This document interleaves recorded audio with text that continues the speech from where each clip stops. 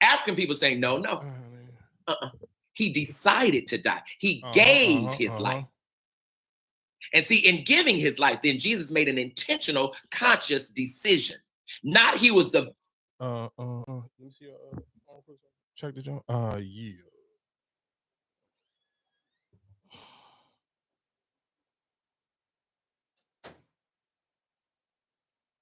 victim of something. The song is saying he gave his life. He would not come down. They're also probably the most. This episode is brought live from New York. It's the show that's probably overrating the entertainment value of their banter. No, people love the banter. Yeah.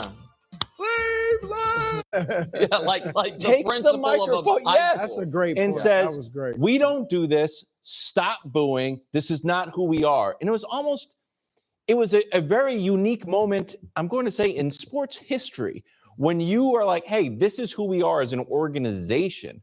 In the middle of a game to our former players, especially when there was a little bit of animosity. It was a lot of pop. Why Kawhi left? Yeah. Does not want to deal with it. I thought it was a gracious move. Listen, I'm going to double down on the take that I had last week when we talked about the Boosie and Kanye thing, and Kanye said that Boosie looked poor. I know the summertime is literally right around the corner. We're only a few days, of course. First off, happy Mother's Day, because happy Mother's Day will be coming up this weekend. So that means we only like 2 to 3 weeks out of Memorial Day weekend. And I understand going outside to outdoor venues, that mean rooftops, that mean outdoor parties, especially in the DMV area. I see realistically, especially in the DC party scene, that bull pit thing right next to the baseball stadium is a huge thing. All I'm just sitting here saying is please go outside and look moisturized, put on new clothes, especially let me talk to the men real quick, because though sometimes I see little videos floating around and I see dudes where it look like you got like dingy t-shirts on and the t-shirts look like they kind of hanging off your body, or the collar super wrinkled up and the hat look dingy as I don't know what. I almost, when I see certain videos, I'd be like, bro, you just outside to be outside. Like, you ain't even outside to actually like meet women and actually like feel like you somebody, because like you look so dingy. It's like people gonna kind of bypass you, and I never really know how to say it sometimes. Again, that's why I wanted to double back on the Kanye's take on Boosie, because I do think sometimes people just look like they smell, or they just kind of look like they don't look moisturized. They don't look like you actually, like, sometimes I can look at some like women, like some, especially if I'm looking at like party or club videos, and some of them look like they smoke blacks and drink a lot of Henny. And then some women look super moisturized where you almost like that, you looking at the phone, you be like, I almost want to eat you through the phone.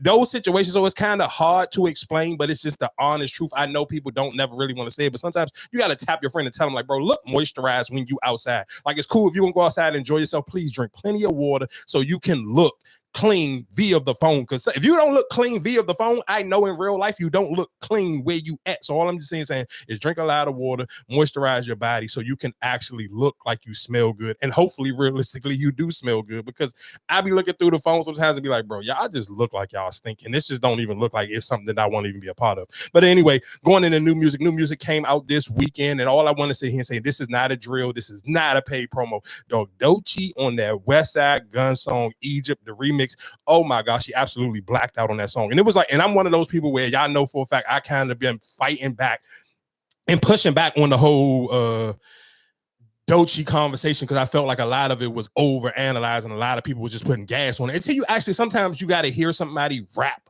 in that pocket with certain rappers where it kind of make you really respect how crazy they going on that song. Because it was like one of them Jones where it's like, West Side Gun, like, he may not be the greatest rapper, but his production and his ear for beats, he know how to put great rappers in a pocket where they absolutely can lose their mind. So hearing Doechii on that Egypt remix joint with West Side Gun, I was like, oh, she was going crazy. Like, one of them jumps were like, with them bars was you squinching up your face, and you be like, all right, I kind of understand the hype now. And listen to what I'm saying. And maybe people who've done deep dives and really listened to her music where they've been felt like that. But the songs that I didn't listen to or try to force myself to listen to, I never really got that feeling just organically. So listening to this joint with her and West Side Gun, I organically got that squinch my face up and be like, oh, I get why people sit here and say she the best female rapper. Don't put her in a conversation with a lot of other people. Because she real life bugged out on that joint. Like, I'm absolutely like, You know the sound that you're looking from Griselda when you hear a Griselda song or you hear a song that's produced or structured by West Side Gun. So that Benny the Butcher, that Machine Gun,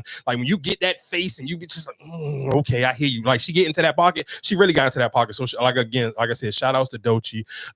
Who else put out some music that I'm not gonna lie? Bia and DDG finally put out that song. What was the name of that song that they put out? It was called Fine-ish. So they finally put that song out. It was one of the songs that they were previewing on stream maybe like a month ago now. I feel like it had been a minute. So like a month ago, they was previewing that song on stream. And she snapped on that joint. So I'm not gonna lie. And I do feel like, of course, I always try to shoot DDG some bill because a lot of people don't really pay attention to his music or listen to his music like that. So I do want to kind of give him some credit. But of course, the song to me of the week, they kind of get people in the chokehold and is just kind of absolutely going on social media and is going crazy. And I'm sure by now, if you really be on social media, you're probably absolutely tired of that song. And she's a fairy with a fatty on my daddy. I'm not gonna lie to you. That song got me in the chokehold. That's just because I follow one, of course, because I follow so many gym girls. So they go any song that's hot, a girl can put on her some super short booty shows, go to the gym. She gonna work out to that song and use it for a reel or TikTok. Cool. But then of course it is the WNBA season is back and a lot of them are doing their media day. And of course, I mean, it's kind of like, I'm not going to say they're not organic where it's like everybody kind of copy and paste. Like if one team do it, all the teams do it. But I get it. I mean, because if it's a popular sound via social media, why not? So, I mean, of course, if you follow enough WNBA teams, you probably absolutely seen all your favorite WNBA players do the, she's a fairy, and then Annie, and on my Addy. So, of course, by that time and by now, you probably are sick and tired of that song. But that song is going crazy. And that's one of those songs, again, when people will be like, oh, it ain't no new music out. I just be thinking sometimes that's why me and Marcus always argue. It's like, are you actually on social media? Are you taking yourself out of your bubble? And that's one of the things where you can be outside and don't actually have to be outside. Like if you sit, I'm talking about, most people don't have enough time in the day to just actually sit on social media and see and be able to give even good breakdowns on what you see. But I'm just one of those people where you kind of engage in and you indulge and see what other people are like. And sometimes you have to go outside of your age group. So you can't just follow a bunch of people in their 30s and their 40s if you're in your 30s and 40s. Because in your mind, and then you're going to continuously think the only thing that's going on in the world is maybe the Beyonce concert or the Kendrick Lamar SZA concert. It just depends on the age group of people you allow yourself to follow. I'm not sitting here saying you got to interact with this stuff, but to kind of keep yourself sharp to know what's going on. That's how I know this fairy song. Like it's because it is a trendy song with the younger people. It's a catchy song, but it's just one is so funny and it's so catchy. And then I always kind of wonder, do people just be hating on certain songs after if you don't get to hop on the trend early? Because I see a lot of people, like I see girls like, I'm tired of that fairy song. And I be wondering sometimes, like, are you tired of it because you just didn't actually get an opportunity to hop on it early enough? Like you didn't do it. So now you kind of feel like, oh, I'm about to just hate on it because I didn't get to hop on it before everybody else because you don't want to seem like a follower. And I get that. I kind of get it. But it's like, bro, like a lot of people didn't enjoy this. So because I'd rather people have fun to a silly, dumb song like that than everybody sitting here just like trying to find like what's the new drill song. Like to me personally, my personal preference, I'd rather see people champion and celebrate this fairy song than when everybody was geeking over what was it called, like wine R&B, when they was just doing all the R&B songs and turn them into drill songs. Like that to me, like give me if I have to choose, give me the is she a fairy and Annie on my daddy. Give me that instead of sitting here singing somebody messing up a whole Mary J. Blige song or a Keisha Cole song and turning it into a drill song. Like, and that just be to me sometimes like that is, and it's sad that is kind of like where we at when you're talking about music or we talking about where the culture is headed. But I just give me the fairy song over the youngest turning R&B songs into drill songs. What else came out over the weekend? Quavo and Takeoff. And I did see people trying to give like Quavo a hard time, like, oh, just put Takeoff songs out by himself. My only question, y'all, is I don't necessarily know because I'm not one of those weird people to go follow people after they are deceased. So, but my thing would be is how do y'all think if Quavo was to just put out all unreleased Takeoff songs, who are going to promote those songs? So he kind of needs to be on those songs so he can actually be the live person promoting those songs. Like, so that's my only thing. And I like the song. Is the song Dope Boy Phone? Dope Boy Phone. It's again, to me, it's one of those little catchy little Migos songs. And that kind of go back into the conversation last week when I was sitting here saying, what's the dude, Billy Gang, what's the Belly Gang? When I was sitting here, because I seen somebody on Twitter was like, man, we don't need no more rappers with catchy songs. Let him just cook. And I think you're cool. But you do, I think if you want to separate yourself, you want to give yourself some room for the casual fan to get familiar with you, you need a hit record. You can be the greatest rapper of all times, but you have to have something, a catchy shit. Even look, going back to talking about Doechii, like look at Doechii, like that anxiety beat, like that joint in commercials now. Like sometimes like you just need that moment. And let's be clear, you can get that moment and still be rapping because I mean, Big X the Plug, we talked about him like the last couple of weeks. Like that, I'm the biggest, the largest, whatever. Like he rapping on the song. That song don't got no crazy catchy hook. Like that zone is a super soulful type of song, but it's catchy enough. It became mainstream enough and more popular enough to the point where now it is a hit record. And it wasn't like him going to chase something super catchy, but I do think realistically you kind of need it, because I don't care what you say. I would rap, and I seen somebody make, and I wish they didn't put the music behind it, because I seen an artist make a video talking about how frustrating it could be to be a great rapper or really put time and effort into your lyrics, and then somebody like Rob 49 catch a hit record off of what the hell aren't they? What the hell Burton? Like when you get, I understand it would probably piss me off too, especially if you sit here and take hours to pen a song and put a song together, and then nobody never get to hear your song, and then Rob 49 could just kind of come out of nowhere and just do something super silly. But again, like going to the fairy song. But sometimes you need that. I think sometimes people take everything too serious. I think you try too hard to prove a point that you're great at something where you don't allow music to be fun. Because I think people need to be able to be fun and have their little dumb moments. Like, bro, like I've seen real live when we talking about sports, and I'm talking real WNBA dogs, and they sit here, throw their hand up, and I'm an Ari, and then an Addy. Like, bro, have some fun. Like, life don't have to be that serious. And I think sometimes people don't know the balance of, we need songs to have fun. Like I hear the Rob 49 joint, and I'll be like, bro, this song is so silly and stupid, but you need it sometimes. Like you can catch yourself, like just in the, like you just, it brings joy to yourself. Like when it get to that part where he's sitting here saying, what the hell aren't they? Like you just have fun. You get to laughing and smiling. Like that song just brings joy to your soul, where it's not like a big deal where everything gotta be, man, I'm super serious and I'm super tough. Like super serious and super tough people get knocked out and get clapped every day, bro. Enjoy life a little bit. Enjoy music and allow music to bring some fun. Cause I'm not gonna lie to you, another song that I like, this super like pause, no homo, like you shouldn't be listening to. I like that Natalie Nunn joke. What's that? Pose for me, baby. Natalie Nunn, baddies, and then like those little stupid songs. Like, bro, I don't mind. Like, I don't care. And I'm going to, if I'm listening, if I'm out walking, and I see a bunch of people, like especially if you outside, there's a bunch of people on the track together. I'm going to always make sure that I yell those stupid parts out to the loudest of my absolute possibility, because I want people to know, like, bro, you can listen to music and just enjoy yourself. Like everything don't got to be serious, and you don't have to feel like. It's time to be smart, and it's time to just enjoy life. And I think sometimes people try to blur the lines too much, and that's why people don't even take time to learn smart stuff, because you're sitting here trying to be too smart with the music. So enjoy the music, and if you are an artist, bro, make fun songs. Like allow yourself to make something fun. Allow yourself to make people. And I understand that it's weird times where it may be scary to put those songs out, but so what? If it don't hit, it don't hit. If it hit, it hit. Like I'm sure, I know for a fact, I even seen Rob 49 do an interview, and he said his label told him, don't put that song out. And then sometimes that's when you kind of got to go and preview a jump on one of them streaming platforms. Like shout out to the little young Reggie from Baltimore. What's his name on? What they be calling him? I forgot what they be calling him. I forgot what his dad name is. Something I forgot what they call him on Twitter or whatever the case may be. But anyway, the young dude that casting that put on, he from Baltimore. I like the fact that he sit here and now people go to his joint. Like Rob 49 went on his joint, and y'all know for a fact I'm a huge Angel Reese fan. And listen to what I'm saying. She got a different, and I had to even remind myself like that sometimes, where it's like, oh, she's young. So her real diehard fans are OD young. And they get on social media.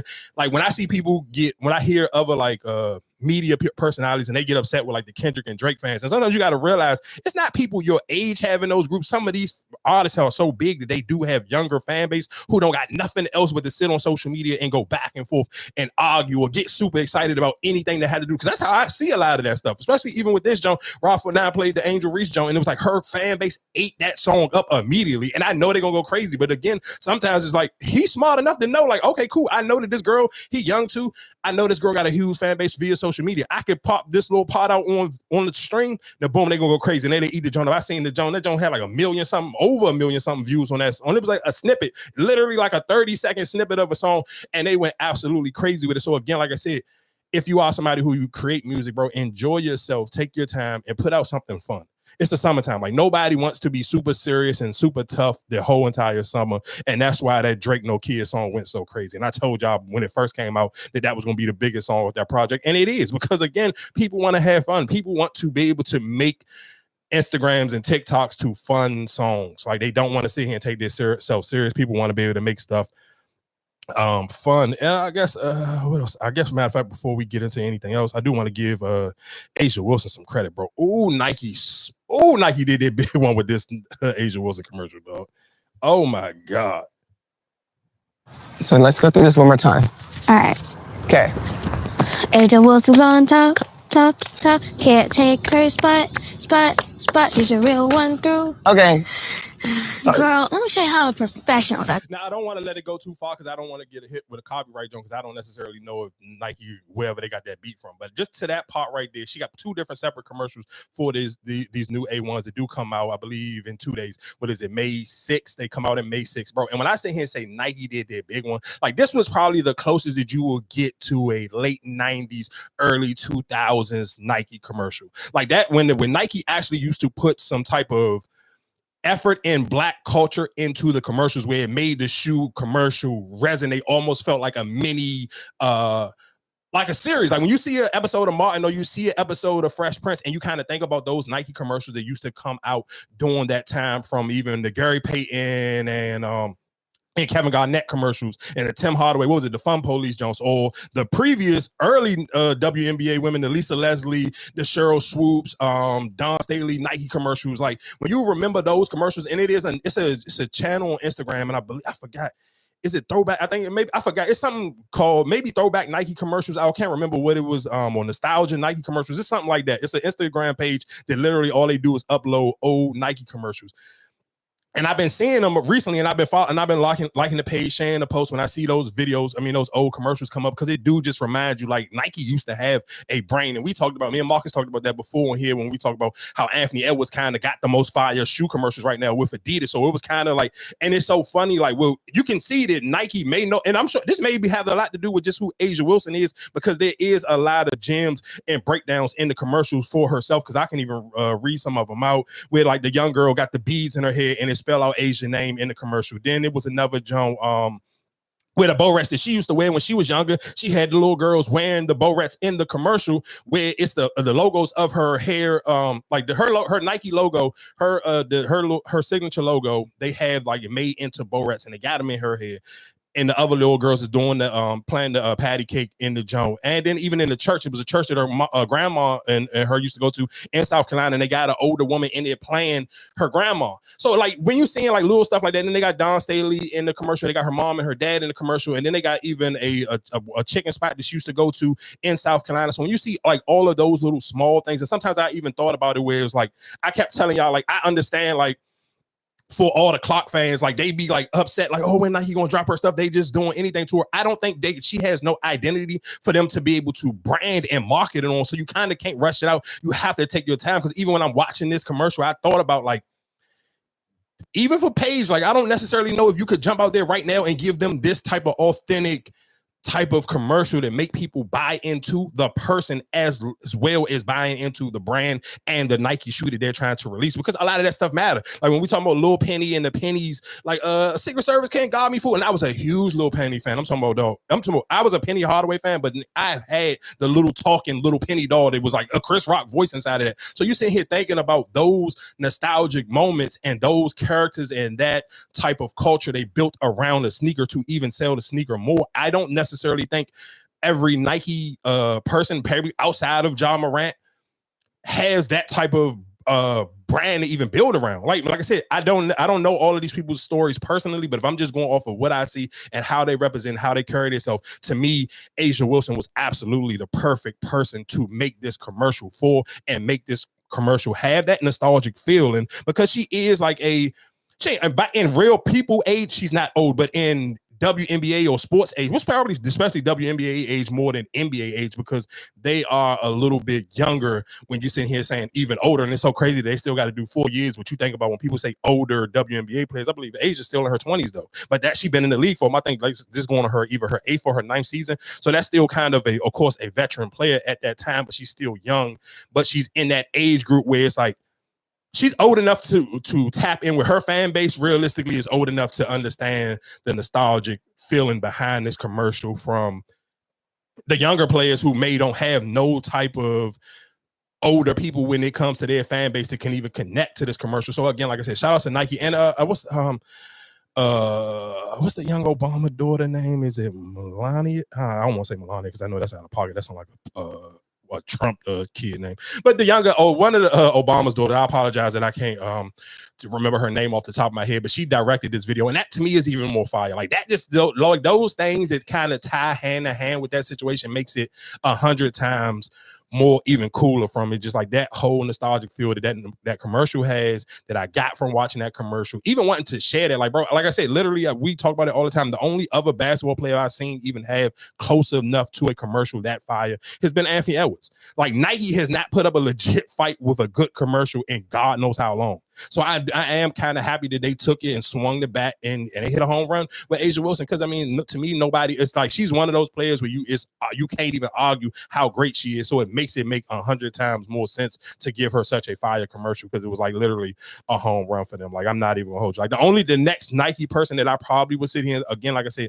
maybe John Morant, you could probably do something with this, or maybe like Shedeur Sanders. Probably realistically, those to me are the only two that I feel like you can kind of play off of their backstory and their style and their presentation to kind of even give them one of those, one of these type of commercials. So again, like I said, shout out to A'ja Wilson, shout out to Nike, and shout out to Obama daughter. Yeah, I don't know how to pronounce her name, and I don't want to screw it up. But yeah, shout out to she. Is Melania or Melania?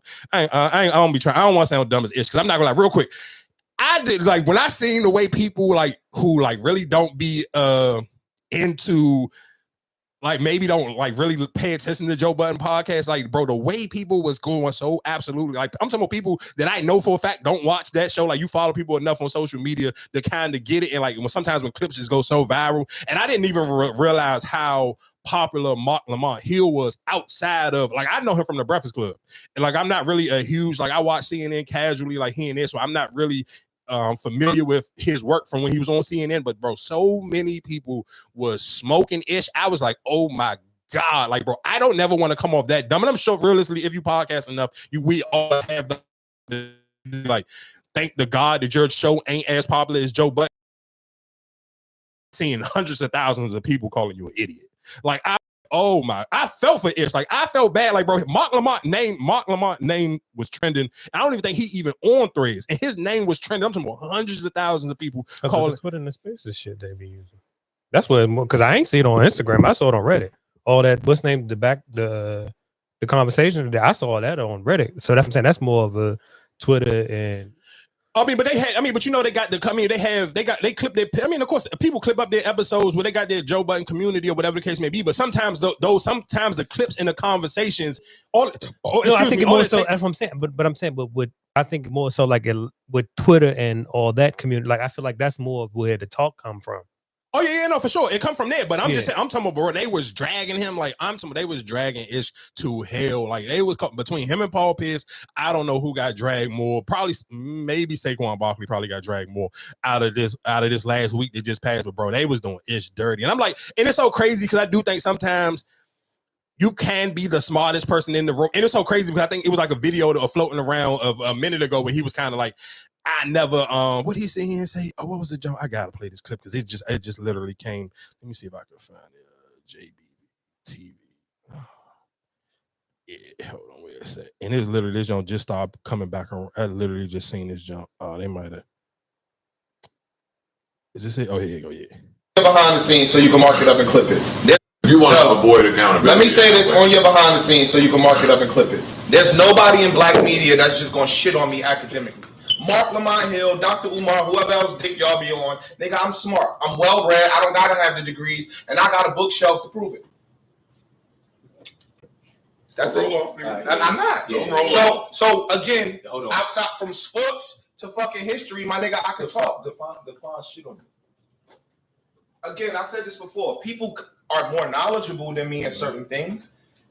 You would argue well. No, but I'm talking about knowledge. I ain't even talking about just arguing. In totality, my nigga, I know a little bit about a lot of different shit. But there are moments where you speak very confidently about things that you still be wrong about. No, a lot of that shit be opinionated shit. You can't say somebody wrong for their opinion. Play the ball. Me and Mark just had a conversation. Oh, listen to what I'm saying. And it's because that video, this resurfaced again because after their debate that was going around, and I was just like, bro, I don't never want to be the person where you feel like you smart until the real smart nigga actually come in the room. Like, I think that sometimes I do think realistically we do, especially as when you hear people talk about it, like I kind of know, like I was talking to a dude in the gym about this, and and that's so crazy because he was an older dude. And he was like, but I'm sure he's more familiar with who Mark Lamont Hill is because Mark Lamont Hill has been on all of these huge regular news media outlets. So of course, like for somebody, they kind of take it completely different on how when they hear like just like, who is this stupid dude just arguing with him? Like, and they remind you of somebody in a barbershop who literally be in a barbershop all day just arguing with people.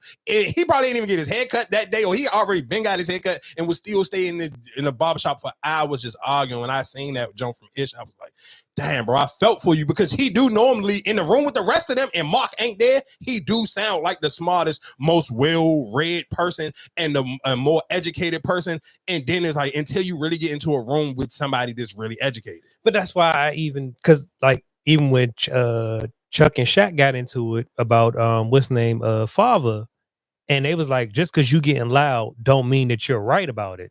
Because they was saying, you know, what going on, Shaq was like, just, you know, his father was wrong. Like the back and forth. And I'm like, I feel like sometimes like how you see or how you look at a person. And like I said, even watching them like with Ish, like I said, 9 times out of 10, you will kind of agree with most of the stuff he say. But I feel like it's more of a popular opinion.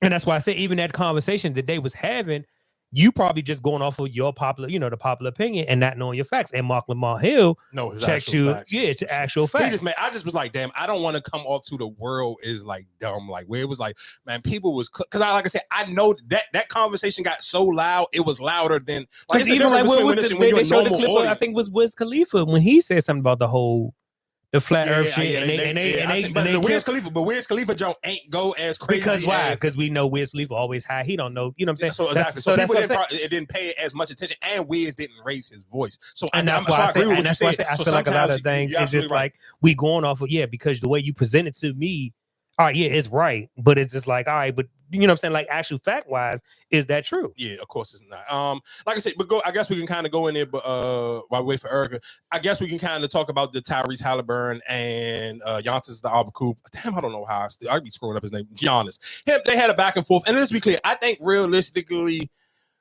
two things. I'm not mad at what Halliburton dad did. I'm not mad at that. Like I'm not mad because I'm sure realistically they got a chip on their shoulder. I'm sure even for Tyrese Halliburton, he has a chip because he got literally before that game, a day before the game or 2 days before the game, the NBA put out a voting thing that they took in who was the most overrated player, and everybody said it was Tyrese Halliburton. So I understand. Like I'm sure this is dad. His dad be at all the games. I'm sure because let's be clear, some parents have a different connection with their kids with the sports thing, and there's a lot of that's probably the way they really bond. So if you sleeping on my son, and you feel like my son overrated, I'm gonna take in some of that because this is my son.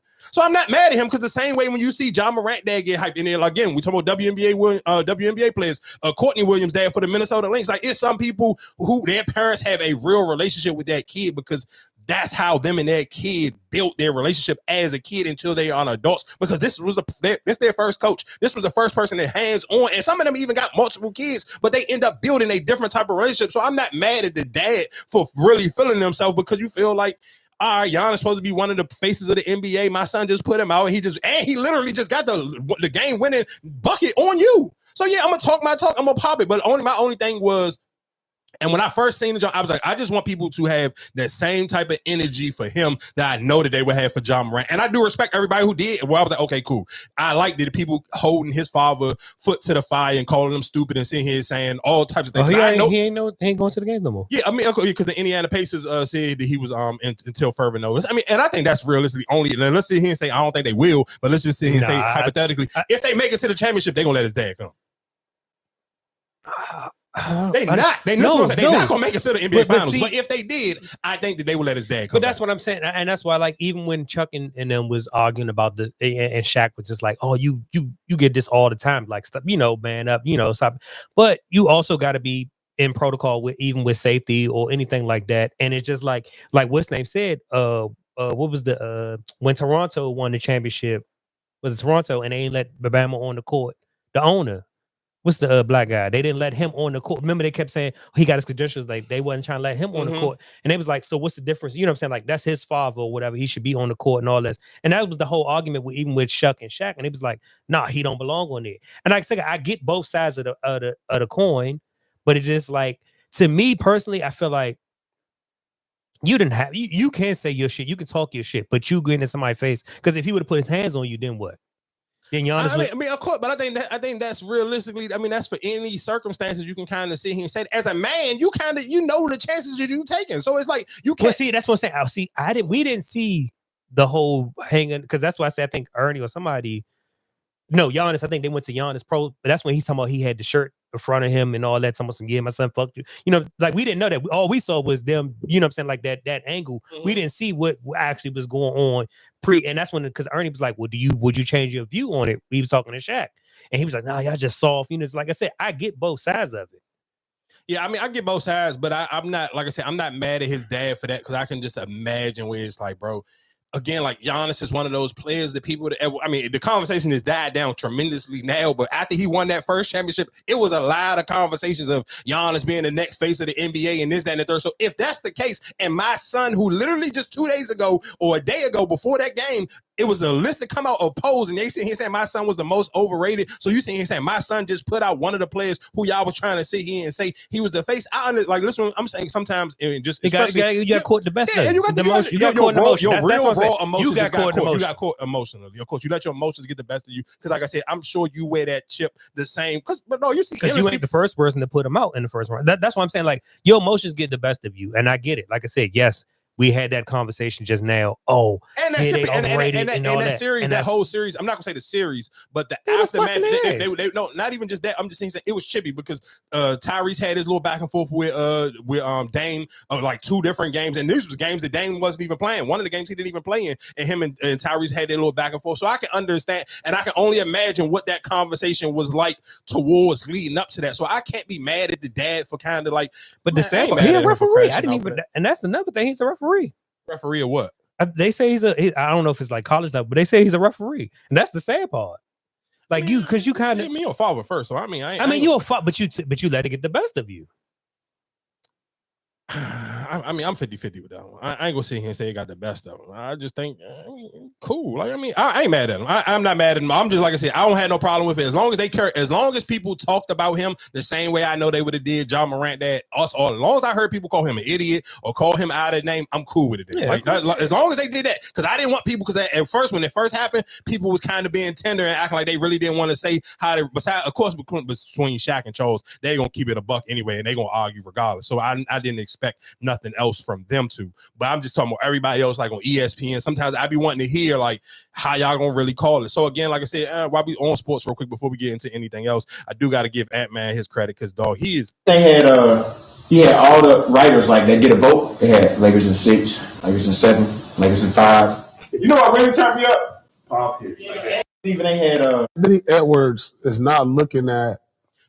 Even they had hold on real quick before I play what Paul Pierce said. We're gonna revisit just my personal opinions on Paul Pierce when we get into the Paul Pierce dating stuff. But again, Paul Pierce ain't one of those people. I don't care about Paul Pierce's opinion, but I respect that Anthony Edwards keeps notes, and he's young. I keep telling y'all, bro, one thing about these younger athletes, they be on social media because they be on social media for other purposes. So they going to see everything else. Like, it's hard to see it, because I know that for sometimes, like, it's like certain Jones, like, I'm not using YouTube to try to date. So people can say whatever on the YouTube comments. I'm never going to see them because I'm not on here for real. I'm posting on here. I'm getting off. I might watch YouTube videos, but I'm not going to, because I'm not looking for no cheeks. But if you're using social media for dating purposes and all the other things, you're going to see all the loud chatter about certain things. So I respect that Anthony Edwards be keeping receipts. He be seeing what people be saying, and he gonna use them to his advantage when he get the opportunity to use them for his advantage. And the only thing I did kind of feel bad a little bit for is, like, Shannon Sharp didn't get to be able to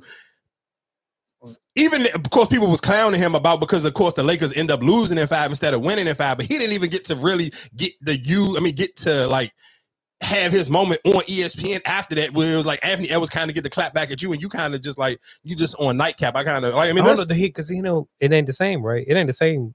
They don't give him like how Skip used to give him. Like, what you mean? Like, because this is his first year. Is this his first year with Stephen A. and all them? Who? Shannon Sharp? No, this is second year. Second year. So that's what I'm saying. Like, after, like whenever they lost, Skip used to get on him. You know what I'm saying? Like when he had to come in and talk after the Lakers losing, and he got on. That's what I'm saying. Of course, with that show was different because it was just him and Skip. So on ESPN, Shannon Sharp was only on there Mondays and Tuesdays. But I'm sure because of, let's be clear, the Lakers in 5 thing is a Shannon Sharp thing. Like he is the one who made the Lakers in 5 a thing. So it was like, I'm sure realistically the Lakers losing at 5, if he was still working at ESPN, it would have been a big thing. Like they would have had him on there just to be able to make jokes on it and be able to clown him for that way. It was kind of just like he just on nightcap. And again, like I told y'all last week, Shannon Sharp was going to be A-okay. His nightcap has probably done more numbers since all of those other things, just because people want to troll him in the comment section or whatever the case may be, or in the live chat. So people was going to kind of go back in there. But let me finish playing this clip. Anthony Edwards is not looking at LeBron and Luka like, you know, he admired KD, but he ain't gonna be doing all that whiffing to them. This is something different. Like KD is one type of aura, but LeBron is a different aura than KD. And he ain't gonna be shooting, looking at all that, yelling and how you know? I just know. I got a feeling. I just got a feeling. You mean you wouldn't, right? I wouldn't what? What you just said. You wouldn't be looking at one. I already did that. I said you wouldn't. What you mean? What you mean when? I did it. When? What you mean when? When? Show me. Look at Pull it up. YouTube it then. What the fuck are you talking about? What Nigga, you talking about? I'm talking about you speaking for another man and what he gonna be like. I'm just saying I know what I did. I think he ain't gonna do that. I'm talking about Anthony Edwards ain't scared of nobody in the league. I don't think he's scared of nobody. Yo, you just said he was scared of him. That's what I'm saying. I don't think scared energy. Anthony Edwards is not scared energy. He ain't finna be. So why he not? So why he not? Be a little more respectful. These ain't about respect. You don't come in no fucking playoffs with no respect. Guess what? When you get respect, your ass go home.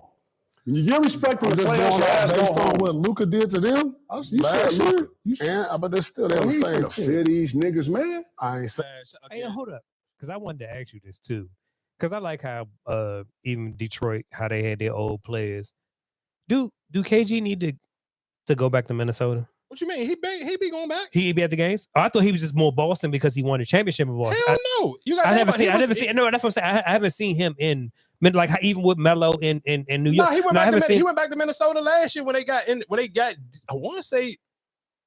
Even when they went back to the conference finals, or maybe even during the Denver series, but he been back like him because him at Carl Anthony Towns was kind of tight, to be honest, and that was kind of surprising because how crazy Kevin Garnett energy is. But he was cool with all of them. Like I've seen videos of, and I seen him at the game and having moments with Carl Anthony Towns when Carl Anthony Towns was there, and also having plenty of moments with Anthony Edwards because Kevin Garnett and Anthony Edwards is kind of like realistically the same type of dude. Yeah, that's why I feel like that should be your mentor, right? Yeah, no, for sure. But again, I mean, I can't say that because Anthony Edwards kind of took Minnesota further than Kevin Garnett already has, realistically, and especially if he get him to a championship, he kind of like bypassed KG. I mean, Anthony Edwards is not one of those younger dudes who gonna probably disrespect Kevin Garnett, but at this point in time, if Anthony Edwards can make it to the finals, even if he lose, if he make it to the finals, he is Mr. Minnesota Timberwolves already.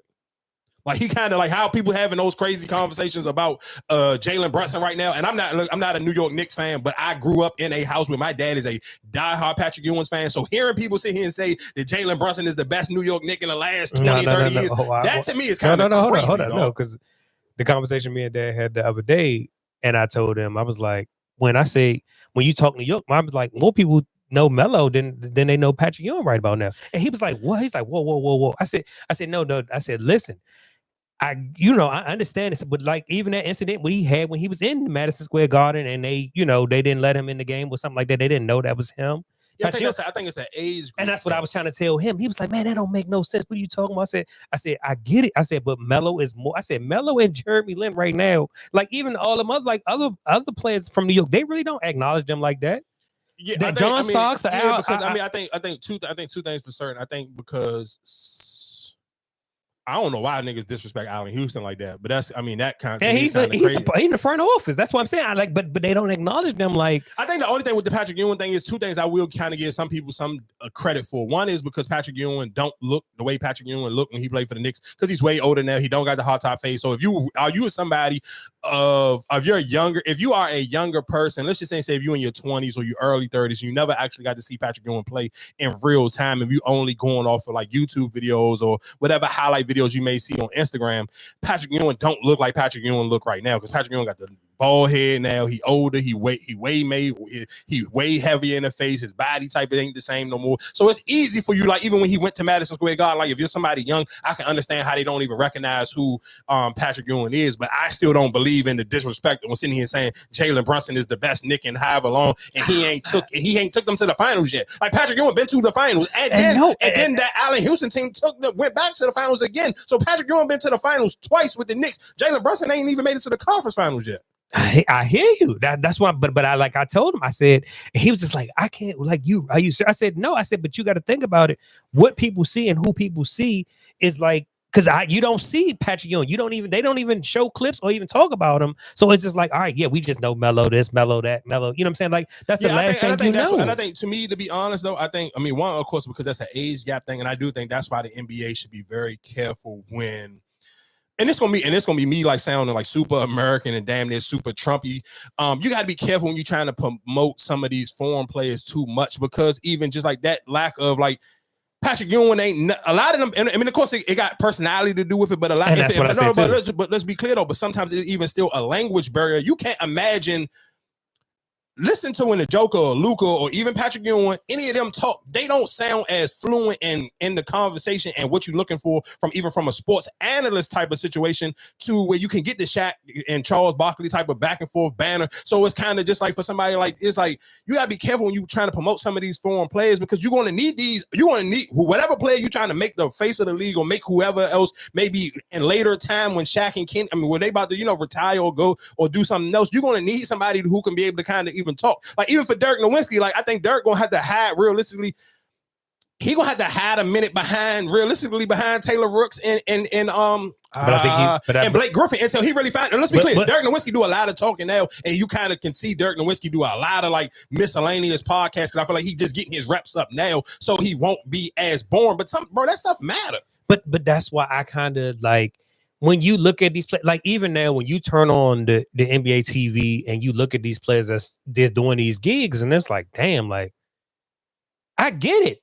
Everybody's not made for TV, but then when you hear them talk, it's like, all right, I can hear your voice, but then it's just like, all right, but you really try to kind of, like your personality. I'm gonna tell you why personality matter, and it's just so funny because of course the WNBA season is doing the preseason right now. The dude for the Seattle Storm, I don't know where he was at today, but like that was one of the things that was trending on Threads, and I wasn't even paying attention. I really wasn't looking at my phone. I was just like tired today, so I'm listening, but I'm cut the game on and I'm listening. And I'm like, bro, why the hell does this shit sound so boring? Where of course it's Threads, but it's not tweet. But I tweeted it out. It was like, bro, where is the regular broadcast dude for the Seattle? Because he got one of them voices like his voice and his energy is like the dude from the Charlotte Hornets, where it's like super, like when he ain't there. And I'm like, bro, what the hell am I listening to? Why he ain't there? But I'm like, maybe it's preseason, cool. I ain't gonna make a big deal out of it. But then I see endless of people just like responding to it, and everybody was saying the same thing. So sometimes those things matter, because especially when people are used to hearing a certain type of energy. So again, tying that all back into Patrick Ewing and tying it into the other foreign players, where I think sometimes the NBA got to be careful and think about long term when you promoting some of these people. Bro, you have to make sure these people had a personality to be able to carry the product you're trying to carry, not just because somebody's a good player. Like the Joker don't have the personality to carry the NBA like you need to. Again, tie that even into the Asia Wilson commercial. But did you still keep him in the same room as Dirk Nowitzki? Yes, we didn't hear him talk. You did what you did career wise. Yeah, but guess what? I'm gonna tell you the reason why it could punish, because you could tie it into Dirk and you could tie it into Tim Duncan. Sometimes that will come back and punish you later on, because like Tim Duncan Tim Duncan got 5 rings. And people disrespect, and let's be clear, I disrespect Tim Duncan because I love Dirk Nowitzki, but it's a lot of people who don't never bring Tim Duncan name up because he's so quiet, because he didn't have a big personality like Charles Barkley or like the Shaq. But so sometimes not having a big personality can be detrimental to you. But then sometimes that's why I say I feel like some people are okay in their lifestyle. Yes, cool. Like when you look at Charles Barkley, yeah, he got all these commercials and all this woo woo woo. But you sit here and ask Tim Duncan, I'm pretty sure Tim Duncan said, "Nah, I had a hell of a career. I made XYZ money. Like I'm fine. I don't want to be that person." No, I mean, because everybody can't handle that. That's what I'm saying. If you don't want to be that person, cool. But I'm just sitting here saying I'm not because I don't want to confuse the conversation. That don't have nothing to do with them as people. Like this, whatever your career choices and how you want to give it up is cool. I'm talking about, but for the NBA, you have to be careful on how you promote some of these players and some of these things because you don't want to sit here and try to push a person who can't carry the brand. You got to push somebody who got a big personality to help promote the brand out where they. But that comes with fame and success. Everybody can't handle it, and that's why I say yes. I can promote you, but then what if you can't even handle it? Just like even when we talk about the Ben Simmons and all those other players, it's like, oh yeah, we promoting like, oh, this is supposed to be the next LeBron, Zion, like this supposed to be Zaza. You know what I'm saying? Like we keep promoting it, like, oh, this is supposed to be the next LeBron, but then it's like, damn, they fizz off. So it's just like everybody can't handle that pressure. So even you saying you got to be careful, but we're going to try to promote everybody we think might be the next thing. Yeah, and it don't sell. I think, but again, that's why. Again, I think we both are saying the same thing. But again, I think that's why sometimes you have to allow the fans and have to and just pay attention to who people gravitate to organically. Where we talking about the Anthony Edwards and we talking about the John Morant's, where it's like, yeah, of course, take your bumps and bruises with Ja because I mean, yeah, cool. Because you don't have to, you ain't got to force you don't have to force what people like about John Morant. No, but I hear that. But you have those type of people in that area. But it's also we got to think about when it comes now how we are evolving or we trying to change and everything is not the same. Like I can't like the Slam magazines used to be a popular thing. It's not a thing no more. Like people don't look, oh, I want to see who's on the Slam cover. They still make issues, but nobody pay attention to it. So like I said, I feel like you gotta like, all right, now I know, all right, I'm more global. More global people know these players. That's who I gotta promote because at the end of the day, they're ones paying the money. I mean, all money ain't good money. I mean, I hear you and I get it and I try and only thing I can sit here and say is like, yeah, I mean, I guess if you're looking at it business wise, you don't never want to pigeonhole yourself. No. You don't want to turn. You can't turn. And I don't think they'll never allow it realistically. And I think that's why you've seen the playoffs play the way they are. And that's why they're allowing it to become so physical because, dog, no, you don't want it to become baseball. You don't want it to become soccer. Like, yeah, of course, there'll be a bunch of people. Them soccer games be sold out, but it's still soccer, baseball, golf. None of those things don't lead first take. They don't Colin Kerhard could be white and say all the crazy little backhanded racist stuff he say, but guess what? He don't ever start his show off with no damn baseball topics. But that's why I said, but some people are fine with that. Like I said, I think like it's just more so we just enthused with, oh, well, damn, you know, like that whole when you say soccer, like when they say, oh, Leonardo March, you know what I'm saying? When they bring up those type of people, I'm like, oh, who's the biggest? Like, do you think they really? Oh, they don't talk about me, but everybody wearing my jerseys and talking about it. Like, I mean, I think it depends on who. I think it depends on who, though. Like, I think it depends on who's talking about it and who's your audience. Because you can sit in here and say, if that's the case, then Bad Bunny, the biggest artist, and blah, blah, blah. Because I think sometimes some of those other people don't have as many options. So it's easy for everybody to fall in line with just one thing because, all right, that's all we got. But somebody like Messi, who is like, all right, yeah, I'm the biggest athlete right now. I'm probably like you don't even remember David Beckham and all them. Like right now, like why would I like? I don't need you to. David Beckham was the face of soccer, but you don't even know him no more. And that's why I say, like, I feel like a lot of people are okay with it just because the ESPN not talking about everybody else is talking about me. You go in any store, you're going to see a Messi shirt or a Messi jersey.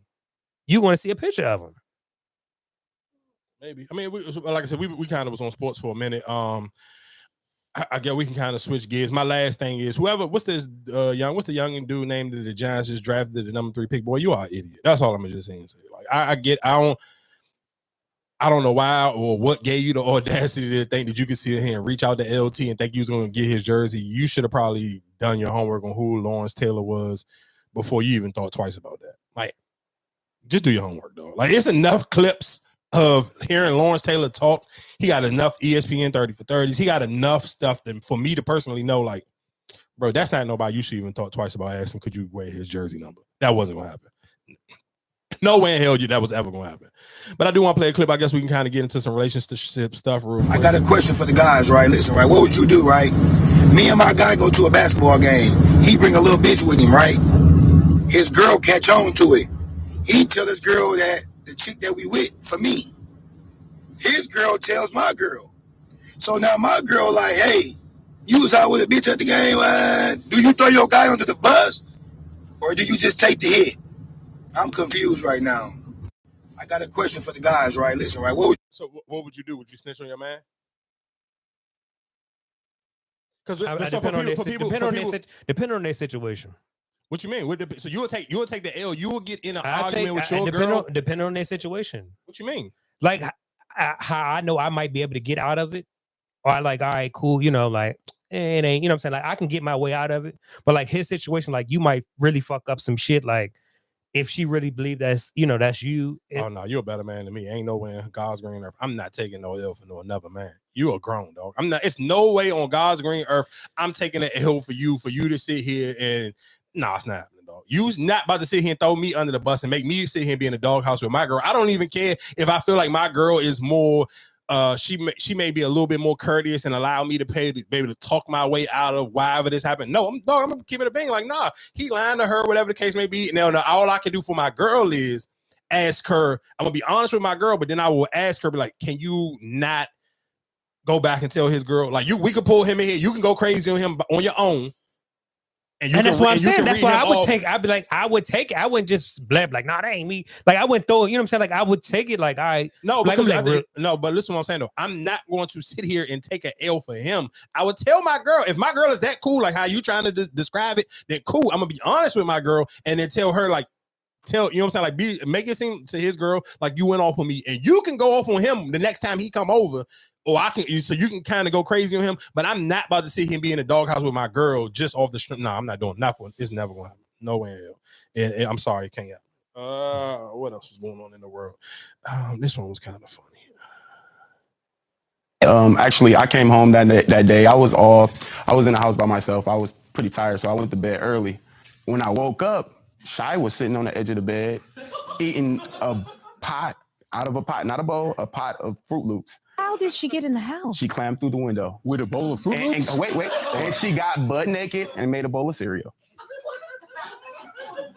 Yeah. Your Honor, Ms. Stewart, I'll plead the fifth, because first of all, that's not how it happened. What happened was I came to Cash House. I was missing my man, so I showed up, you know, in a trench coat, nothing on. I knocked on his door. He shooed me away. So instantly, my antlers went on again. He shooed you away because he didn't want to be bothered that night. No, something going on, and I'm gonna get to the bottom of it. Okay. You know, my intuition kicked in. As a woman, we have an intuition. Okay. My intuition kicked in. So what I did was I went and hit my car around the block again. Okay. I seen that light off upstairs and that window open just a smidge, and that's all I needed. Yeah, because you little as can be. Yeah. You can get in a window. I climbed up on that trash can and jumped up in that window and wiggled. You know, up into the, you know, jumped up in that window and it was over. After that, you know, I seen that, okay, it was nothing going on. Okay, cool, great. You get a star for that. So I went downstairs, made me a bowl of cereal, and I took my trench coat off. It was hot. Took my trench coat off, made me a bowl of Fruity Loops, you know, sat at the edge of the bed, ate my cereal, kissed my man on the forehead, tucked him in a little bit. But then the phone started ringing. Who was calling you at 3 a.m.? Excuse me, you're burying the lead. Who cares? You're in a man's house, naked, after having been in a trench coat eating Fruit Loops. It's a wonder that the people in the white coats didn't pick you up. That sounds crazy. Yep. Crazy. Hey, I'm not gonna lie to you. When these shows, I be wondering, do these people be for real or do these be like fake stories? Like I never understand, because you know what's so crazy. Do you watch Miss Brat joint? No, what's so funny? I know a girl did. I used to know back in the day, and I seen her on. I can't find her Instagram jump. She was a person on the Miss Pat Jones. So I wanted to DM and ask her, like, was this story real or was this fake? Because I be wondering, like, when you see these shows and you see these clips, I be wondering, like, is they real stories or is this somebody kind of just like? I think it's just like how Jerry Springer and all them. I think like it might have started off maybe real, but then now you kind of see the traction. So let's sit here and say, okay, let's take your scenario. Let's say this was kind of real. Let's just play the scenario off of what this woman just said, the way she painted it. So would you sit here and let's just say your girl sneak in your junk and it's 3 o'clock in the morning. She in the house. She ain't got no business being in your house, but she there. And at 3 o'clock in the morning, somebody called your phone. How do you kind of like, do you get upset with her and try to change the subject, or whoever was calling you at 3 o'clock in the morning and kind of just going crazy on her, making it seem like you shouldn't have been in my house in the first place type of situation? Or do you kind of like, how do you even like, who is calling you at 3 o'clock in the morning? And if you're in a relationship, should that kind of be like off limits of somebody calling you at that time of the night? I've been in that situation before But at the end of the day, like I got to ask why somebody's calling me. And I said, well, why you didn't answer the phone? I was asleep. Why you didn't answer the phone? If you wanted to know who it was or who was calling me, why you didn't answer the phone? Damn, that's crazy. That's gangster. I respect that. I respect no, that. And like I said, I mean, at the end of the day, I don't know who it was. Like I said, we was out of town or whatever the case may be. And the phone rang and whatever, and she, oh, somebody called. I'm like, well, why you didn't answer the phone? I don't know what they wanted. Why you didn't answer? Yeah, I'm not a fan of, and that's one of the reasons why I just don't keep my phone ringer on at all, especially if I'm in the house and I'm like for the night. I'm cool. I don't keep my phone ringer on, but that would kind of like it would make the situation. It'll make it tricky. Like maybe if somebody like, I don't even know how you could kind of really explain your phone ringing at 3 o'clock in the morning, unless you got like a big friend group and it's like the weekend. So like, let's say if your phone normally don't ring at 3 o'clock in the morning and it's just like one of those like, okay, it's Friday, or it's like the weather just starting to break and it's a Friday or a Saturday night.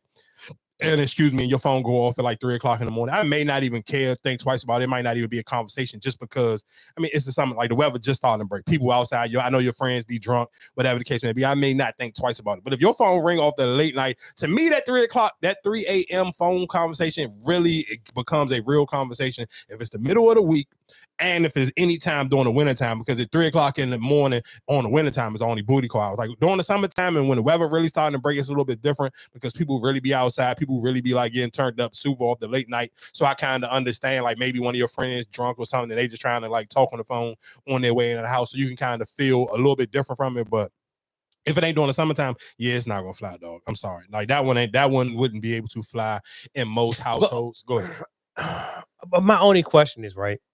I mean, like I said, I look at it as whether you answered or whether your whole that's what I look at it as. How you answer and what you go. But I mean, so are you saying you have to answer? So if you no, both are up, if y'all I'm saying, so if you sit and saying I'm up, right? I'm playing the game. Her phone ring.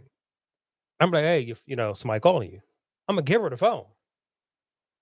And then how you answer it or how you respond to it, like, all right, cool. I'm not going to say, but like, oh, who the fuck is that? Like, so okay, so what did they be like? It don't matter. I ain't answering. It's too late. I'm not answering the phone. Then it's fine. You didn't answer it. That's cool. I'm not going to sit here and start an argument because you didn't answer it.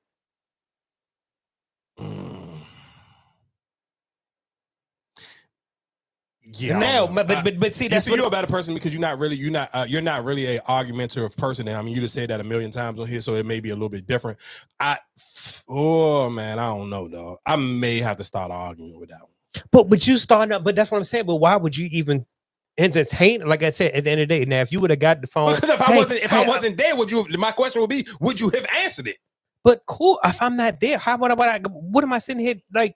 I hear what you're saying, and I get it, and to me, that would be that is more of the responsible, emotional, intelligent thing to do. What you're saying, I hear what you're saying, but I'm just for myself. I don't think I'm that emotional, intelligent enough to sit here and allow. If both of us, it's a difference if you sleep and the phone ring and you just missed the call from you saying if both of us up and the phone ring at 3 a.m. and you just don't answer it. Nah, dog, pick that phone up. Like I said, I hear, but at the end, pick it up and then and if I feel and this is what I'm saying, pick it up, and then if I already felt some type of way previous before this 3 o'clock phone, put that shit on speakerphone. Let me hear who calling you, dog. I got a lot, especially at 3 o'clock. Okay, so then what do you do? So what do you do if it's just a really genuine, like, hey, yo, I'm fucked up right now. Can you? Oh my god, like cool. No, we can pick her up together. We can right. And so that's what I'm saying. So if everything pans out and everything swell as well, like that's see. Listen to you. I'd rather have the egg on my face. I'm cool with rather having the egg on my face and have to apologize for being wrong, than me sitting here and like in the back of my mind overthinking you playing with me right now. But my question, you played the role where you was on the opposite side where you had to think Hell no, because I'm not calling nobody at 3 o'clock. No, well, I'm just so then I think that's probably why you probably look at it a different way. Like you've never been in that predicament where you called the wrong time. I can't even say when we was younger, like you calling the girl's phone. It's never. I have never in my life called somebody's phone at the wrong time. Because one, I'm not a person I'm not even a sit on the phone talking type of person, period. That's just not even my bag. I'd rather text. So realistically, if I'm on the phone with a woman 9 times out of 10, because she pressed to be on the phone. So I'm never gonna be one of those people just calling at the wrong time, because that's just not my bag. I'm not I'm just like my free time of if I don't have to cut this microphone on and talk, I'd rather listen to other people talk. So I'm not I'll be on at nighttime. I'm not looking for a phone call. I can find me a podcast to listen to on YouTube or on the podcast app, and I'm cool with that.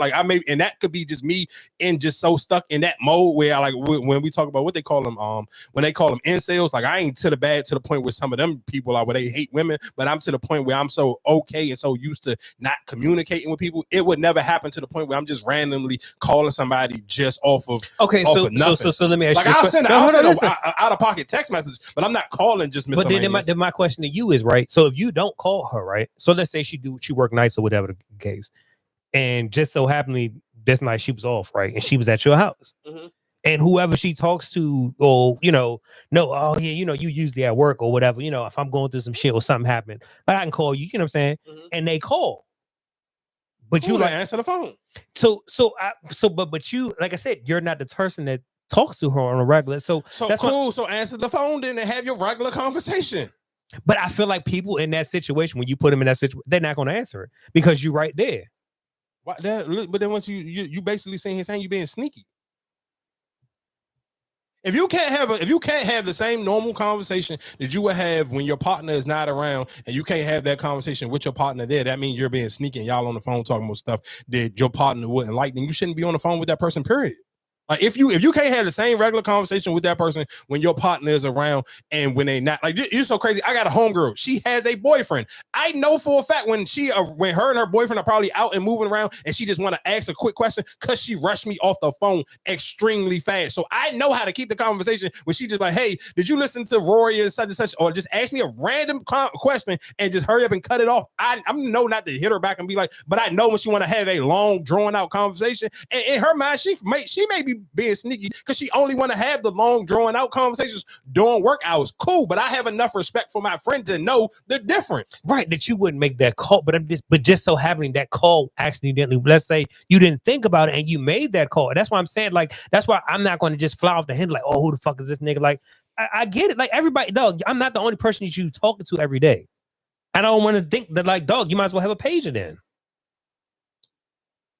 I mean, I hear you. I think this is depend on the people. I honestly think it all depends on the people. I think it depends on the relationship because some people may be like that. I know I'm one of them people. If I'm in a relationship, my person can almost damn near, and not even if I'm in a relationship, if I'm talking to women and if I talk to you enough, I think most women can kind of feel out your normal day-to-day routine, so they know when it's a good time to call you. Or even if somebody know you in real life and really know, yo, you really don't be having no action. Like I sit here and told you, with my homegirl, I'd be like, bro, you be trying to troll me at 12 o'clock at night because you know for a fact I'm just up and I ain't doing nothing. I don't have no type of business. So I think people who actually know you, they know your patterns and know your behavior to know when you are available to be able to talk and when you're not available to talk, or what type of conversations y'all can have at certain types of the night. I think people just, your people, who you dealing with and who you're not dealing with. So I think if you're not willing to answer that phone at 3 o'clock in the morning for that person, I don't think realistically you and that person shouldn't be having conversations, period. That's just because it's just y'all obviously you hide something, or you feel like the conversation gonna go completely left. I'm not a fan of that one. If you're gonna hide it, then it shouldn't be happening. I guess real quick, because we kind of this don't have nothing to do with necessarily just sports. I probably could have just, but it has something to do with sports, but it do have more on the DMV area, and I can kind of tie this in with Six Flags as well, because for most people, if you don't know, if you haven't seen, Six Flags is closing for good after basically after the season. So after, I won't say in November, so basically after Halloween, after they had their Halloween situation, after that's over, then it's done for good. So it is a conversation I've seen people on the internet thinking about, hey, what are they going to do with that space? That's a lot of space. Six Flags owns a lot, bro. That's a lot of land. So I'm going to play this clip real quick because there is a conversation where they're talking about trying to take the Redskins back to the DC area. But to me, when I'm hearing that conversation now, I kind of was like, to me, the common sense thing would be is to take to me, if you want to keep the Redskins in Maryland, they should just buy that Six Flags, bro.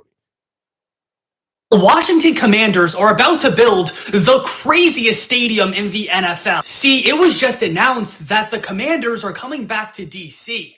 and they'll be going home to the RFK campus where they played from 1961 to 1996 and made 5 Super Bowls. It's almost a $4 billion project, with over $1 billion of that coming from taxpayers, and the plan is to have the stadium ready for 2030. Now, there's still some unknowns that have to get worked out and approved. However, right now, it looks like it's going to be a 65,000 seat dome stadium. This rendering we just got shows a glass roof with beautiful views of the Capitol, and with this being an indoor stadium, not only will Washington probably host a Super Bowl within the next decade, but they'll also be able to host other year-round events like the Final Four. This project won't just be a stadium, there will be an entire stadium district with housing, stores, restaurants, and the estimates for total revenue over the next 30 years is over $15 billion.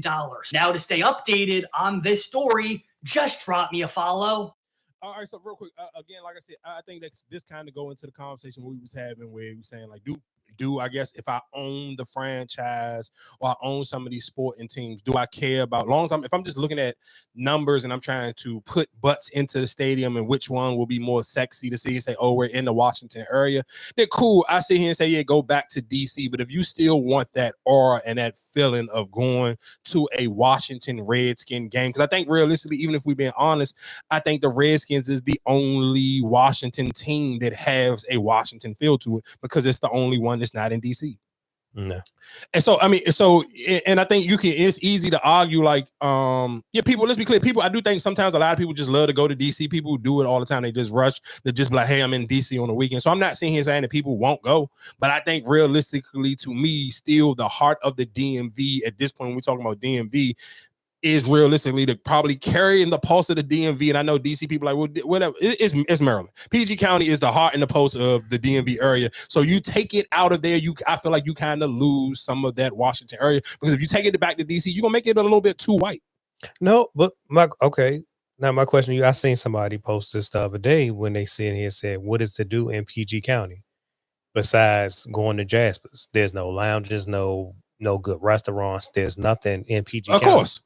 So then that's why I say I feel like when Magic and all them bought this team, they I'm pretty sure they saw the future they're not looking for right now. Mm-hmm. So when they buying into it, they prime, all right, yes, we can get this, we can go get that. And that's why I say even with the whole Six Flags closing, Dan Snyder had a hand in Six Flags. He bought that property a long time ago. Well, I didn't know that. Yeah, when he first, I'm gonna say when he first bought the team, I thought he had ownership of that. I don't know. And that's what I'm saying. And that's what's even with Six Flags closing, Six Flags ain't been the same since God knows how long.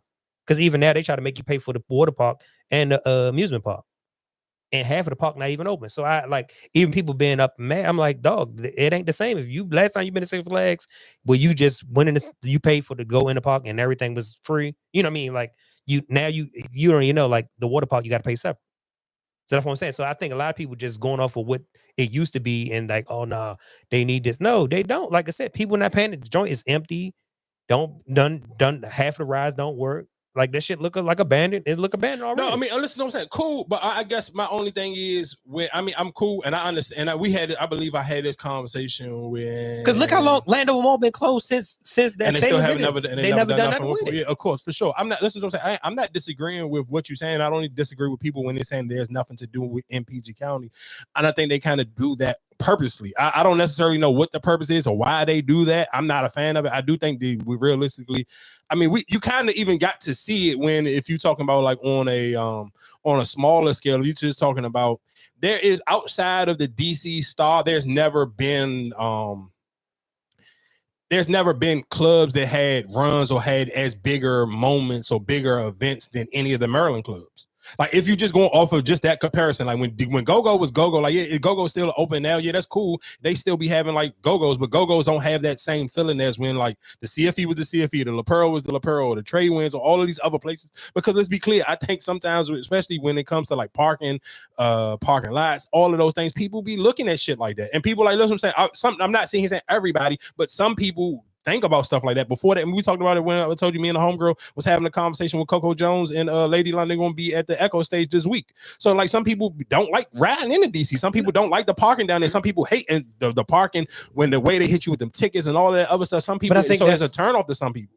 But that I think that's but you got to think about it. It's just like I think even in the being back in DC, I think it's more convenient wise when you talk about with the metro and all that type of stuff. But how though, nigga? What's the difference between the metro here? No, it's not. That's what I'm saying. The times when I went to RFK, like I said, we rode the metro. We never drove there. Of course, like I said, because FedEx is in our actual, you know what I'm saying? Mm-hmm. But you talking about you from somewhere else, you coming over there paying for parking, and the parking is ridiculous. But you don't have to pay for parking. You can still get on the metro there too. No, but that's what I'm saying. That's why I'm saying in that area, I feel like they want to have somewhere, all right?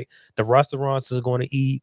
The you know what I'm saying, nearby hotels going to eat. Like I said, that's why I feel like they want to move out there because they know everybody. But listen, what I'm saying. But all what you're saying is realistically they will have to build all of that stuff up so they can do the same thing at the Six Flags jump because they don't all listen with everything you just That's said. away from everything. You Listen to what I'm saying. You missing what I'm saying. They still it will mess up the train situation. That's it. But everything else right now at RFK, where RFK is right now, they don't have none of that stuff you just said. Ain't no hotels right there. Ain't no restaurants right there. It's the hood right there. That's it.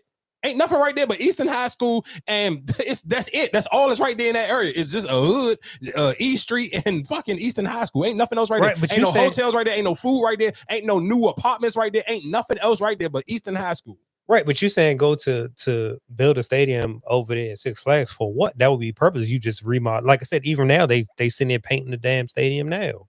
They changing the color of the stadium. So that's why I'm like, why would you even move to? But no, the reason why I say move to Six Flags if you want to do this little new state of the art. But that's thing but it's nothing over it. But it's not accessible. That's you what I'm can saying. build stuff over there. What else is it? So ain't But nothing. it's no metro run. It's no metro to run in Baltimore to the Baltimore Stadium neither. But people still go there. Right, but did you listen? But Baltimore people go there. They don't. That's what I'm saying. That's a fan base that goes there. What I'm trying to tell you is for you saying I'm a take this to Bowie, whatever that you want to call that, Bowie, Maryland, where there's no buses, no metro, none of that running out there. That don't make sense for you. You might as well stay where you at, or you even go. I mean, yeah, well, cool. I mean, I'm just sitting here saying, if I'm going off of they trying to build something new where they can lure into the Super Bowl, if I'm just going off of just what this dude said, I agree with what you're saying. You might as well just stay where you are. And I do think realistically, again, when we sit here saying, I just, and this is not, to me, I feel like you can't even debate this. No, all of those DC teams that play in DC do not have no type of real fan base. They don't have no real type of aura to them or nothing because people really just don't like going to DC randomly. Like, yeah, people go for restaurants and do all this other. Yeah, that's just because people be brainwashed. But we talking about people who just want to go somewhere and have it. The Redskins is the only team that has a actual heartbeat. And listen to in the last 5 years, the Nats didn't win a championship, the Mystics didn't win a championship, and none of them teams, nobody don't care about none of them, even the fucking Wizards. But that's why I even say when you say to feel the heart, like you just said, to feel the heart of the heartbeat and all that. Like I said, I remember going to RFK, coming out that tunnel where you got the junkyard when they playing on the buckets when they was doing the drumming on the buckets. You remember coming out there, and then you got the guy in the middle, some profiles, put your profiles. Like I said, when you come out here, it ain't the same aura. That's why. Yeah, but you're not gonna get that again no more. Like you're going to get that again, nigga. DC is not even like that no more. You ain't seen nobody outside beating no damn buckets nowhere. They do it at the Wizards game.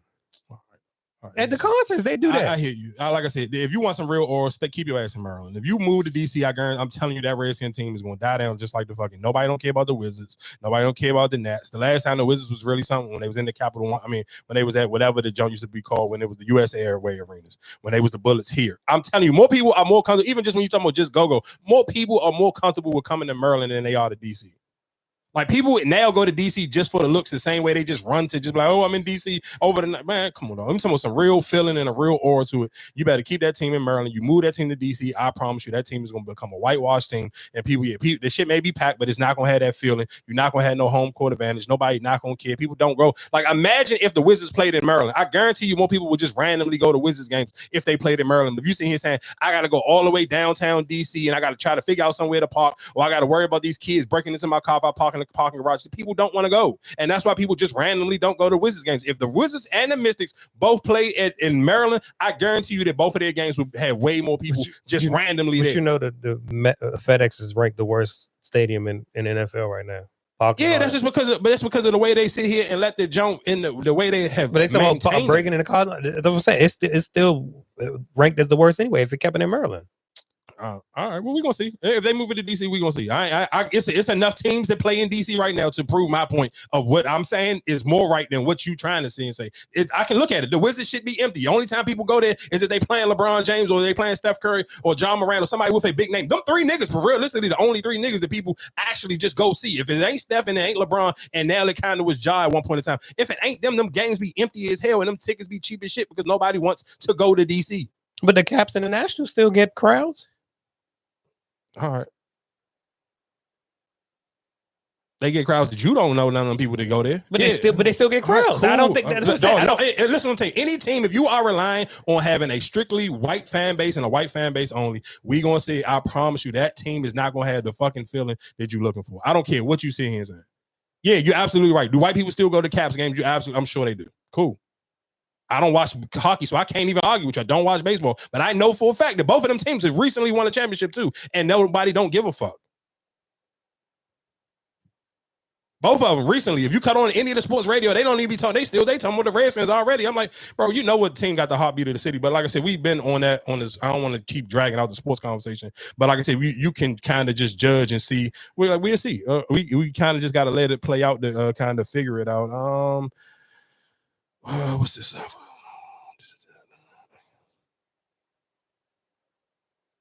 Women say, I wouldn't date a man if he didn't make over 6 figures, but you don't make 6 figures. You don't make 6 figures. I wouldn't date a man if he doesn't look like this, but look at yourself in the mirror. How can you have these high expectations of other people, but you're not living up to those expectations yourself? So work on you first. Get yourself where you need to be. You'll attract what it is that you're looking for. And there are going to be ups and downs in relationships. Stand together. You can navigate through those challenges so much easier together. Working together? Oh man, you can get there way faster. Yeah. You know what I'm saying? It got to be. Well, and 50-50 don't mean I'm gonna pay 5,000, you pay 5,000. 50-50 mean come together. Like, you my secretary, if anything. Exactly. These yards, you taking these appointments. That's what that means. Exactly. We are in this 100. That's the 50-50 we need. You know what I'm saying? Exactly. So I'm lucky enough to have somebody I've been with since a teenager. Right? So it had to be 50-50 at one point. Yeah. It absolutely had to be 50-50. Like, what you got on the rent? You know what I mean? Like, we thugs it together. Oh, I'm sure she done paid 100% of the bills before. But now that we up, if she say, "Boy, I don't want to go to work ever again," she don't have to. Of course, I just wanted to play that clip real quick, just to kind of, I guess, switch the tone real quick in the conversation that we was having. Matter of fact, real quick, before I get into something new, I do want to play this clip of Drewski, though. He is so funny. Like, he is, I don't necessarily, and I seen a Joan, I don't necessarily know if it's real or not, but I seen a post where it was sitting here saying that casting that Drewski and Kevin Hart was supposed to be working on something for Netflix. And I think I even heard Charlamagne recently sitting here talking about that's kind of one of the problems with a lot of these streaming app platforms. They kind of drag their feet on giving the right people the bag and allowing them just to come on their platform and just build something. Because, like, bro, this, I'm not gonna lie to you, like, Drewski kind of realistically has knocked that, coming from Instagram and building something bigger than just being on social media. Like, bro, this could have been records and that could have been love. Like, bro, he is knocking this out of the park. Why do they let Bay say the N-word? My dad is black. My stepdad is black. Your stepdad didn't give you that sperm, bitch. And I will, nigga. Hold on. Hey, Messina. Why do they let Bay say that? Hey, it's so crazy that this happened because, and I played that clip because it's what's the super fat dude who got the Oxygen song? I can't remember his name. It's Dave Blunt or something like that. Well, he had a show recently where he was performing. Of course, he's sitting down, like he performed like literally on a couch. That's how big he is. Like his performance, he literally sitting down on the couch and he performing like in a, I ain't gonna say like an OD small venue. The venue probably looked like realistically probably like hold maybe 200 people standing. And I'm talking about this whole entire crowd is literally all white people. And I want to play. I'm just gonna play the clip of him because I just gotta cut it off before his music part come on. But he was is it on No Jumper? Did No Jumper post this jump? But he basically performing. And he tell his crowd he don't care. They could say the N-word, and people was smoking him for this. Where is his John? I just don't want to play the music part. That's all. Is it a video of him? Here you go. My music, I say a lot of words that they tell me I shouldn't say or I can't say. But I want everybody to know, you come to my show, you get a free motherfucking N-word pass. Now, when there's a song that has the N-word, I want you to scream that shit. And listen to what I'm telling you, this whole entire, let's say this joint could hold 200 people. When I say here and say the whole entire 200 people, I did not see not one black person inside this whole entire crowd. When I sit here and say it's 200, nothing but white people, could not wait to say the N-word. I'm like, bro, I'm not even, I can't even sit here and lie and say I'm not mad at him, because I'm like, bro, it's just corny. And like I said, you can't, I mean, people, whoever your fans is, they gonna be your fans, and I guess you trying to pander to your fans to keep your fans happy. But I just can't agree with somebody sitting here trying to be like, you almost, it's like you cooning. And maybe, and listen, and it's so, I guess sometimes when I hear these clips and when I try to put myself in a different thought pattern, because I'm not a fan of somebody just cooning for audience, but I'm like, damn, if black people really don't get into his music, it's like, I try to be thinking myself sometimes when I find my way on pandering. Because I think, to me, realistically, I know for a fact I don't think pandering will ever last. Like, I don't think it's no real long-term. And I think why you hot or it's trendy, why people feel like they can kind of like kiki with you for a minute, they'll sit here and they'll deal with it. Like, I think RG3 right now, he's one of those people where he's kind of trying to figure out how to shape. And it's a little bit harder for him because it's like he be wanting to have like some hard stance and kind of really be like super pro black. And that kind of, we can kind of realistically tie that into when I play this clip of Paul Pierce in a second, where it's like people won't never really hear RG3 completely out because he got a white wife. I think she even kind of be like chiming in on the podcast with him. Like when I seen a clip of him trying to like rap for Shador and she right there and she kind of trying to be like, yeah, we know it's racism. And it's like, bro, nobody don't want to hear that. And you sitting here like with a whole white woman right beside you, like it make it a lot harder. So like I said, sometimes I'm looking at him in this crowd and I hear what he's saying. I'm like, of course, me as a black person who don't care about pandering to a white audience, I would never sit here and say it or even be like co-sign this. But then I kind of think about, for some people, it's like, damn, do they feel like black people never gonna bang with them anyway? So does it really matter if I sit here and go pander to this 200 some white people in front of me? Like, yeah, it's gonna go viral. All the black people gonna kill me via social media, but the black people ain't at my shows. And that kind of almost go hand in hand with the conversation that me and Marcus was just having, saying if you move a sports team or if you just really pander to the white audience and you just like, okay, well, there's a bunch of white people in my shows. I mean, it's cool, but how does that give you that same flavor that you kind of really need to kind of push your career or keep your career in those conversations and those talking points? I don't necessarily know. I don't want to, God forbid, I hope I never get put in that situation where I have to even think twice about pandering to an audience. But sometimes when I see it, I kind of be getting it sometimes, but I'd be like, I'm just not feeling it. Me personally, I wouldn't do it, but I see it and I kind of be like, I understand sometimes why they're doing it. And I guess why we see him saying like sometimes why we understand why some of these people do it. I guess it's two things that we can kind of get into. Of course, I can come in with the Paul Pierce joint, or I can kind of just double down on my Shannon Sharp take. I can play the clip of Shannon Sharp ex-girlfriend talking about him. But I think sometimes when we had these conversations about some of these athletes, because it was so funny when Erica sent me the Paul Pierce joint, I just liked it because I didn't agree with what he was saying, but at that same time, I was arguing with a girl in my DM about the Paul Pierce joint. And again, when I sit here and say something about Paul Pierce just a minute ago, it's like for sports wise, I don't listen to Paul Pierce at all because it's like I just know he a LeBron hater. I'm a LeBron fan, so I kind of really don't want to hear nothing that a nigga sit here got to say about basketball. So I kind of blocked Paul Pierce out completely. But again, even when we talk about somebody like Shannon Sharp, it was just like when I sit here and say, when I was arguing with the person in the chat last week, and they were saying, well, his type is his type. But I think sometimes it's like, again, when I even just sit here and say something about RG3, if I know that your type is one way, it's like I don't necessarily know if I even care about what your preference is. So I see so many women get upset about it, and I kind of wonder, do you think, what is it about, I guess, when you hear a man say what Paul Pierce said, and we're going to play the clip after we can kind of just walk it into it. What make you get upset about, like, even if you never see, I don't ever know if you ever even seen him play basketball or even think he is an attractive man, but what is it that kind of trigger you sometimes when you, I guess, hear those clips? Because what does he mean? They know how to apologize. Or what did he say? They know how to take accountability or something, right? Yeah, I'm going to play the clip. Paul Pierce. Why do you feel like men, especially NBA players, get with the white women? Is it because they're easy, quote unquote? I got some theories, but I really want to hear from you. I do too. I want to hear it too. I honestly think that maybe they appreciate maybe more and they apologize more. Listen, I'm scared. Hold on. No. Hold on. I mean, you know. I had an interview with don't mind being held accountable. I'm so scared of this, y'all, because I had an interview with Columbus Short and I asked him this similar question and he said something and I got dragged for filth. I was on Breakfast Club, I was on Chevy Rolls. I had death threats for so long from Black women because they said I laughed when he said that. So let me not laugh. I don't have nothing to do with this. I mean, that's what I think. I don't know. He don't know though, because he dates Black women, period. So do not come for him, period. Do you feel like, why do you feel like, I guess you said Paul Pierce do. I don't know. I listen. This was get in trouble for having them. Those wasn't Black women in there. Hey, what? Hey, the strip joint? Yeah, it was.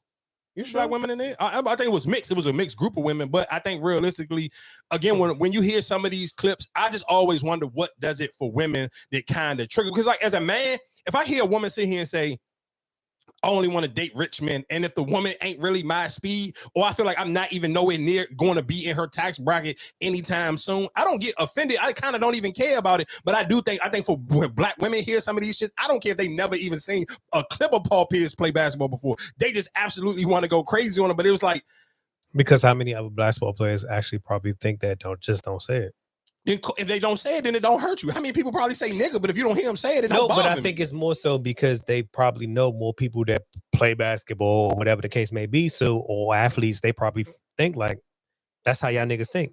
Just like even with the rappers, like, oh, y'all niggas think y'all trap. You know what I'm saying? Like, you think like that. I mean, you're not a woman. It's a woman right here. Well, I feel like because you making, if your preference is to date a white woman, then just say that's your preference. Don't make up a bullshit ass excuse because they say sorry. Like it's plenty of Black men out here that don't take accountability for their actions, that gaslight women. It's it's a whole so say that I like white women. Don't make up a bullshit ass excuse like that. That's what it is to me. If that's your preference, then say that's your preference. But it don't fault us like, oh, because they this and they that. Like you're perfect. Like you're okay. But I don't know if you remember what he looked like, but do you think he's an attractive man? Because that's the only thing I'm saying. I didn't even know who he was, and when I looked, I mean, I'm not attracted to him. So, but that's my point though. I do think, and sometimes even again when we even talking about when I just sit here and kind of even sit here and say that with the fat dude who was sitting and say he allowed his white fans to say the N-word. I think sometimes I'd be wondering like, because it's like, when you have clips like this, it's like, I wonder sometimes, like, do people know, like, especially when it comes to podcasting, and that's why so many women, like, I hate men who podcast and this and that, because I think these clips are almost like, it's like rage baiting to the point where it's like, we can come and sit here every week and have real dialogue and have decent human conversations, but those are clips people won't get mad, so those clips won't go viral. But when you sit here and say something crazy like this, like, okay, it go viral, so let me double down. If I'm just playing the numbers game and I really date Black women and I kind of don't care, I'm just going to sit here and troll Black women because I know that they got the loudest voices via social media. Sometimes that's why I'd be like, damn, it's so crazy where it's like, you can big Black. I mean, let's be clear. It's a difference. Now, if you want to sit here and go OD panda, where it's like the podcasters used to have like the little green stuff behind them, and they were saying all the like the crazy. And you know what's so crazy? What's my man named the tonight's conversation? The Ace Metaphor, I believe that's his name. I actually listened to him and Cam Newton, and I'm like, bro, you are a decent person and know how to have a better conversation than the conversation that you have via social media. Him and Cam Newton even had that back and forth, and they talked about it. It was like, Cam Newton, he probably felt the same way I felt. He was like, bro, it seemed like your clips be so pillow talky-ish, like you kind of like kick men back in, like hey, that's what sales.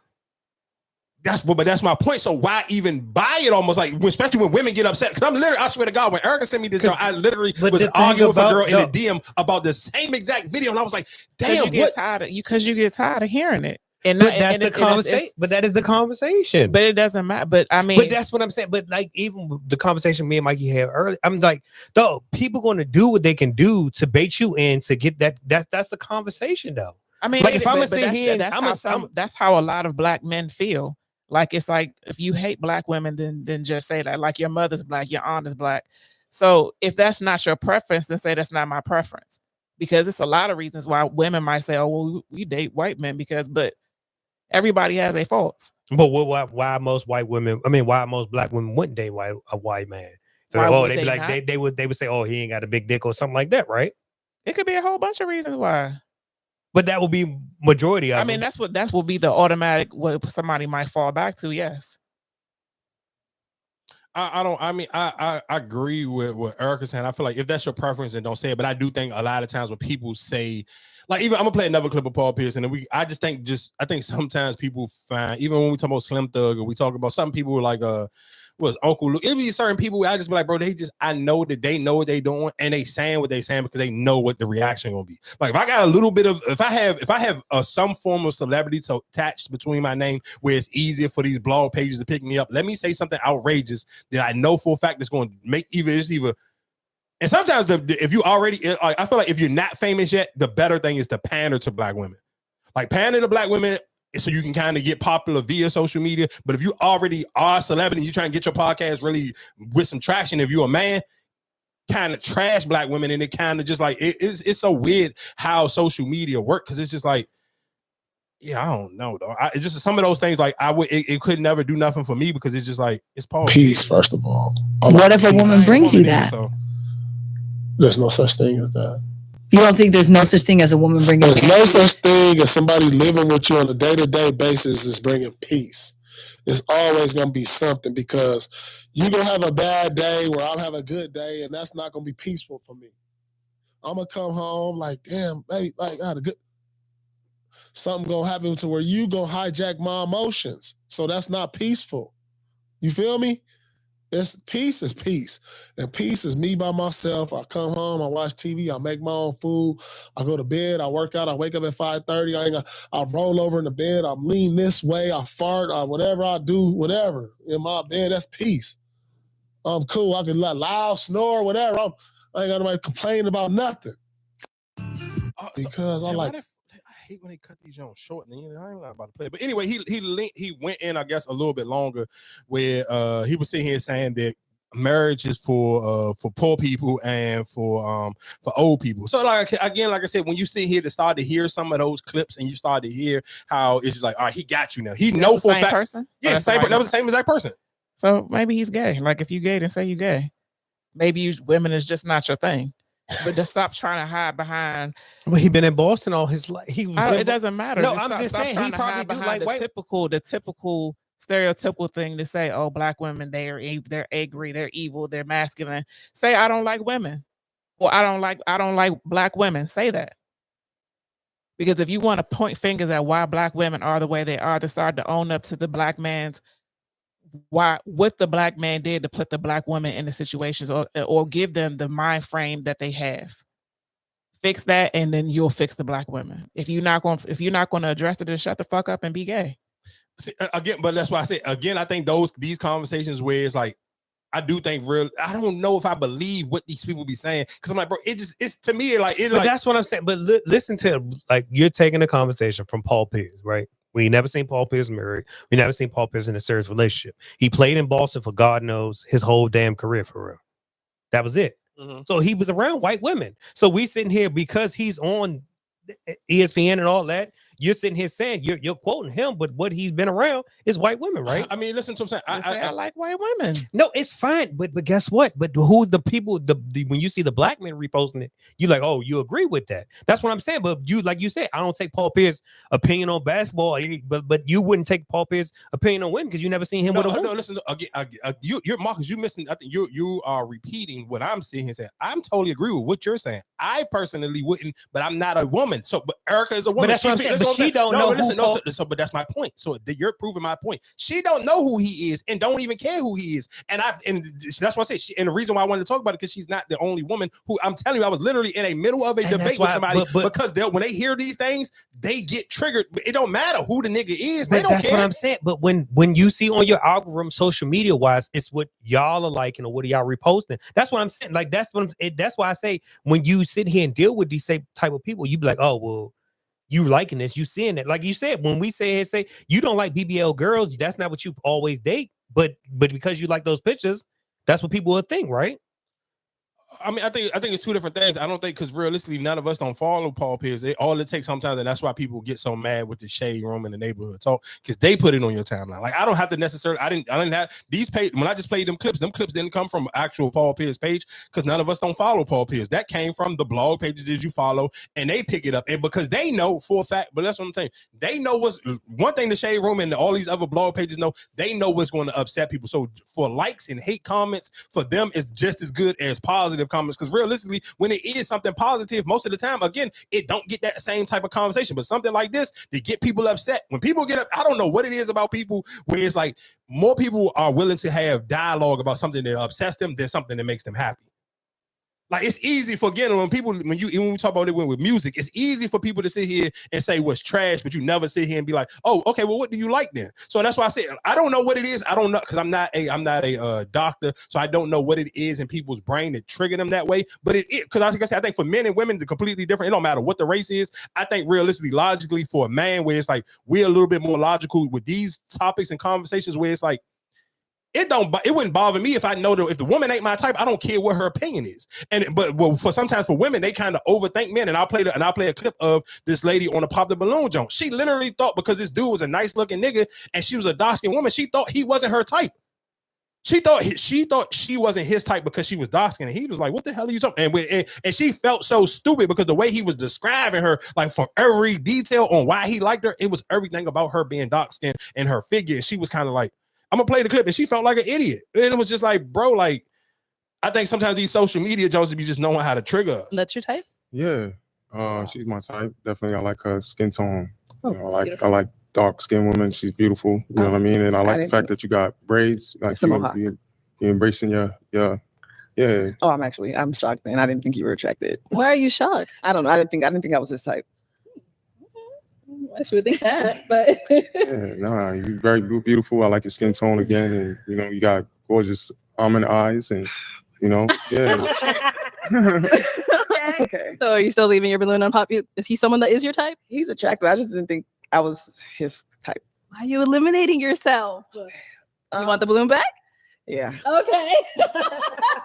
Let's get that balloon back. Hey, well then, and again, that's why I say I think so. It's the crazy thing is it's social media, and that's so messed up is because it's like I don't think none of us understand how bad social media is kind of desensitizing us from being like regular humans and actually having regular conversations because it was like she was a beautiful woman. And again, when I started this episode off doubling down on the Boosie and Kanye, she was one like I'm looking at her like she even picked a perfect dress that fit her skin tone perfectly. She looked like she was well moisturized. She looked well put together. So for her to have that insecurity in herself to feel like she wasn't like he was going to pop his balloon on her just because she was a dark-skinned woman, that to me, just hearing that was like, bro. But people don't want to address why she feels that way because it's not white people. It's not white men telling her, oh, you're too dark. It's coming from your own kind.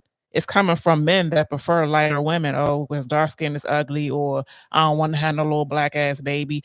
It's coming from black men. So when you hear stuff like that, that's why it triggers you because the black women are always the one that are supporting, but they get shitted on the most. But so I guess my question would be is like, I agree with what you're saying.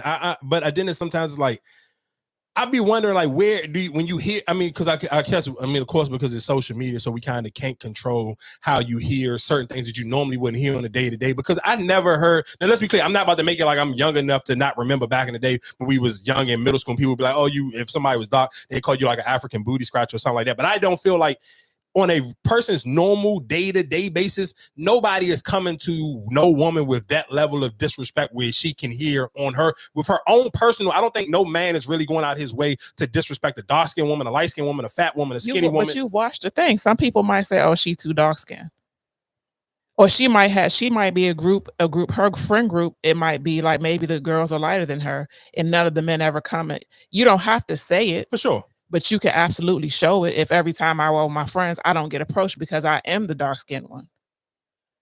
Yeah, of course. So and those things are true. You're absolutely right. That can happen, and that can realistically kind of do something to your self-esteem. And I think that again, I told y'all I felt that same way about Shannon Sharp last week. I do think realistically, from even if y'all see when I play this clip in a second of the new woman who was accusing him of something, it's like I told you when you sent the job, I'm like, bro, I'm not gonna lie to you, pause, no Diddy. I'd rather sleep with a man than sleep with a woman. That's how crazy and ugly she looked. Like that to me was like, bro, find me a goddamn a woman who's transformed that really got the work done. I don't care how gay that sounds. That's how ugly that white woman looked to me. It was like, bro, I would never in my life want to lay up and get in the bed with her. Like, go find me one of them transgender women who really spent a bunch of thousands of dollars on their body and let me sit here. What's that bitch, Cindy Star? Listen to what I'm saying. And that's how gay, but guess listen to what you just said. I don't care. So she's white. I don't give a fuck. What I'm saying. But do I care if I'm hurting a white woman's feelings? I don't care. I would never say that about a black woman, but I'm telling you, that white woman looked like trailer park trash with that ugly ass head, that nasty ass looking white skin. I'd rather sit here and fuck Cindy Star than lay in the bed with that woman that Shannon Sharp was in the bed with, dog. It's not gonna happen. Sorry. But I'm saying, but if a woman who is this, it looks the same way as her, but she's black. Would you say that? Would you feel the same way? She's not black though. But no, that's what I'm saying. You asking why women feel that type of way. So I'm saying if the woman was black, listen to how you just sit here and say, I'd rather sleep with a trans than actually sleeping with a woman. Yeah, you say that white woman? But if she was black, would you still say ain't black though? So if she was black, she wouldn't look that way. That's what. But listen, you say if she wasn't. That's what. That's just like if somebody say, well, you're not light skinned, a dog. Like dog, you listen to. I hear what you're saying, but you're mixing the two. And I'm that's not where mixing you the two. You saying because she's not. But if she was black and she looked the same way, would you say the same thing? No, because she wouldn't look that same way. Because because you couldn't, as a black person, you couldn't look the way she looked. You couldn't have that pale trailer park trash white skin. That woman looked like she was in the middle of the fucking trailer park. I'm sorry, dog. It would not happen. Shannon Sharp has still been Shannon Sharp. But that's my point. That's why I agree with what Erica said. You cannot tell people, if nobody even personally come out and say hurtful things to you, that's why I agree with what Erica was saying is you can't sit here and tell people what their regular day-to-day is. Because if I do hang with a group of other women and they may be a lot more lighter, fair skin, that can add some type of insecurity to you where you feel like, okay, well, only people don't like me because I'm this, whatever the kept playing. And let's be clear, I think sometimes it's just where you go sometimes, because it's like, even if you're talking about mental stuff and you're talking about educational stuff, it's like, when we talked about it earlier, when we was talking about Mark Lamont Hill and Ish, normally in a room, Ish may think he's the smartest person. I think sometimes you got to kind of go where it's like Charlamagne always say this, go where you celebrate it and not where you tolerate it. I don't want to, because some places, you may go to some place where it's like the uppity blacks and they may not appreciate dark-skinned black people, period. Women or men. I'm not going to keep putting myself in places where I feel like people don't fuck with me. If I know for a fact that this space is a super bougie, up and tight, like me personally, for just who I am as a person to the core of my soul, I would never want to go to what's the black joint that they be having in DC, like the Black Caucus. I wouldn't never want to go to nothing like that. Like, because that's just not who I am as to my core of who I am as a person. I would never want to go nowhere like that because I don't want people to make me feel like I'm less than. So even as a woman or a man, anybody hearing this, you should still, like, sometimes don't put yourself in rooms or in situations where you feel like every time I go somewhere, people are turning their nose up on me or they kind of shading me because of the way I look or the way I present myself. Like, go where you celebrate it. Because it is, I know for a fact it's somewhere. That woman was a beautiful woman. So to hear her say that, that's why I'm not disagreeing with Erica saying, because I do feel like, again, when I sit here and say that with Shannon Sharp, I think there is endless people who do deal with different levels of insecurities or have had hard dating times. And that's why sometimes, and that's where if you want to see it and kind of, if you want to shoot somebody some bail like a Paul Pierce, and when they say saying, oh, this is why athletes like to date white women, because I don't know what their dating experience was. Like even for Dennis Rodman, if you ever watched the Dennis Rodman 30 for 30 or that whatever that Dennis Rodman, I think it was a 30 for 30, when he even talked about how black women used to treat him in Arkansas because he was, and let's be clear, Dennis Rodman is an ugly nigga. But and the sad, you know what's so sad, I guess, with these athletes, especially if you live anyway, if you just naturally ugly and you just have a God gift talent, and I think realistically, if you grow up in a black area and all your whole entire time you was trying to date black women and you weren't successful, and then you end up going to college and end up becoming professional, and then you start to be around more white people. And the sad thing is, them black women who probably called you ugly when you were just trying to figure out your craft, they probably would think you were cute now too, because these white women kind of get introduce you as already a successful athlete. You're already a multimillionaire, or some of them who really know sports know that, oh, you're about to become a millionaire. So it's kind of like, it's a little bit not fair to the black women who thought you was ugly, because I'm sure these white women probably would think you were just as ugly when you was in high school too, or in elementary or middle school. But the sad thing is you grew up around all black people. So you were shooting your shot at black people your whole entire life. And they were the ones who were telling you was ugly. So now they kind of make you feel some type of way. And then that's why people go run to white people. I'm sure like for most black men, that realistically is that's most of their trauma story. And that's the most of the time when you hear them outside of Saquon Barkley, pause again. And they was cooking Saquon Barkley because he went and took and played golf with Donald Trump and took pictures with him and had a tweet or whatever the case may be. And the White House retweeted their picture and retweeted his post and whatever the case may be. But again, Saquon Barkley is a little bit different. Like for some niggas, you kind of, again, like pause, I got to say pause again, no homo, no diddy, all the other stuff. Saquon Barkley is a beautiful man. He is one of those men you be like, oh, this is a gorgeous looking man. He's not ugly like Shannon Sharp. He ain't funny looking like Paul Pierce or Robert Griffin III. So it's hard for some niggas to get a pass on what they end up dating with. Like I'm not going to be, Shannon Sharp do look like Miss Nat. So I kind of like, I understand for Shannon Sharp's dating preference maybe way completely left because he's an ugly nigga. Cool, like it is what it is. I can't tell you no other way. So I'm just gonna call a spade a spade. But Saquon Barkley is a little bit different for him to lay up, and he had kids with a midi. That white girl is midi as hell, and that's why people was dragging him to hell because that was a choice. Like I'm sure never in Saquon Barkley's like I'm a man, and I'm telling you this is a good looking man. There ain't no way on God's green earth you telling me Saquon Barkley went in a room and black women, white women, Spanish, Chinese, whoever, or anybody with two eyes was sitting here saying, "Oh, this is an ugly nigga." So it's kind of just like nobody don't feel bad. And that's why they kind of even go a little bit more crazy on you with Shannon Sharp is a little bit like, all right, you cosmetically challenged and you kind of like always haven't been him. So I kind of understand where you may lean to some of those things. So like I said, I do think a lot of these conversations, they okay to have if you have the real in-depth conversation on people not being honest about their real insecurities or about their real life traumas on what happened. But I do think sometimes people have to be honest with themselves and sit here and say, why am I putting myself in some of these rooms to allow people to sit here and mistreat me or not celebrate me when I know for a fact there is a room full of people who probably would just be like even that woman, like, let's just hear and say she go to a lot of rooms where she may feel like, I don't even know where she would go and people may not look at her. But let's just sit here and say if you go to somewhere where everybody just geeking over a bunch of light-skinned girls, maybe somewhere in Miami, I don't know. I can't say anything because I live in the DMV area, so I feel like I see women like that all the time and niggas will geek over her, period. It don't matter where she at. But if you live somewhere else and they kind of may not be as strong, you kind of just find your place where you are always going to be celebrated. And like I said, I think it is, of course, way harder to do and easier to say. It's easy for me to say that on the outside looking in because I'm not a woman, but I'm not sitting here making it seem like I don't have no insecurities or I don't have body dysmorphia. But I think some of those things you have to be honest with yourself and admit that you do have those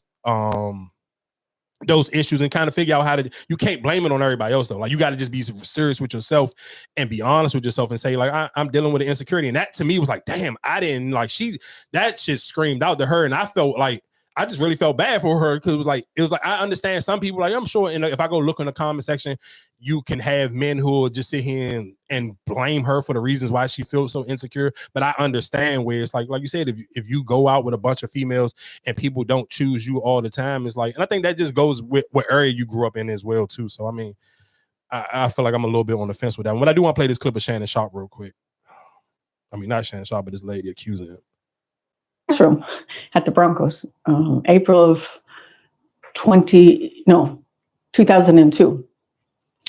And, but we didn't start talking until we met up at a club at Blue 67 in Denver. I don't know if anyone is listening from Denver, but yeah, we were at a club at the same time. We didn't go together. We just happened to both be there. And so he started talking to me and started pursuing me pretty heavily from then on. I resisted for a while because, I was a reporter and I didn't want to mix the two. But he's very charming.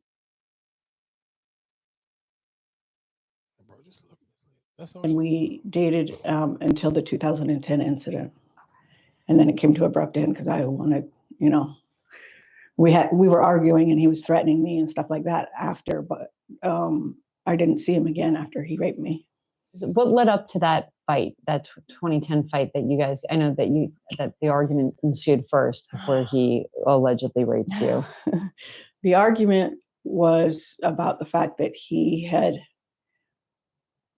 removed one girl from his house and put another girl in his house and didn't tell me. And he had asked me to break up with my husband at the time. We were just dating. So I was dating Shannon and my husband at the same time. Shannon asked me to break up with my husband. And I don't recall for sure, but I think I did. And so, you know, it's like, wait a minute, you want me to be with just you, but you want to move somebody into your house and not even tell me? So that's what it stemmed from. He's not a faithful person, so I wasn't going to be faithful to a non-faithful person. It just doesn't work that way. Not for me anyway. Can you tell us just broadly? I know it's probably painful to relive the situation, but can you tell us generally what happened that day? It was fighting, and usually we fought on the phone and not in person. So it was the biggest argument that we ever got in. And he was controlling, he was domineering, he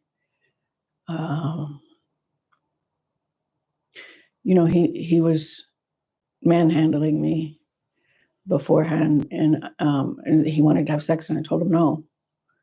I told him no, because you gave it to somebody else. I didn't only tell him no, I told him why. And he wouldn't take no for an answer. So he overpowered me, put me to my knees, put his penis in my mouth. And after he got enough of that, he put me on the bed. And, you know, this was all a struggle. So I had said no. And I said no, even though I was thinking that. And so it was the hardest. Yeah, this is too hard. I remember again, I probably should trigger warning before I play that, but I'm sure most of y'all already seen it. All I'm just saying what Shannon Sharp did is like, and the crazy thing, again, where I see the sad thing, I guess, for women, where I hear some of these clips and I still see how many people continuously watch and support Nightcap. And even the crazy thing, again, when we talk about some of these blog pages, bro, they don't care. They still posted clips from Club Shay Shay this week. He had Bow Wow on it, and they still posted on it and kept it moving. Like, I didn't go look to see what the numbers look like on the Bow Wow interview, because I mean, I really don't care, because but it's just the point of it's like, the sad thing for women is it's so many people who don't care about these stories.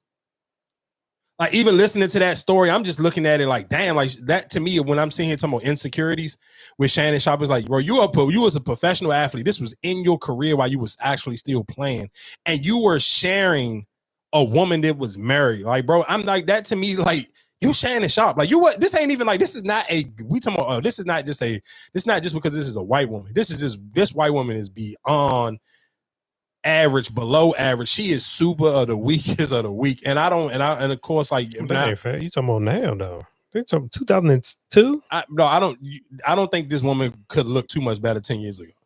That was more than 10 years ago. 2002? She said 2010. That was when they stopped. I don't matter. 2002 is when they all right, well, cool. Met. So, but that's my 2010. That's still a long time ago. She's some trash, dog. I don't care what you're saying. Like, she's some shit. Me personally, ain't no way in hell. I just like, bro, you can't. It's like, you Shannon Sharp. Like, why are you sitting here? You could, like, bro, you dating a woman who is like a married. She's mid and she married. Like, I'm not doing all that. I'm not going back and forth. I'm not getting no argument. I'm not gonna be in no fake relationship with no mid ass woman who's already in a marriage. Like, no, I'm not doing it, dog. And that's why I don't have no pity party for him. Like, whatever happened to Shannon, it happened. Like, I can't feel sorry for him. But like I said, people still watching the show. People still commenting. People still, the blog page is still picking it up. They still clipping it up because they don't care, because they know for a fact they just here to get whatever emotions they can get out of people. Like I said, but again, like, for somebody like Shannon Sharp, if I'm a woman and if I ever see any more clips of Shannon Sharp going viral or saying what his dating preference is, I could never get upset anymore knowing this is what he liked. Like, if I'm a black woman, there's no way in hell I can ever get mad at anything Shannon Sharp say about dating if I know for a fact this is what he used to date. And I can tie this into that same story of with Future and Trippie Redd. It was, so basically it was a young lady, I guess, that Future was dating, and Trippie Redd ended up dating the young lady too. And this was the same young lady that Trippie Redd was posting the other day when when Cordy Ray got upset with him. So anyway, I guess Future see him, Trippie Redd posting her, whatever the case may be. And this realistically, I think some people were sitting here saying Future was saying this was fake news. The girl sit here and came out and said she put a little bit of sauce on it, but she didn't put too much sauce on it because it was really this was still an interaction with Future. Hold on. I don't know, man. I don't know what you're doing, but all that social media shit, man, we ain't with this shit, man. I'm not doing no social media shit. I sent it to Trippie, and I was like, oh, like, you know him? Like, aren't y'all cool? Because he said that's his favorite artist. And I sent it to him. He was like, oh, get that shit off your face. Like, whatever. Was telling me that. Get the tat off your face. You're an embarrassment. You're for the streets. But he been telling you that. I mean, this ain't no new shit. You know what I'm trying to say? But why would Trippie Redd be doing that? Because he's about to drop an album. And I feel like he wants the clout. That's crazy. I never sent that shit out. These rap niggas is crazy or fucking goofy. He a goofy, but man. I told him that I have the text messages of me texting Trippie. I said, why would you send that out? I only sent that to you. He was like, oh no, I sent it to my management. He sent it to his management. That nigga pushed that narrative, man. Niggas trying to sell their music. Nigga make music. Whatever. Like, yeah, I know I never should have done that, but I didn't think it was gonna make it to the blogs and all this crazy shit. Yeah. So basically, I mean, I guess she basically making it seem like she sent the text message to Trippie Redd, and Trippie Redd's management or somebody posted the text message. But like I said, again, all of that being said was that Future seen this girl that he was dealing with, or he allegedly has supposed to bought her a watch, whatever the case may be, seeing her dating Trippie Redd now. Because people, let's be clear, I know people hate to sit here and say this, but most people look and judge people off of who they used to date, who they deal with, who they flirt with, all of these things kind of, but people just don't want to be honest with it. And Future saying, if I'm Future, I'm gonna keep it a bang. Like the same way I sit here and said this, Saquon Barkley is a handsome man, Trippie Redd is an ugly nigga. I told y'all that when Cordy Ray got pregnant by him. I still feel the same with him, bro. I don't care what you say. There's no way to make face tattoos look clean. He looks like a dirty Cabbage Patch doll. And if I'm Future, I would feel some type of way. There's no way in hell you could be one of my women, and people may even think that you're affiliated with me, and you sit here and be laid up and booed up with Trippie Redd. There's no way on God's, I'm Future. I am Pluto. I am Future, the Wizard, Future Hendrix. There ain't no God's green word that me and Trippie Redd should even know the same women, let alone be sexually Eskimo brothers sharing the same women. So I ain't mad at Future if he really said it or not, or if he didn't say it, he felt some type of way. I'm telling you for a fact, if I was Future, I would feel some type of way too, because me and Trippie Redd should not even know the same women. The same women shouldn't even look at us. So that's my whole point of what I'm sitting here saying is, like, when you sit here and see and know people's type, it could be a turn off to me. So I'm sure Future felt like, bro, I'm cool on you. Don't sit here and let people know nothing that we ever even knew each other no more. So that's why if I'm a woman, when I see Shannon Sharpe, okay, this is your type, this is your speed, this is what you're used to, nothing you can say now can make me feel some type of way, because I know what you really like. I ain't your speed. I'm a black woman. I know for a fact that I ain't really your type in the first place. Cool. Whatever you say, it don't apply to me. If it don't apply, let it fly, because that's how I would feel about anything that got to do with Shannon Sharpe moving forward, because now I have seen two different white women that he has dealt with, and these two are probably white women that white men don't even want to deal with. And that be the sad thing. And I understand that's what trigger black women, because it's like, y'all don't even go get the Kardashians. Y'all niggas go get the barrel of the worst type of white women to sit here and date. And then you sit here and try to prance them around and throw them in their face like this is a flex. It's not a flex, dog. You hitting trailer park trash. I'm cool. So again, like I said, I ain't mad at Future and Shannon Sharpe. Thoughts and prayers to you, my G. I don't necessarily know what to tell you. Why you ain't mad at Future? What you mean? I wouldn't. Why would I be mad at Future? I don't want. Why would I want to share a woman with Trippie Redd? You seen what Trippie Redd look like? Nigga look like a Cabbage Patch dog with a bunch of tattoos and dirty dreads. People can look dirty. Trippie Redd looks disgusting. Trippie Redd look like he smelled like Black and Miles and some cheap liquor. If I was Future, there ain't no way. I don't want to. There's nothing up. No way in hell. Me and Trippie Redd should have it. You crazy as hell. I'm not mad at Future for that. I would tell them, no, I'm cool. Like that's what. If that's your type. If I'm a man, and I found out that that's your type, then I'm cool, dog. I don't want no parts of you. But while we talking about dating, it's a woman who was going viral for sitting here saying that women should sit here and start charging men $1,000. I hope it ain't no bleeps on this. So, ladies, I'm sitting in my car, and I done came up with an idea. You know how you go get your hair done, but before you get your hair done, you have to put down a deposit. Before you get your lashes done, you have to put down a deposit. Before you get your nails done, you have to put down a deposit, right? And if you don't show up, you do not get that deposit back. So I done came up with an idea. We should start charging these men deposit to date us. Like, we should start charging them a fee to date us. Like a 30-day trial. You pay like $1,000 to date us. So, and if they don't do right by us within them 30 days, we keep the money. I'm just saying, like, hold on, real quick. So my only question now to Erica would be is, if I'm now listen, just to say, I already see and said I don't agree. I feel you. I took the black woman's side, but now let me just play devil's advocate a little bit.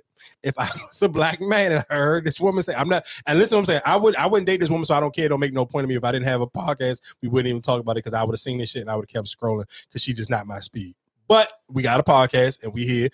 And this, we just talked about Paul Pierce. Now, if I'm here and if I'm just thinking about if I'm a black man and I hear this conversation and I'm thinking in my mind, is this how women are really thinking? Because now I would understand why a nigga may sit here and go look for a white girl. How old are you? All women aren't the same.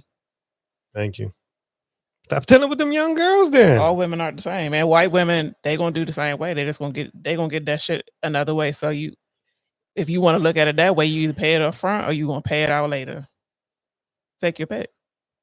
But all women not like that.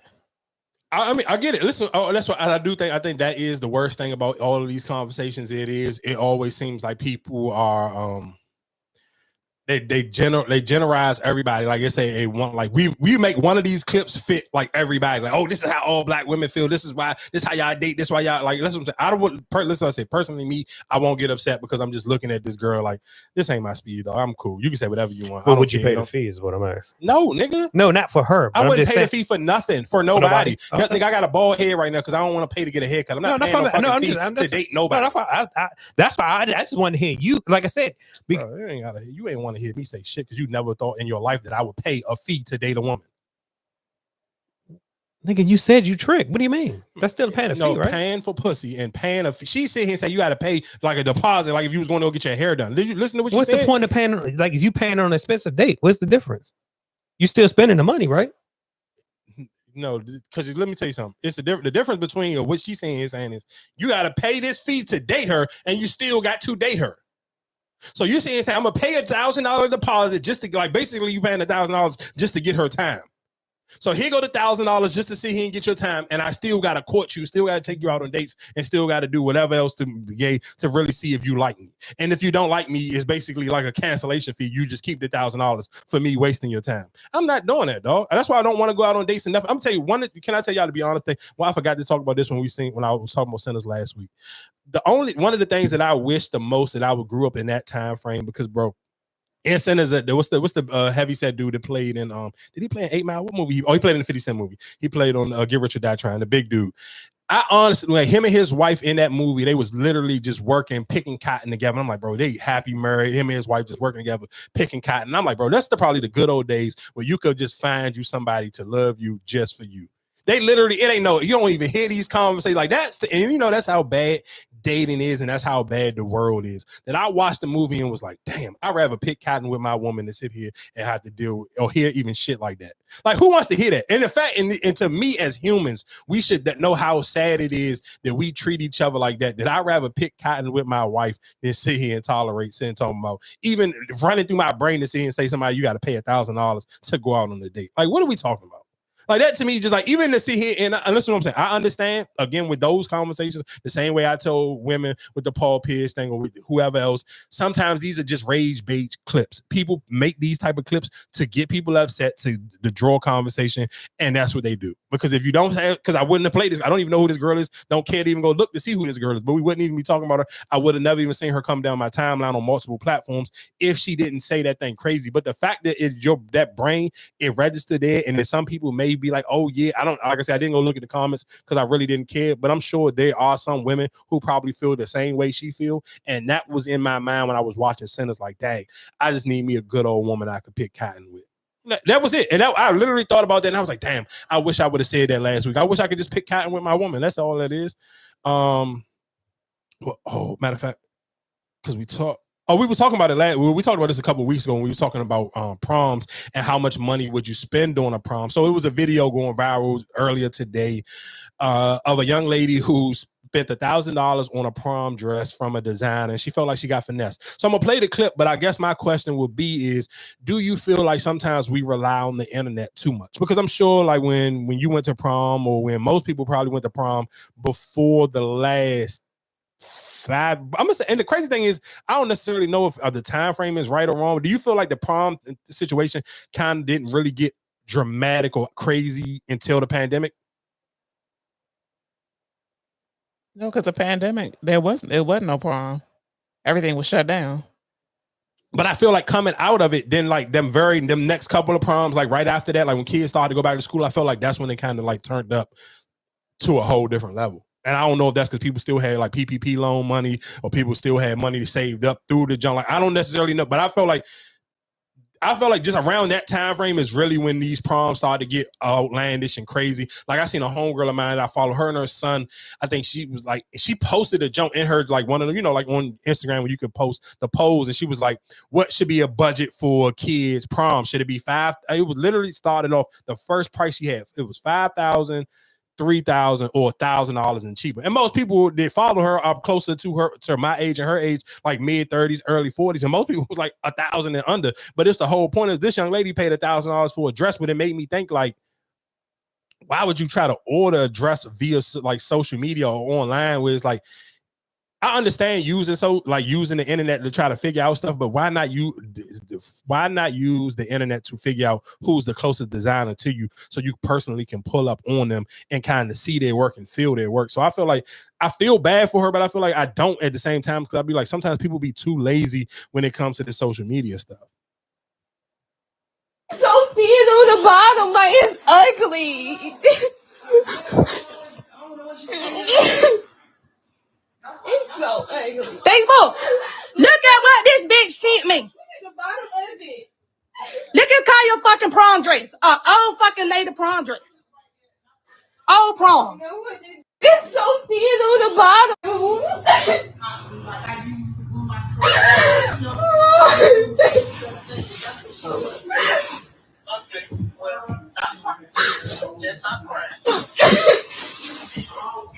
Wait, can you just buy a gown somewhere and then rock him out?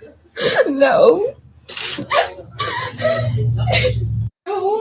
It's so thin. So I guess my question to you is, what would you do if that was your situation, if you was in that situation with your daughter for prom? I guess that'll be my first question, then I can wait. I'd hear you. And then I mean, at that point, ain't nothing you could do. I don't even know. Like, you got to really read the fine print to see if you can even send it back. Okay, so then my next question would be, do you think realistically for something like a prom dress, because let's be clear, nobody, I hope, God forbid, nobody would order their prom dress, I mean, not their prom dress, but their wedding dress via social media. Oh, I seen somebody who could design, and I'm not sending somebody money via social media or Cash App, PayPal, any of those things, if I had a wedding dress. So that's my whole point of like, why even treat it like that? Like, why would you take a prom dress and order a prom dress? Because I feel like if you're going to do, especially if you're going to spend $1,000 for a prom dress, I feel like realistically, you should treat the prom dress the same way you would treat a wedding dress. Like that, to me, it seems like something that you have to go in store and kind of like actually try on. But they don't have a lot of, like, because my friend is going through this. They don't have a lot of those. You have wedding dress stores. You don't have prom dress stores. And it's very hard to like, it's hard to find. It's not a lot of stores that have nice prom dresses. So again, I think, so that kind of to me seems like that is I guess the pros and cons of when people get so comfortable with buying stuff online, when you sit here realistically, because think about it, we buy so much stuff online, we laugh about, when you don't know the last time you went to the mall. But I feel like, because back in the day, they had stores like that. Like you could go in you went in PG Plaza Mall and they had a tuxedo store for proms. They had a dress stores where you could have went and even at least got an idea what you wanted, and maybe you could have bought it and got somebody to alter it the way you want. But because we don't go to the malls no more, some of these stores die off, because if you ain't got no real craze, like this is not like people always joke about how some of them stores in the middle of the mall, people just using them just to launder money because nobody don't never go to some of these businesses. But then some of these businesses end up going out of business, and then you kind of looking at it now like, all right, now it's prom season, you don't know where to go. Is because we kind of allowed all these businesses to go out of business because we rely so much on buying stuff online all the time. But when it comes to prom, a lot of people want the custom made. They don't just go get a basic dress.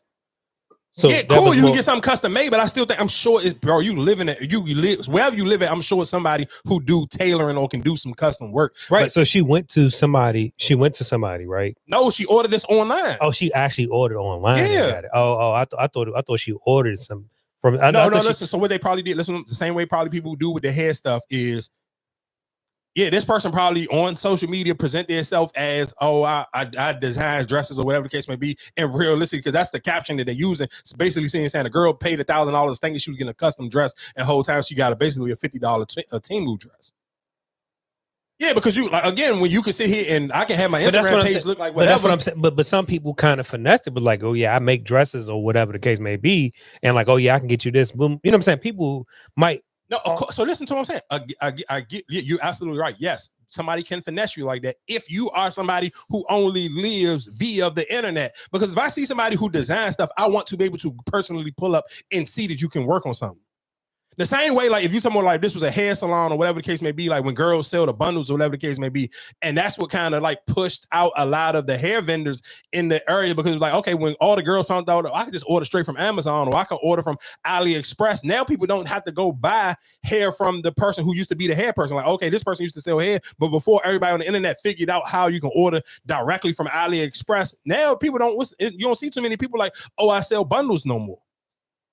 Like, think about at one point in time, that was a thing. Like, I was one of those people. I sold bundles for years. But after a while, okay, now it completely dies out.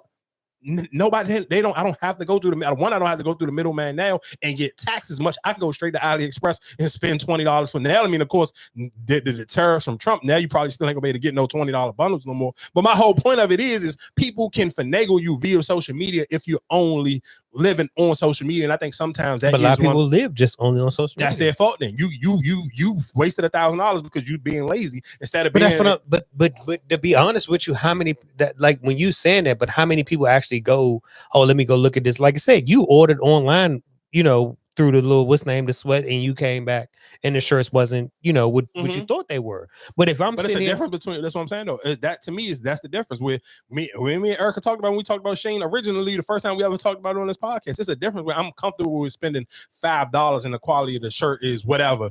Then me saying $1,000, bro. If I'm spending that type of money, I have to be able to go into the store and figure it out. But that's what I'm saying. But people make videos and edit and Photoshop a lot of shit where they can sit here and finesse you. I've seen people do it where they sit here and put all shit together and they never did it. Like I get what you're saying, and I'm not disagreeing with you saying that. All I'm just saying as adults, you should know better to the point where it's like, okay, I'm still going to spend. If I'm going to spend this type of money, I need to be able to personally pull up on somebody. Me personally, I'm not saying that people can do whatever they want. Me personally, I'm not spending nothing over. If it's not from a major company, I'm not spending no hundreds of dollars via the social media, dog. I'm not doing it. But then how do you tell your kid that? So guess what? Those are and we had this conversation all the time. We just had this conversation 2 weeks ago when I asked you about the sneaker stuff. I keep saying, when do you have these conversations with your kid? Especially for everybody who's listening right now, you should start to figure out when it's time to have real conversations with your kids, especially about finances and these tariffs and all of this stuff. Because some of the stuff that you may have ordered your kids previously, if you was ordering your kids stuff on Shein or letting them go order these stuff, like you got to sit here and have real conversations with your kid and tell them, hey, hold on, we may not be ordering all this stuff no more because of what Donald Trump is doing with these tariffs and these prices are starting to go up. You need to have these real conversations with your kids now so it won't be just random. So when they get older, they won't sound dumb like Ish versus Mark Lamar Hill. That's my point. Like sometimes, again, that's why we had literally, I just asked y'all this 2 weeks ago. But we in a different day and age right now, and the conversations are different. Like we said even before when we talked about your prom compared to a prom nowadays. How much your parent, how much they probably, I've been to endless proms and that still didn't add up to what the kids are spending now. Yeah, so you're proving my point is this. No, it's not proving the point. The conversation at the end of the day, you're gonna do what you got to do for your kids, right? But what you because y'all live in a day and age where y'all don't want to keep it real with your kids. Where your parents was okay with saying, "Bro, I ain't got it," and you ain't getting we're not going past this because I ain't got it. Same way back in the day, your parents used to ask you, "Do you got McDonald's money?" and y'all scared to tell y'all kids that. But that's the day and age we live in. Y'all kids are sitting going. But listen, what you saying. Listen what you're saying. You're the day and age when you were saying that, right? That when that was cheaper. But you talking about now, you can't say and be like, oh no, I don't have it. But you do have it. You go to work. They see you go to work. You do have Your it. parents went to work and they told you ain't had McDonald's money. What you mean? They still had it. They provided for 3 kids. But you can't sit here. That's what I'm saying.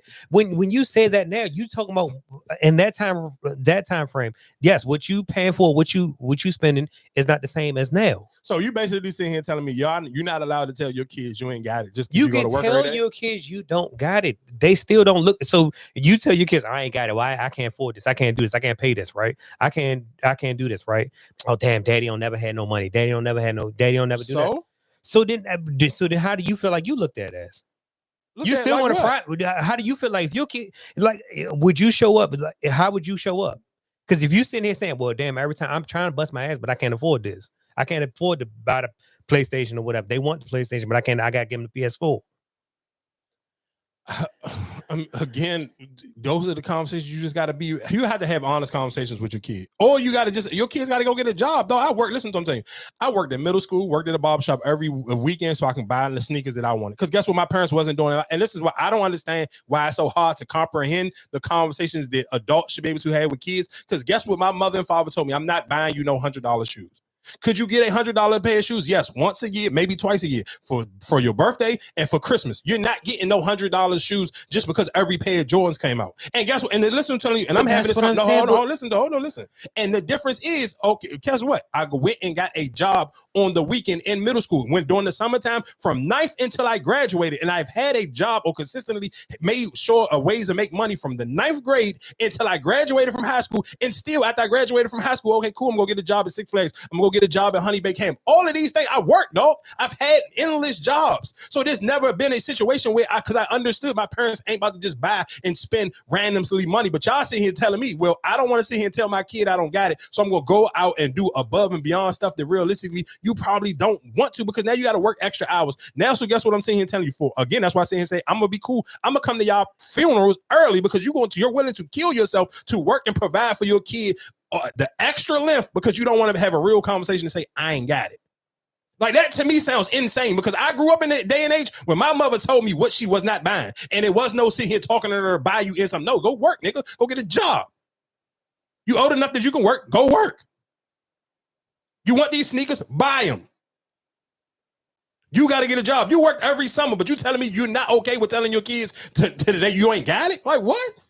How the fuck do that work? As a kid, you literally work from 9th to 12th grade, but you telling me that you can't have a real conversation with your kid and tell them you ain't got it? Y'all better than me. I think he probably it's difficult to tell your children that I don't have it. I mean, I agree at a certain age, you should start having a certain conversations with them so that they can understand real life. If I don't have it, I don't have it. But it's still, as a parent, you don't want to go to your kids and be like, look, like because you're supposed to be the provider. Hey, I don't know what type of time y'all on. I grew up in it. Guess what? When kids had the peg bikes and all of that shit, my mother wasn't buying them shits. We had the knock. When everybody else had a mongoose, guess what we didn't have? We ain't had no fucking mongoose. No, I hear what you're saying. This is my thing. What I'm trying to tell you, right? So, like, I think you don't think about how much you are even just spending or what you spending on. Yes, I'm pretty sure mom and dad made way more than what I'm making right now. Mm-hmm. But it's a fact, I'd never been out the country until I was grown. Mm-hmm. My kids, they've been out the country multiple times. So at the end of the day, I feel like just nowadays how things are, just like even with the online service. Yes, we playing games. Oh, that's all. Woo. I'm sitting here paying both of their for them to play online. That's $40, $50 a month. That's what I'm saying. Like I don't think you look at it like, yes, you do. I have it. I can make it. I can do what I got to do for them. But I'm like, nah, you can't play online. You got to just play on your phone. Look at your phone. Like that's what I'm saying. I can't sit here, but he want to play with their friends. I mean, listen. Just like even going to freaking Sky Zone. They want to sit here and go to Sky Zone. I sit here and bought them a membership instead of buying them a season pass 6 Flags. They rather go to, you know what I'm saying? Like that's what I'm saying. That's freaking $60 a month. Like I said, I'm not. I just imagine, like I said, with playing basketball, even with them camps. That's what I'm saying. Like you saying that, but at the end of the day, like I said, you're going to sit here and be like, no, you can't do it. I mean, I was told no, so I mean, cool. Yeah, you was told no, but that's what I'm saying. But at the end of the day, I'm pretty sure you didn't made enough money, touched enough money, but you don't feel like, nah, I can't do this. You're going to do what you got to do for your kids. I mean, cool, dude. Listen, I'm just. Let me ask you a question. How much you think a birthday party? Let me ask you this. Birthday party wise, what do you think the amount of money you should spend on a birthday party for a kid? I don't know, because let me take. Guess what? Again, when we talk about this is the difference between the era I grew up in. You know what my mom used to sit here and say? You want to have a birthday party or you want to gift this shit? That was what the fuck the options was. It wasn't, you could not do both. You want to get a gift or you want to have a birthday party. And that's how I'm cool with who I am. Give me the gift, bro. I don't give a fuck that birthday party. But that's what I'm saying. But even when y'all figure out how my mother can have these real conversations, but it's this new day and age of parents couldn't have them. Shout out to my mother for being a real nigga then, because she had real nigga conversations at a very young age and when I got older. Like, what the fuck are we talking about? That's what I'm saying. You provided for 3 kids. I get that part. And I think about it, your mother was established at her career when she had, like I said, she wasn't young. So listen to what you just said, Marcus. So you sitting here saying she had more kids and she actually had the money because she had a better job, and she still said no. But you still got it. You don't realize what you had. You had a lot. You don't pay attention. Like I said, people come to our house because we had all the snacks. A lot of people, we go to other people's house, they didn't have that shit in their houses. And they was only one kid. All right. Like I said, birthday party, I don't necessarily know, because I have never threw a kid birthday party, so I don't know how expensive or how cheap it is. So I can't give you a number. But if I had to just randomly try to give up a number, let's just sit here and say $500, I guess. I don't know because I don't have kids. So you're just paying for the party, no gifts, no nothing, right? You're just paying for a party. I guess if that's what it is, I don't know. I don't have kids, so you asking me like I don't know what's the roundabout price. But that's what I'm saying. But you when you sit here and say no, I can't do this. Like I said, you don't want to tell your kid, nah, I can't do it. You're gonna find a way. All right, cool. That's what I'm saying. Today it's a different era. The money and I get. I mean, you can. If you don't want to answer the question, you don't have to. But do you think that it's a different day and age, or you can't say no because you and your kids aren't and their mother ain't together? Because if y'all was together, y'all could stand firm and say no together, and there wouldn't be no backhanded conversations with the kid. Oh, your dad just being broke. You couldn't have none of those type of conversations if y'all all just lived in one house. Do you think it would be easier to say no? And maybe that's why it was easier for mom and dad to say no, because it ain't no going back to ask somebody else. If you hear that one no, that's it. So you saying, is it easy? And do you feel like you don't want to say no because you don't want your kids to sit here and run and go ask mommy, and then you got to hear some backhanded, my baby father don't do, like, do you think that is one of the reasons why? But I'm probably more of the person who would say no to a lot of things. So that's what I'm saying. That's what I'm saying. So I feel like the expectation, or even anything, what you ask for, or what you want, or what you want to get. Like I said, even when it comes to shoes, you're looking for a shoe. Oh, damn, I just gave you a shitload of shoes. Then like, oh, well, I can't fit them no more. Or I can't, you know what I'm saying? Like, so then now, all right, you want more shoes. But you just, like I said, you look at it, everybody's situation is different. Even if we were still in the same house, I feel like it would still be the same way. You're going to have to ask, oh, you would tell, like, that's even like with us. Oh, ask mom, oh, is that, you know what I'm saying? You still had that conversation. Like, oh, you know, mom would say yeah, or dad would say, you know what I'm saying? You have that one parent who might say yeah, and one parent wouldn't. I don't think it would make the difference. So I had the conversation. My daughter, she was like, "Oh, well, for my prom, I want to go to Ruth Chris, and I want my dress. It shouldn't be more than like a few $1,000s. Like just running shit off. Like I got money like that. So of course, like I said, I'm not gonna say that's the expectation at a young age, but I did when it got to a certain age. I'm breaking it down. Like, look, this is what this is. I might not have it all the time. If I have it, you have it. But if I don't have it, then you can't give me no flack on why you can't get it. So she was like, well, I mean, I'm not like 1,000, like, well, maybe just like maybe 2,000, 1,000. I'll pay for everything else. She has a job. So she already knows I'm not doing this by myself. And if I do, it's going to be on a budget. I'm only one person. I mean, like I said, I don't. That is the expectation. That's why I bring these conversations to y'all, because I don't have kids, so I don't necessarily know. I think that's one of the reasons why I never just saying no. So like, all right, you tell your kid no. So like, all right, she ain't going to prom. She don't want to do like. So then, what do you do? So it's not about it's telling them no. If it's a no, then it has to be. This is what we doing right here. It can't unless you just flat out. Okay, so I don't know how you was raised, Erica. Do you feel like did you feel like when you was a kid, your parents' no's came with an explanation, or was it just a no? Most of the time, it was my mother. It might have been an explanation. My father was just a no. That's what. So do you? Okay, I guess just because you know the way you were raised, do you ever feel like a sucker sometimes as a parent? Like, why the fuck am I explaining myself? Because the reason why I asked that because I know when I'm listening to DJ Envy and his wife, like DJ Envy would be like he's the one with the heart and like just a no, and his wife would be no with an expectation. So that's why I kind of asked those questions. But no, but that's why even now when I tell my kids no, they know to go to mom or dad, and they would give them what they want. So that's what I'm saying. Like, that's why I say, when you say that, that's why I say, I feel like just being a parent, it's like, all right, yeah, I can tell you no, but then you go to your grandparents or you go to somebody else, it's like, oh, all right, oh, Uncle Mikey, he gonna do this, he gonna do that. Like I said, everybody know who you can go to or who you can ask or who you can say something to. I mean, I get it. Like I said, I just don't, to me personally, I do think realistically, I thought about this even with the Tariffs thing when I seen that, like, damn, the prices may go up on like Nikes and Adidas and Under Armour. And I kind of was thinking like, damn, as if I was a parent, because as soon as I heard that, I kind of was wondering, like, damn, if I was a parent, when do you have those conversations with your kid, or do you don't say nothing to your kid, and you kind of work extra hours and kind of like putting the extra wear and tear on your body just not to have the real conversations? I feel like with as your a kid? parent, if you can do it, then you do it, because you don't ever want your child to bear the weight of, oh, well, mom can't afford this. Like, they feel like they need to try to help you, or, oh, you know what I'm saying? You don't want them to feel that way. But if it gets to the point where you can't do it, then you have to have that real conversation. And as they get older, you have to let them, you have to make them understand that, like, I work for this. This don't come, like, it's not easy. You do have to have those conversations eventually. But I feel like for me, if I can do it and I'm not gonna kill myself, I'm gonna do it. And your kids know that. But you don't ever want them to feel like they're a burden, I should say. Like, oh, like, I'm not gonna ask for nothing, or, you know what I'm saying? Because they have feelings and emotions too. So I feel like that's where you find yourself explaining, because as a kid, you was just no.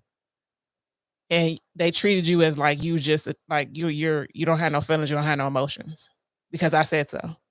But okay, so I'm not going to explain every single thing, but I feel like their kids are humans. They have feelings, they have emotions. So I guess my question is, do you feel that way now, I guess, as a parent? Because maybe I'm sure, like, do you feel like, I guess, as an adult now, do y'all just feel like because you are more emotionally intelligent than probably our parents was, because they probably didn't know some of those words, like the words you sit here using now, where it's like, I'm like, oh, y'all this is just this new day and age shit. When you sit here saying, but your kids can tell you that.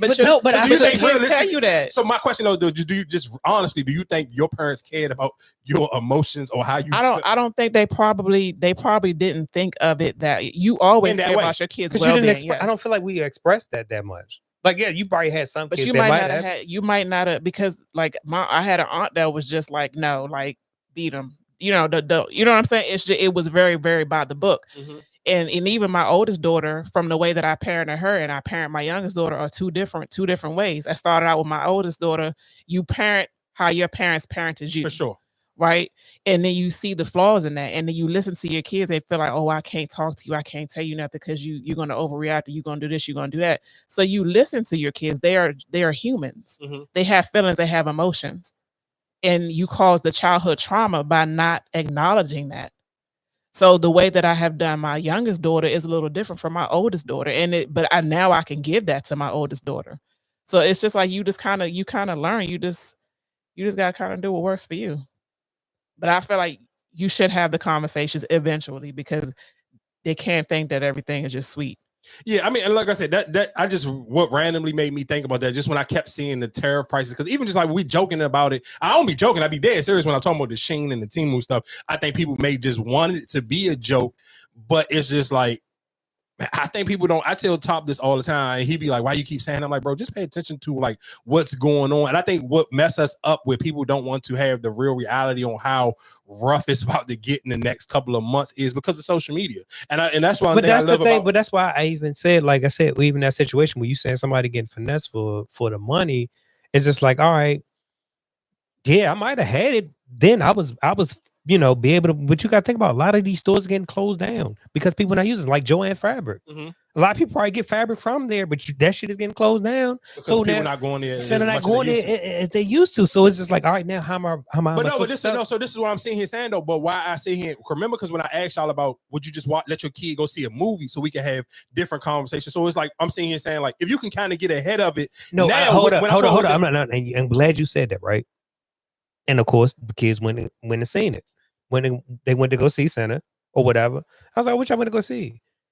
And Cody's like, oh, I don't know, some movie. I ain't paying no mind. It was just stupid. I ain't paying no mind. And so I said, well, Caden, what'd you go see? He was like, oh, we went to go see Center.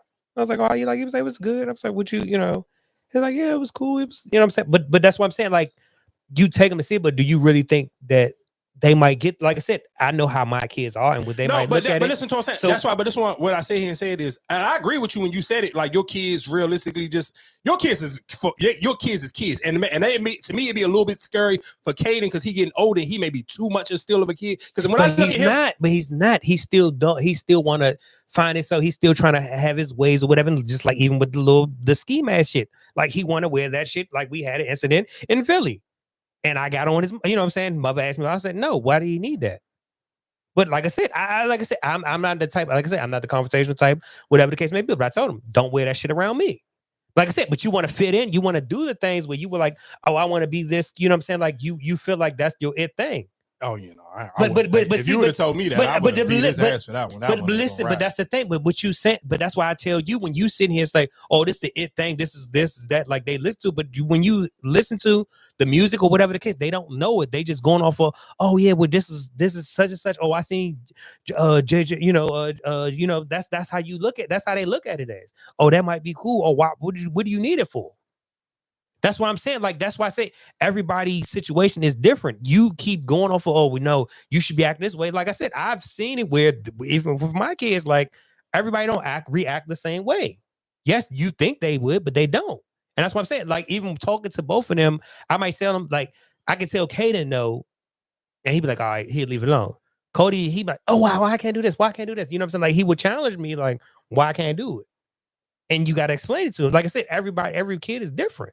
So you can't, like I said, you can police and tell them like, no. Yeah, I mean, but like I said, with the Centers thing, maybe to me was just me seeing it as an adult. I don't think realistically. I mean, cool. If you want to take your kids to see it, then cool. Go ahead, knock yourself out. I just think that movie is too complex for a kid. Period. Me personally, I'm not going to go for my kids watching fucking Minecraft to sit here going to this. Like that movie is too. And I was happy when I heard like this week when I heard a lot of like to me, I think like smarter podcasters even kind of sit here and say like that movie is kind of too in detail for people to ever think you can give a spoiler. Because I think that is again, I had conversations all after I put the clip up from last week's episode. And endless people were sitting here DMing me saying like, yeah, that's a movie that you kind of got to go see 2 or 3 times, or you got to wait until it come on streaming so you can pause it and really kind of digest what you're watching. So I wouldn't expect for a kid to see that movie and even actually understand what they was really watching, because I think that movie is too in detail.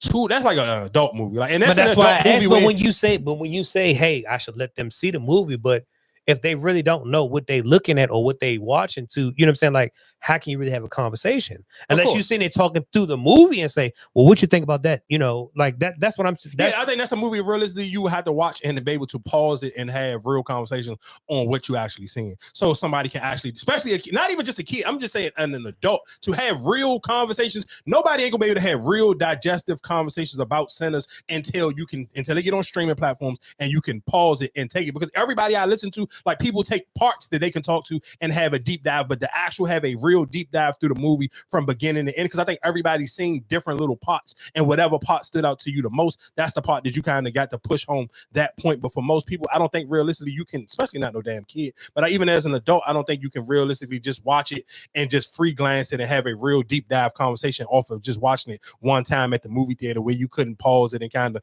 really take notes and really break down and digest what you see and saying. But to kind of move on, because we've been on that, but to still stay in the parent conversation, there is a gentleman who took justice in his own hand. So I'm gonna play this clip of this gentleman who basically killed the police officer, and this police officer shot his son. I'm gonna play it and we can kind of digest and talk about it after this clip. Tonight, authorities in Ohio say the man who allegedly rammed his car into a sheriff's deputy, killing him, did so intentionally. The suspect appearing in court today is the father of an 18-year-old killed in an officer-involved shooting on Thursday. The suspect charged with aggravated murder. Here's ABC's Christiane Cordero. Tonight, authorities say the shooting of an 18-year-old captured on police body cam is connected to the death of an Ohio deputy after that teen's father allegedly hit him with a car a day later. Prosecutors say the attack was calculated and premeditated. Cincinnati PD responding to reports of a stolen Kia at an apartment building Thursday morning. 4 suspects then fleeing police. Among them, 18-year-old Ryan Hinton.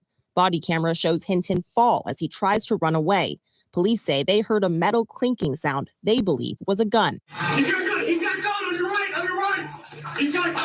As Hinton emerges from behind a dumpster, authorities say another officer firing 4 or 5 shots. The officer says that he saw the suspect point the firearm at him. Yes.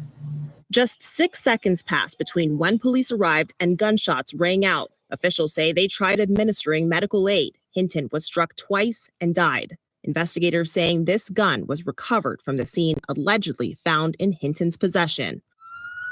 On Friday, a day after that shooting and 2 hours after the Hinton family reviewed the body camera footage, according to the family's lawyer, a driver crashing a car into a Hamilton County deputy directing traffic near a commencement ceremony, killing him. The suspect, authorities say, is Ryan Hinton's father, Rodney Hinton Jr. Hinton's attorney calling the officer's death a horrific tragedy.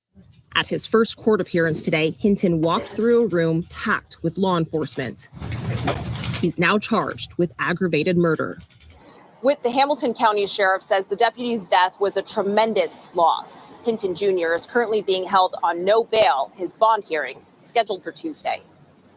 Christian Cordero, thank you. Next tonight, Death was a. So, I mean, of course, like I said, this was a gentleman basically taking the law and the justice system into his own hands. And I do think realistically, to me, I mean, of course, as sometimes when we see these clips and you hear about these police officers killing kids, not even kids, but just people in general, and you kind of like, I mean, of course, most of the time you'll see, and that's when we talk about attorney Ben Crump and you call it like an ambulance chase and all of those things. We have all those conversations in those different thought processes on how they work and even people getting paid in the family. I'm not hearing a dad do this because I think for some people, if we've been honest, I think most of the time in our mind, we always want to do what he did, or in our mind say, oh, if this was my kid, this is what I would do, or if this was somebody. So to be honest, I appreciate what he did because I do think sometimes, because a lot of times we have thoughts and you don't appreciate it until you actually see it played out and how you would feel and kind of be like, damn, that's how most people probably feel. Because I don't necessarily, for somebody, if you feel like it was an accident, the money may not be enough for you.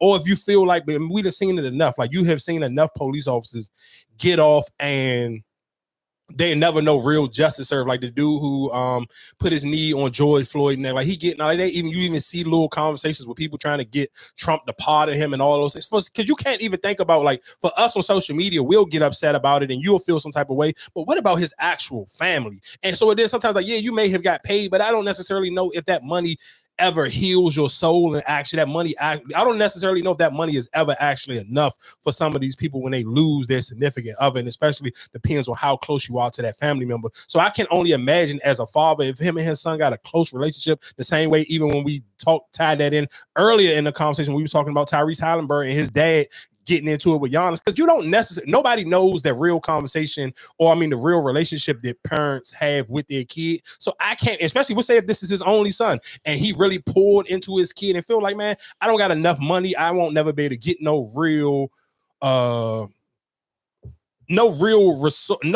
answer or no real punishment for my son losing his life, especially if you feel like your son was a good kid, or maybe just something like you just didn't feel that death didn't sit right in your spirit, so you took it into your own hands. Like I'm not, and that's what I'm saying. I'm not. My only question was it the actual person who shot him? Yeah. Oh, okay. I didn't know if it was just a random. No, it was the actual police officer that shot him.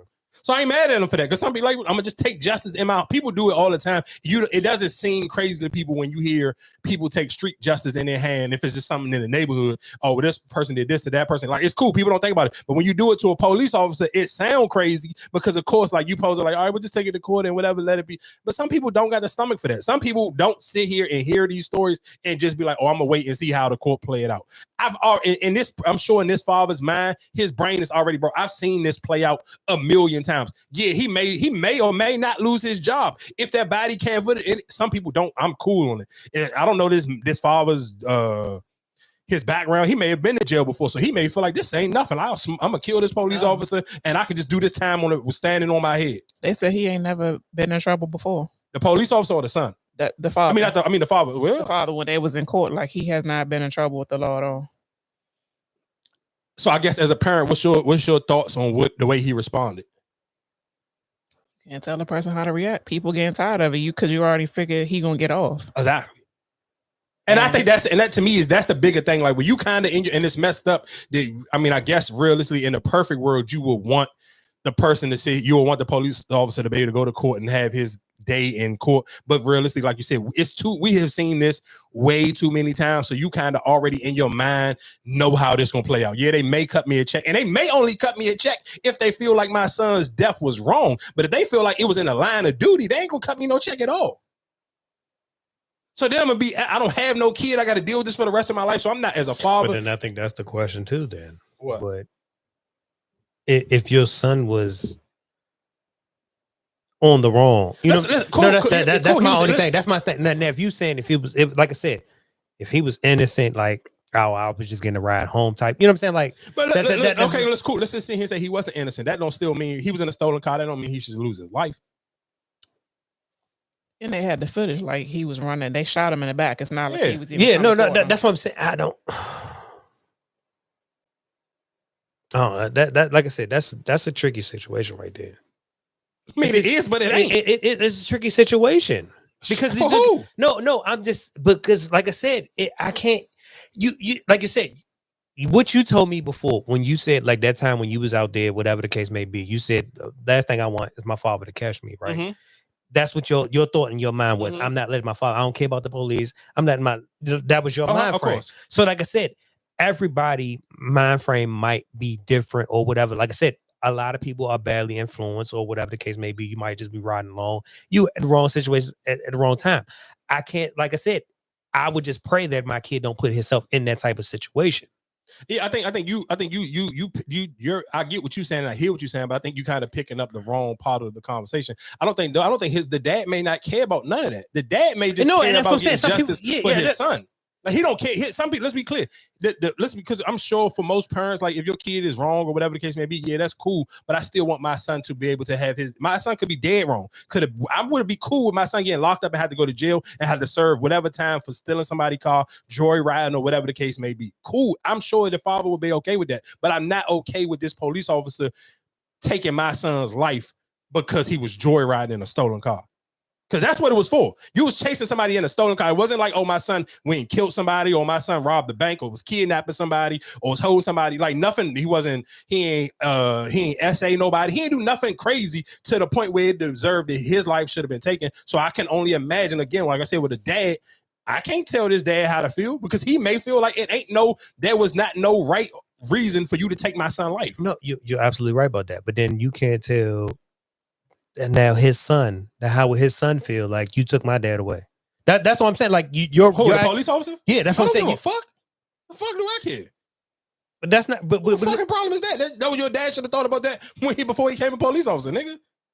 You signed up for this job. I ain't fill out that application for you. Same way y'all treat people who work at McDonald's or wherever else. Nigga, I ain't fill out that application for you. That come with the job, dog. I don't care. You took my son's life, pack it up. I ain't mad. I'm not mad at the father, dog. I don't give a fuck about how your family feel. Did you care about how me and my family was gonna feel when you took our son's life down and you gunned them down from behind? No. So why the fuck do I care about you or your family or your kid or whoever else you got that I left that you got to leave with you? Deal with it, nigga. You gonna get a pension? Your kid's gonna be A-okay.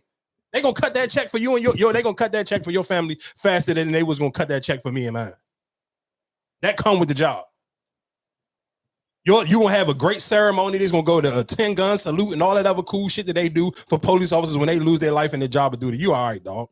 I did you a favor. Back it the fuck on up. Real quick, but just because I do want to sit here and talk, and this is going to sound, I ain't even gonna say this is a crazy transition. This is probably a right transition on the right response.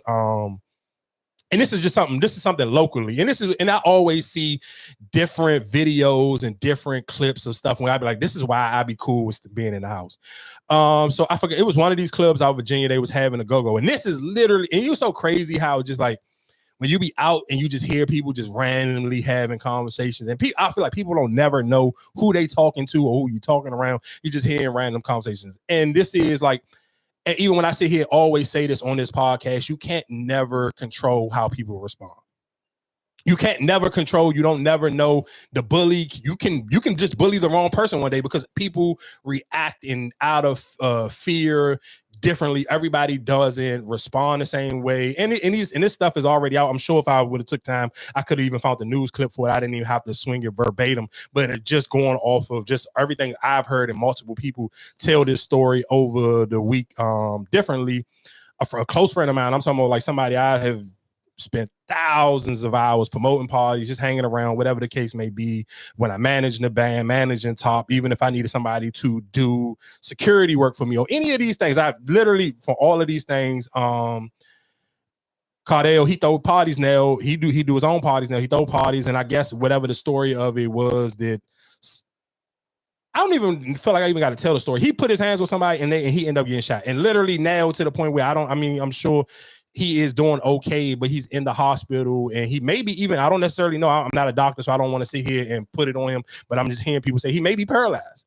And the reason why I want to bring this conversation and have the conversation now is because I always sit here and say, you can't tell people how to respond to you. So you sitting here putting your hands on somebody, a nigga may feel like he can't beat you. He couldn't beat you. And even just from me hearing the conversation, I don't know all of it's true because I can't talk to him because I can't call him right now because, of course, he's still in the hospital. He's still being sedated and stuff like that. So I can't even get the conversation from him verbatim. But just going off of the conversations that I'm hearing, you can't sit here and feel like you can just put your hands on everybody. Because some people they may not know how to fight. And some people may not respond to you putting your hands on them in the point where they could just take it on the L, or the people they with may just allow it and just never pay it no attention. So you kind of can't control that. And that's one of the reasons why I sit here and say, one, you got to be very careful on how you move when you outside. And that's one of the reasons why and like I said, I don't never try to have these conversations for people in their 20s because I can't tell somebody in their 20s to sit in the house earlier. But and it was so funny. I seen another friend of ours when they was just like, I can't believe some people in their later 30s and their early 40s, and they still get so excited about still going outside. And like I said, again, when we're talking about, I can't think everybody outside is different. Yeah, everybody outside is different for sure. But then a lot of people is still just like, I always say like, damn, you can't, and listen, I'm saying he's making good money off of it. Like Cardell has literally went from just somebody hanging with the promoters to becoming a promoter where people was like his parties was official. Like he was at one point in time the only person packing out certain clubs and certain venues. That's all cool. So you can't tell somebody man, you shouldn't be still going out because you're making money. You're making money. I ain't about to tell nobody. I'm not about to pay nobody bills for them. So I can't tell somebody to stop going outside. But all I think I can do is tell people is if you aren't making money from going outside, sometimes you got to question is the pros and cons of going outside. You got to kind of let them outweigh themselves at one point in time. And like I said, I want to say this, and that's why I say I feel like even with you, like I said, when we have these conversations about just everybody reacts different, of course, and that's why I'm just sometimes it's like, is it really worth losing your life or even putting yourself in those situations? But again, when we I'm with you on that, and I even thought about it when we had these conversations all the time. But I think everybody's you have to listen to what I'm saying. For every reaction, somebody else is going to have a reaction to your reaction. So you have to think twice about what you're doing, and you have to be okay with the consequences as well. You're absolutely. So if you put your hands on somebody or you pull a gun out on somebody, you have to be, even perfect example, even for the person who shot them, people seen it. Niggas know who did it or whatever happened. So you have to be okay with whatever consequences come with what your reaction was. So it's no right or wrong answer to how people respond, but you have to always know there may be a response and you have to be okay with what the response is going to be. But you can't sit here and think that just like, and that's why to me, sometimes you got to weigh your options. Is it really worth even putting myself in those situations? So that's why you said everybody outside look differently. So if I'm to the point where I know for a fact, could I make money outside? Absolutely. But do I want to make money outside? And that's where sometimes, like I said, I'm not here to direct people to want to, everybody have to live the same way because everybody path, you're going to get to where you're going to go when it's time for you to get there. But sometimes you got to be like, bro, is it worth it? Is it worth me to go into a go-go to just maybe this how it's going to play out? No, but not just even in the go-go situation. It's just, to me, it's just like certain things, even when we had the conversation earlier about the whole with the phone ringing or whatever the case may be, it's just some scenarios where I just like your reaction to how you might react to it. Is it really worth you reacting to it? Because you can sit here and snap like, oh, who the fuck is this calling you? And then somebody else might be like, oh, what you doing? Like, get your hand, like you being aggressive. So that's why I'm just like, sometimes it's just like, dog, you can let it go. Live to see another day. Like you sitting here tripping out and doing all that. Let the shit go. Like you reacting to certain shit. Like it don't have to be that serious. No, and that's what I'm saying. Like a lot of people, yes, you got this testosterone. You feel like you're a male. He disrespecting, but at the end of the day, that's your life. You only get one. No, of course. Listen, what I'm saying. I don't disagree with nothing that you're saying. But again, that male ego, that pride. Sometimes niggas can't cut it off, and sometimes and when you, but you got it. But then now you're looking at yourself like, damn, did I make the right decision? Your ego can cost you your life. No, listen to what I'm saying. Of course it can. I'm not disagreeing with what you're saying, but again, you know how you can eliminate all of those things? Take myself and don't put myself in those situations where it can even escalate to that point. Like, don't even. But sometimes you get in those situations where you don't know what. No, listen to what I'm saying. Of course, and listen to what I'm saying. If that response, listen to what I'm saying. If that same scenario happens somewhere else, then it's a lot easier for me to be like. It's harder to punch holes in this conversation, but it's easier for me to sit here and say, I don't necessarily know if they was drunk or whatever the case may be. But 9 times out of 10, I'm just going hypothetical because I haven't got a chance to talk to them. I'm sure with some liquor in response because you know why? Because you're in a club and y'all sitting here going, and most of y'all, especially if you're going to go-go's and you've been going to go-go's the last 15 years, I don't know nobody who can go to a go-go and be sober as October.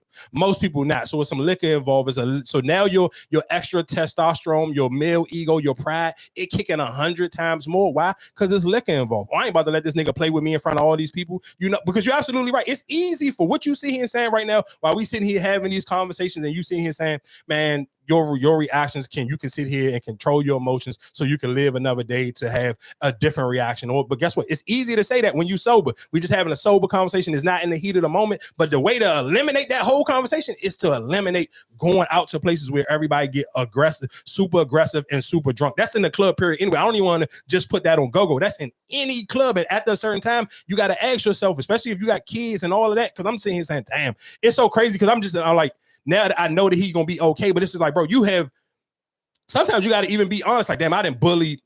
Let's say I done bullied over 200 people. I didn't be able to do the same move because I heard somebody talking and say this wasn't the first time him and this same person then got into the same type of altercation. And I don't know if that response was like, I let it slide the first time, the second time, or maybe somebody else seen it. I don't know how it was played out because like I said, this is basically at this point, you're only hearing he say, she say, and people maybe leaving out some information because it happened. People was there. People seen the whole thing play out. So realistically, you don't know how people are digesting and passing these conversations. But again, like I said, I hear what you're saying, but for me, even when Top first sent me this joke, he said, I'm like, of course, I'm not up at that time of night, so I see it in the morning, and he's like, boom, this happened. This was Cardi, and I'm like, damn, what, is he all right? And he was like, yeah, cool. Then I get in another group, I get a group text, and the niggas like, Mikey, what's up with Cardi? He all right? This and the third. And I'm like, yeah, from what I know, whatever case may be. So I'm, just you reach out, you hear conversations. But again, all of these things can be avoided. Like, bro, just not going out. But like I said, I can't tell somebody if this is your livelihood and this is how you pay bills. I can't tell nobody how to not pay their bills. But to me, we talking about leisure. I'm just talking about people who are listening, and this is your leisure. You have to start to sit here and say, at what age do I stop going out to everything? Everything ain't meant for me to go. If I've already, especially again, we talking about if you lived in the DMV area, majority of your life, you'd have been to endless go-go's, you'd have been to endless parties. Ain't none of that shit look no different. When I sit here and see videos of people, and I be telling, because me and Top, he always send me videos of people out at the club at nighttime, and I just be like, bro, look at how everybody just standing there. People just sometimes go to certain stuff now just to be like they was there. Because you ain't even doing them. Like everybody, I swear to God, he sent me, I forgot what club they was at, but they was at some joint in the city, and it was like, it's a regular, because the way the DC clubs is now, they ain't even real strip clubs no more, but they got strippers in the regular club, like on the floor, and everybody just standing and just looking and just standing around.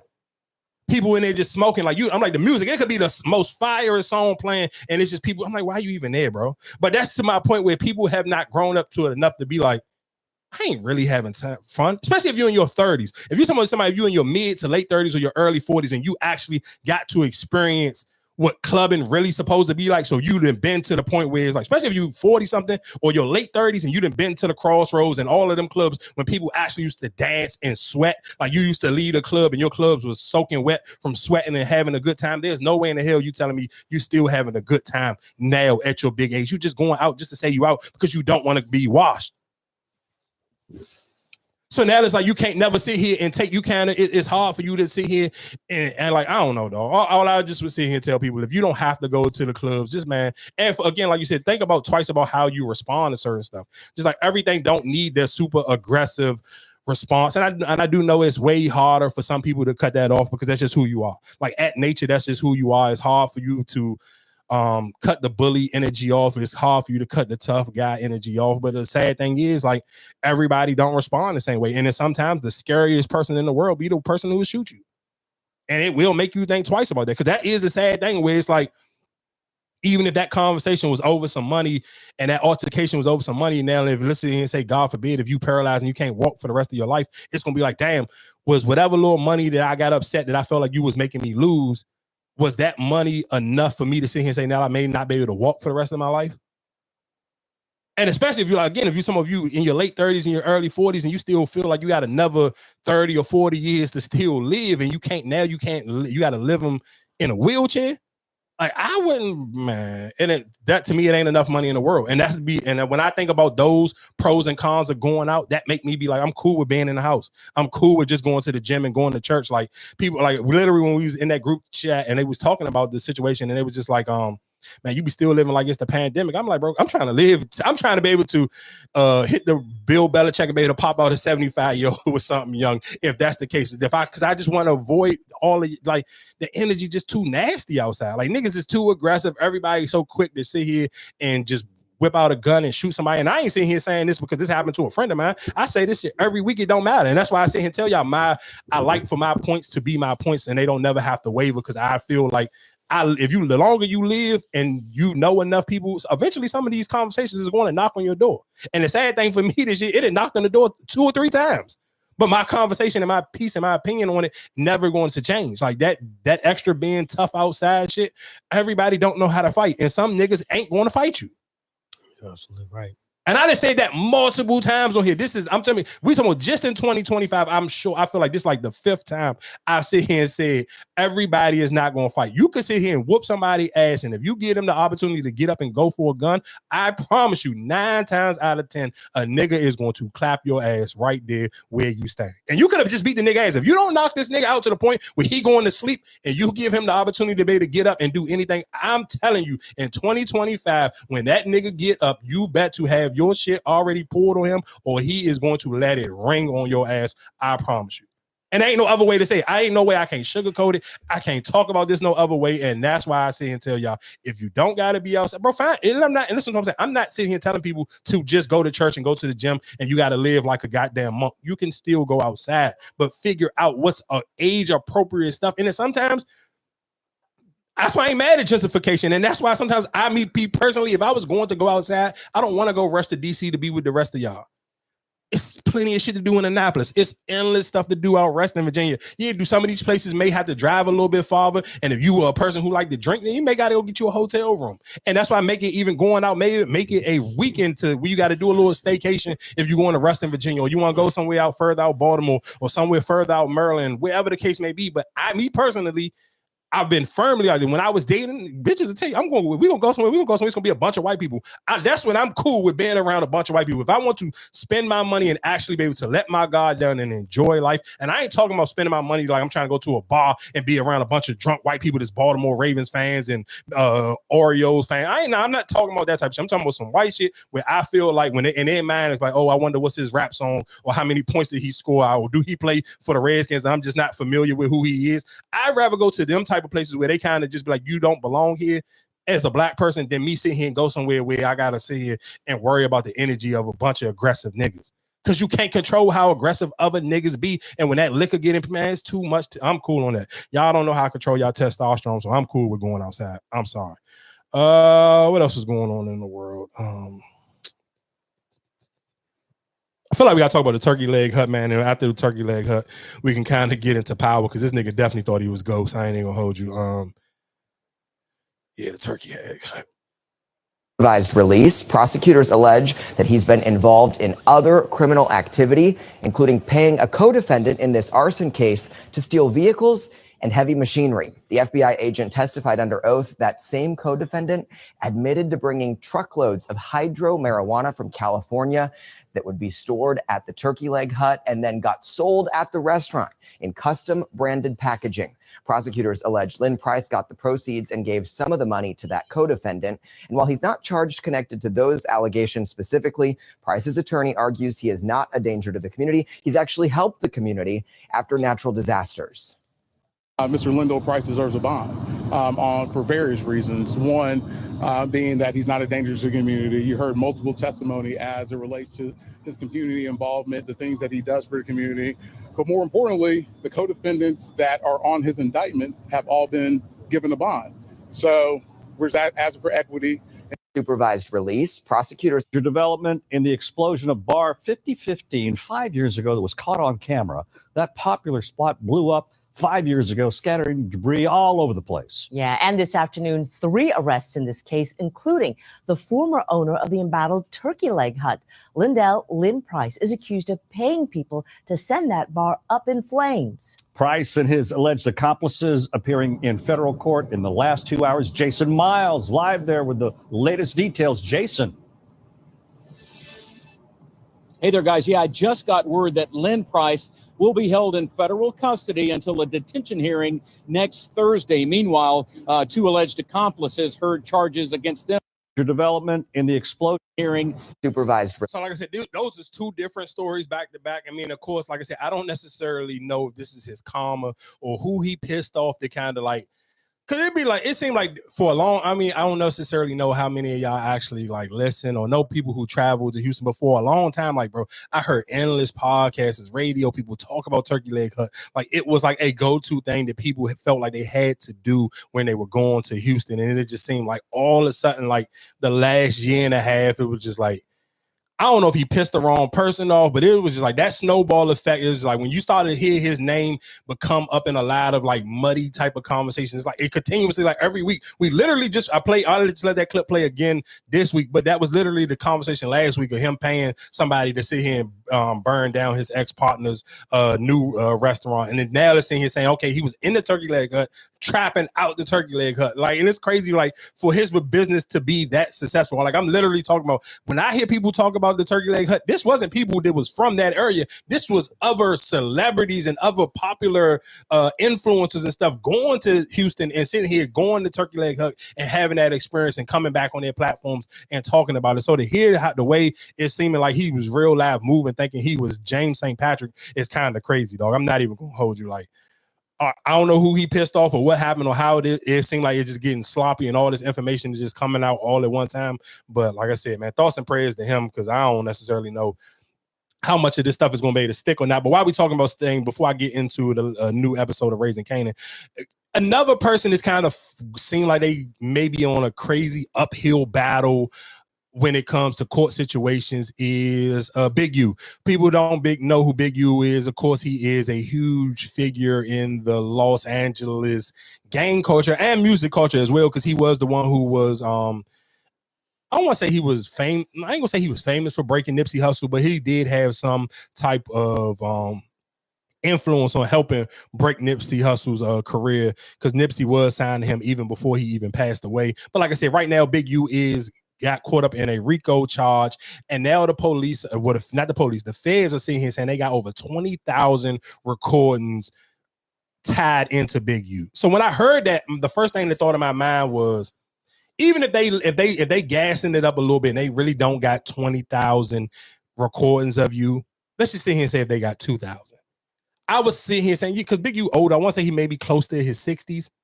I was wondering, just like, would I just sit here and just say plead guilty to whatever the lesser charge they're going to give me or whatever the lesser time and just call it a day? Because it'd be like, what's the purpose of even trying to fight some of these charges? Because it's like, I mean, and of course, some people may think like, well, Young Thug, you could say the same thing about Young Thug. He fought it and he beat it. Or you can sit here and say the same thing about YMW Melly. And the crazy, happy birthday to YMW Melly.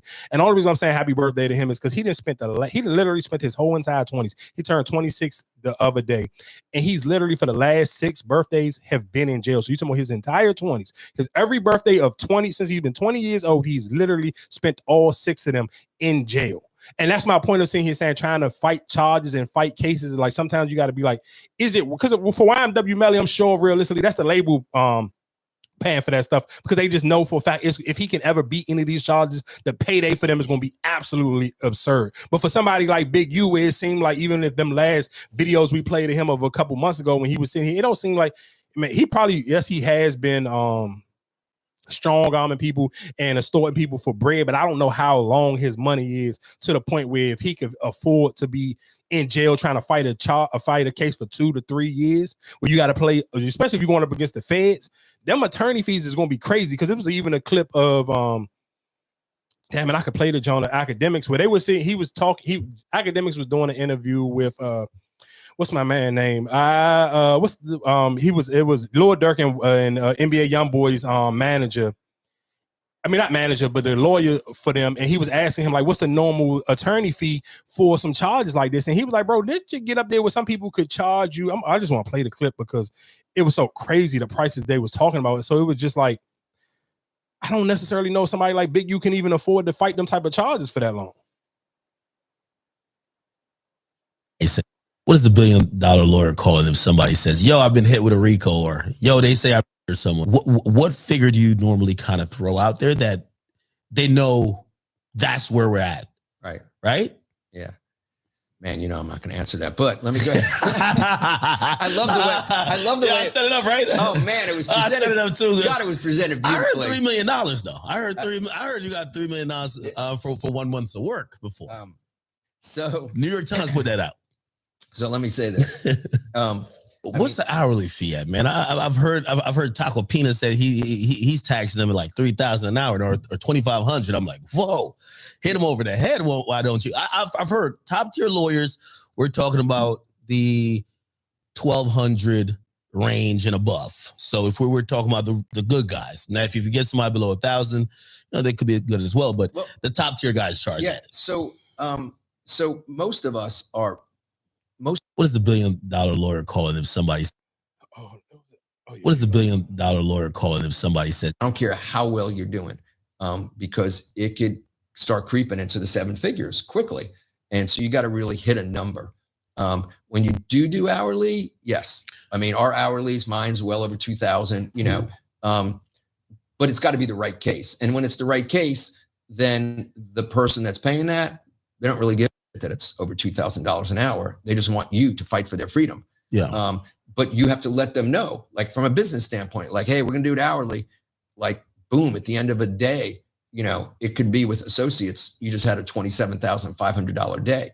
That's why hourlies are very, very tricky. A lot of these super successful performers, man, they've been through it. They've been through transactional lawyers, entertainment lawyers. They've been in litigation. They have an incredible appreciation of good legal work. And you'd be surprised. A lot of them are like, what's the fee? Let's take care of business and let's the case. And that's the end of it. I don't care how well you're doing. Because so that was my point. And I guess the reason why I wanted to play that clip, because even to ask y'all is, if you were looking at a crazy amount of time and you are closer to your 60s or late 50s, would you still, especially if you feel like the feds may have a real case against you? Because I mean, you know the crimes you actually commit. So I mean, of course, if any of these, let's just sit here and say 2% of these conversations and rumors you've heard about Big U, some of them, they may be true. They may not be true, but let's just say 2% of them are true. I don't necessarily know if I want to keep wasting money on lawyers when I'm hearing that the fees can get up that high. And especially if you got to fight those type of charges, when you're talking about RICO charges, and that is what Big U was facing. I was like, bro, I'd rather, to me, you do your family and do yourself a better service with just like, bro, just take a plea deal and give it up instead of wasting money on lawyers. You sitting here trying to fight lawyers and paying lawyer fees for years. I don't necessarily know if he can afford to pay them. So it's like, at what age or what, like, if you're looking at 20 some plus years and you already, let's just say and say you 60, would you hang it up or you would still here and try to fight it? Because what if he end up getting found guilty? Now you done paid all these lawyer fees, and now you got to pay lawyer fees from the beginning. That's my point. But you've been paying lawyer fees. You've been paying all this. You've been paying police or whatever the case, man. You've been paying people off. No, but you're missing it. It's a difference between, it's easier for me to pay for stuff if I'm still out and I can still collect money and I can still make money. But you sitting here saying if I'm sitting in jail now, I ain't making money no more. Right, but I'm not going to take that if I'm in jail, I want to sit here and I want to stay out of jail. So I'm gonna pay those fees. I'm gonna keep paying. If you gotta keep me out, I'm gonna pay whoever can keep me out of jail. That's what you looking at. If I've been paying off and getting away with all this shit from day one, why the hell I'm gonna sit and be like, all right, I'm gonna just give up? You've been paying, you've been getting out of it from whatever you've been doing for God knows how long. Maybe I'm just looking at it like I feel like if you ain't gonna beat it, if you don't guarantee know that you're gonna beat these charges, I just don't want to keep wasting money because now who gonna take care of my family for the next? And let's see and say if I gotta do 20 years, who gonna take? He's not, because you gotta think about it, he ain't a rapper, he ain't no basketball. He was a store. Let's say if he was extorting people, he was robbing, he was getting. So you basically had to be outside to get this money because if you in jail and you facing 20 years, you ain't gonna be able to extort nobody from jail. Because those people that you had to kind of actually get up on and strong on them to pat their pockets. Well, again, when we talking about bullying, you got to actually be up on somebody and pat them pockets sometimes to get them to sit here and pay or give you some money or whatever the case may be. Now, if you locked up, you can't pat them pockets in person no more. Now, that's not guaranteed that you're still going to have that money flow. So now, okay, cool. You sit here try to fight a charge and then you end up losing. And now you get hit with 20 years. Your wife still got to live for the next 20 years. Now, how she gonna afford to? You had her in this nice size house. Who gonna afford to be able to pay this bill now? Because she ain't been working for the last 30 years because you've been doing you. You've been outside. You've been getting it together. She ain't had no job. So now, how she gonna pay the mortgage on this house? So that's my point of saying. He said because if you fighting, let's see, he said it take you 3 years to fight this case, and then you still end up losing, and now you got to do 20 years. So now, what you gonna do? You ain't gonna have no bread because I'm sure by the time you eventually get convicted and found guilty after them 3 years of you fighting in charge, I know your money gonna be tapped. If it ain't gonna be if you're not gonna be completely broke, you're gonna be damn near broke. So now your wife gotta sit here and struggle for the next 20 years because you ain't gonna be able to come home and do nothing. You're already 60, so you saying you got to do 20? That's 80. You're gonna be 80 years old when you come home. What you gonna do? What's she gonna do? Now she can't sell no coochie. She ain't 25. Niggas ain't trying to buy no 50, 60-year-old box. So what you got the workers for? Because I mean, no, yeah, work. I mean, you got caught in a RICO. So who you gonna be able to call? Who picking up the phone for you? But okay, so all right, so and some of your workers then got locked up now. So is this the same like when did Meech get with the BMF? Like when he got locked up early?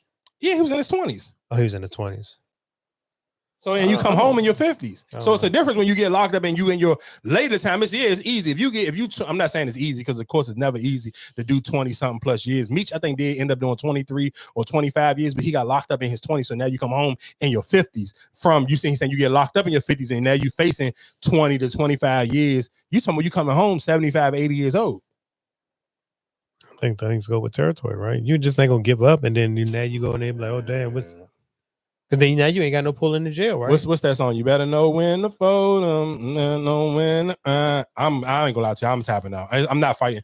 At 50 years old, I ain't trying to fight nothing. Especially if I know for a fact some of this shit true, I ain't fighting it. Whatever the lesser charge I can take, I'm taking it. Give me my plea, let me go about my bed. Because it's just like, what's the point?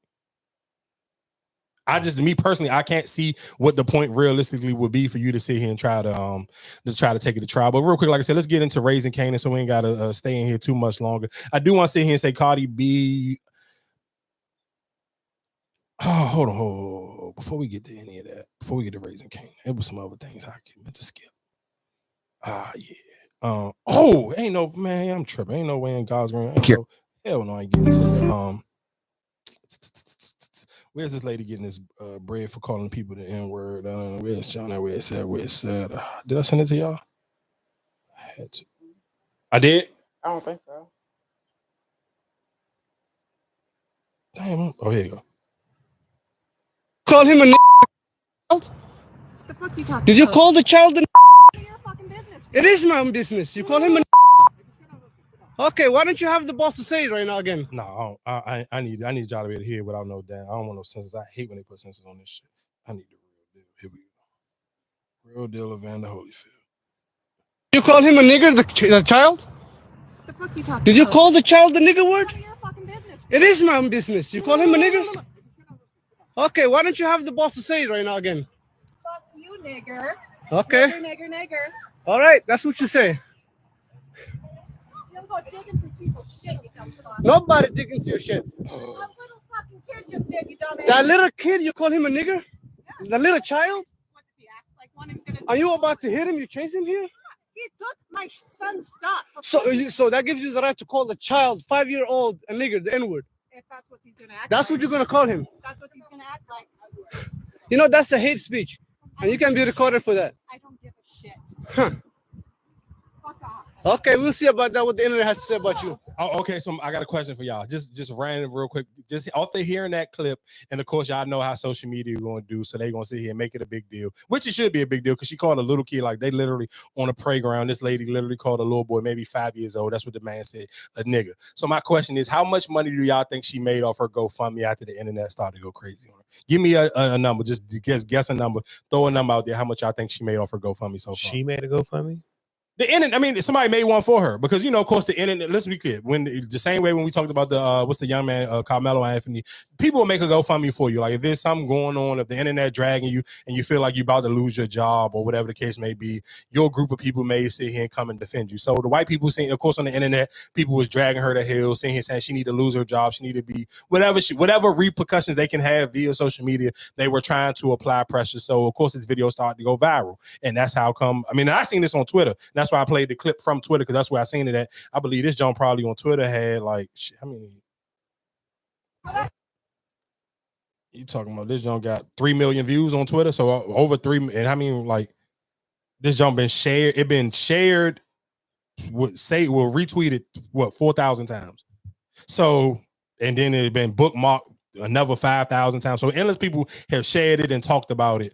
So people, of course, realistically trying to get her to lose her job. So, of course, her people come to her defense, make her a GoFundMe. I want to know, asking y'all, how much money do y'all think did her GoFundMe hit before this story, where it's at right now?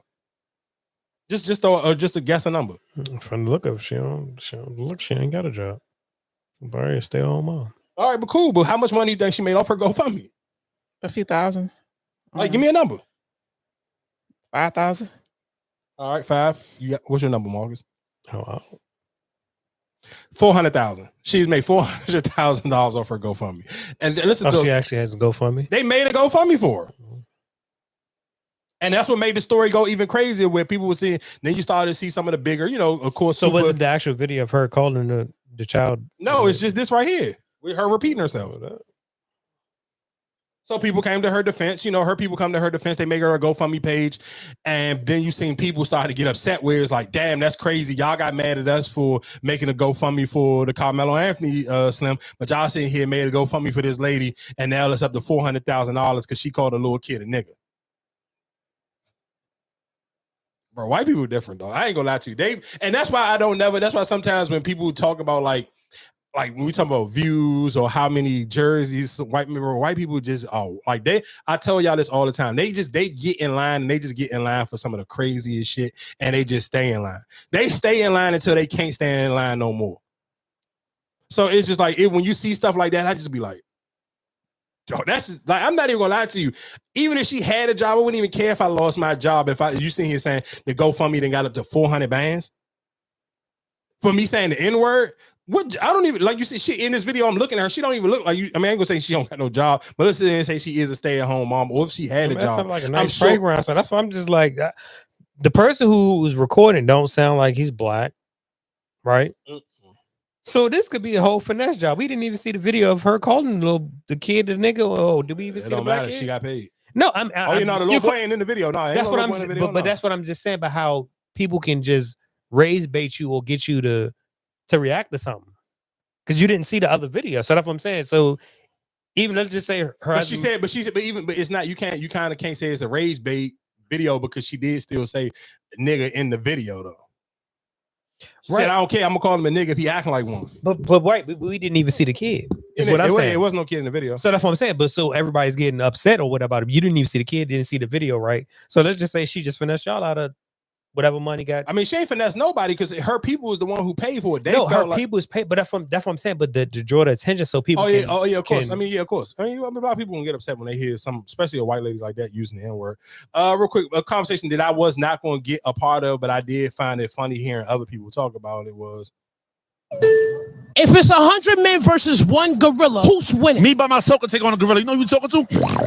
So what you doing to the gorilla? Word of my mother, I'm grabbing him by his ball sack. I'm gangster. What if he picks somebody out and snap him in half? He would be distracted with one, but there is 99 free. Who's winning? The gorilla. Why? He's a killer. 1,000 bottles of baby all on the wall. Well, if we had you, we'd put you in front of us and you can handle the gorilla. You gonna put me up for sacrifice? If he punched me, I'm dead. I might shit on myself, B. You might shit on yourself. RP Harambe, but that other ape y'all put against 100 of us? Harambe? Did he just smoke on Harambe? That's crazy. Who you sending in to fight the gorilla? Mike Tyson. Mike Tyson? This man can't even beat Jake Paul. I ain't gonna lie, she sit on that nigga neck. The gorilla is finished. What you want to say to Curious George? I ain't gonna lie, bro. You mad pussy, bro. That nigga with the yellow hat ain't on shit, bro. The men is losing. Why the men losing? They can't get a job. You can't get money. You're a bum. You smoke weed all day. Your stamina was fucked up. You're done.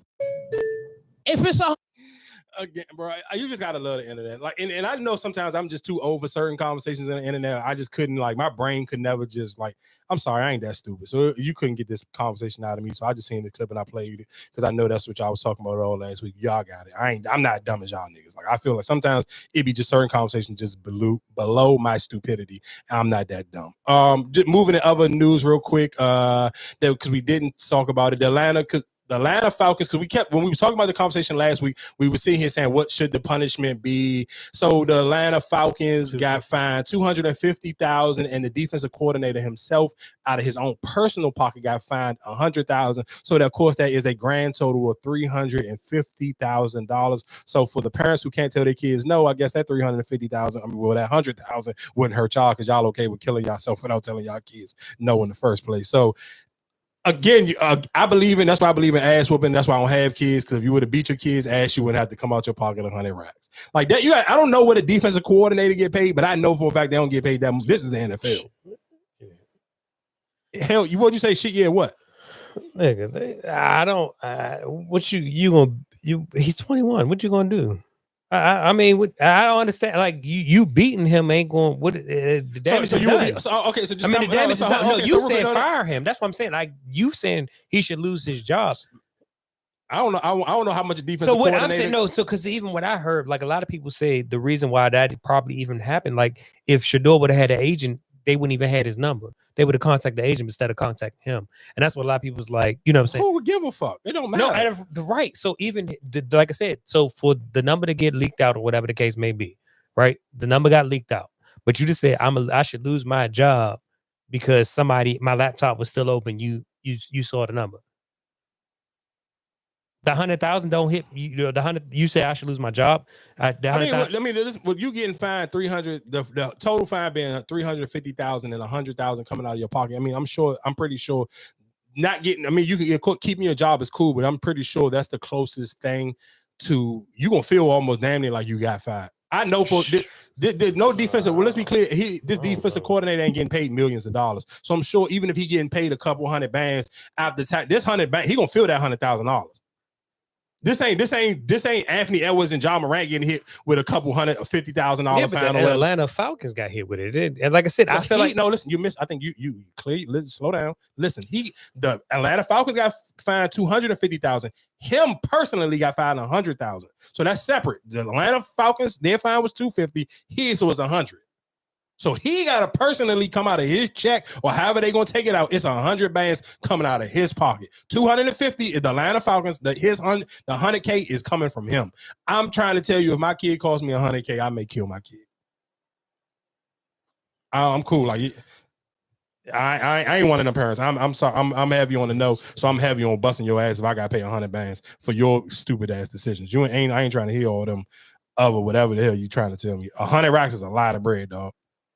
100 racks is a lot of money, especially if you're not some crazy multi-millionaire. If you're a crazy multi-millionaire, oh man, I can't believe I'm about to. All right, real quick, one other jump before we get out of here. And Bella was pissing me off because she kept sending me this joint, and she was sitting here saying, and she was this lady. She feel for this lady because she would have want to left her. So it's a couple, and they kind of went viral a minute ago, and I really ain't paid no attention. It was a woman, her boyfriend basically got shot in the head, I believe, and she's staying with them. Because they have a kid, so it's her baby father, but it's her boyfriend. I guess he was a street dude. He ended up getting shot in the head and surviving.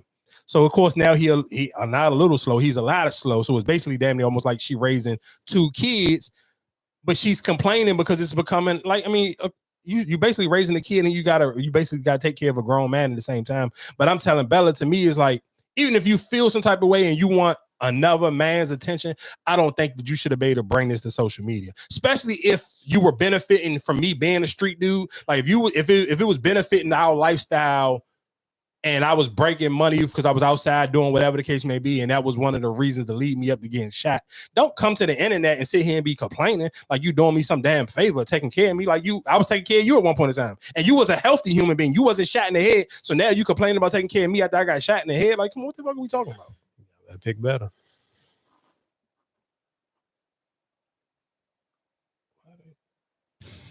Conversation. At least it's gonna be heavy for me.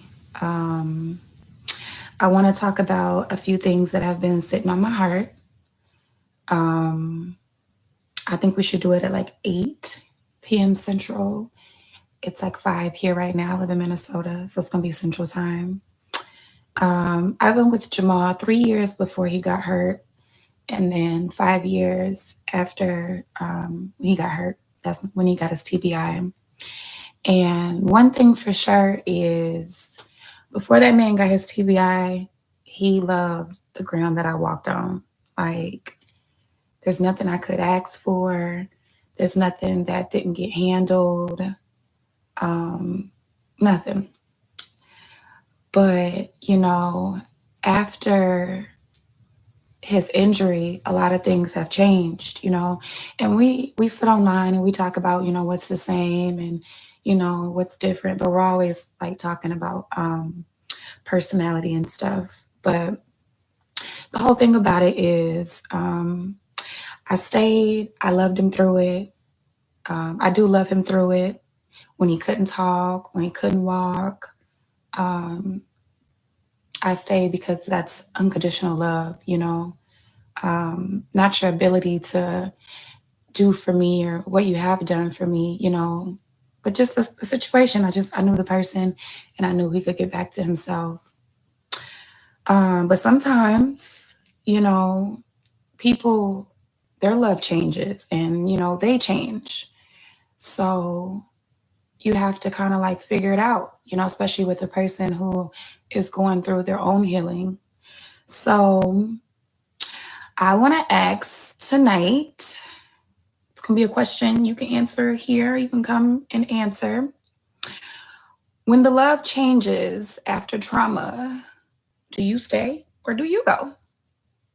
So you can drop your answer if you're not going to be there tonight, or you can drop. So I guess my question to y'all is, do you feel like you should have to stay, or do you feel like you can roll if you feel like the love has changed because this person is handicapped now?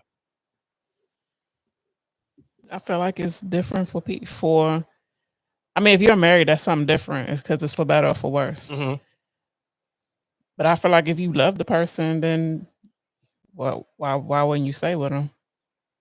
I mean, I understand because it's a change. It's a life change. So I mean, you have to make that decision.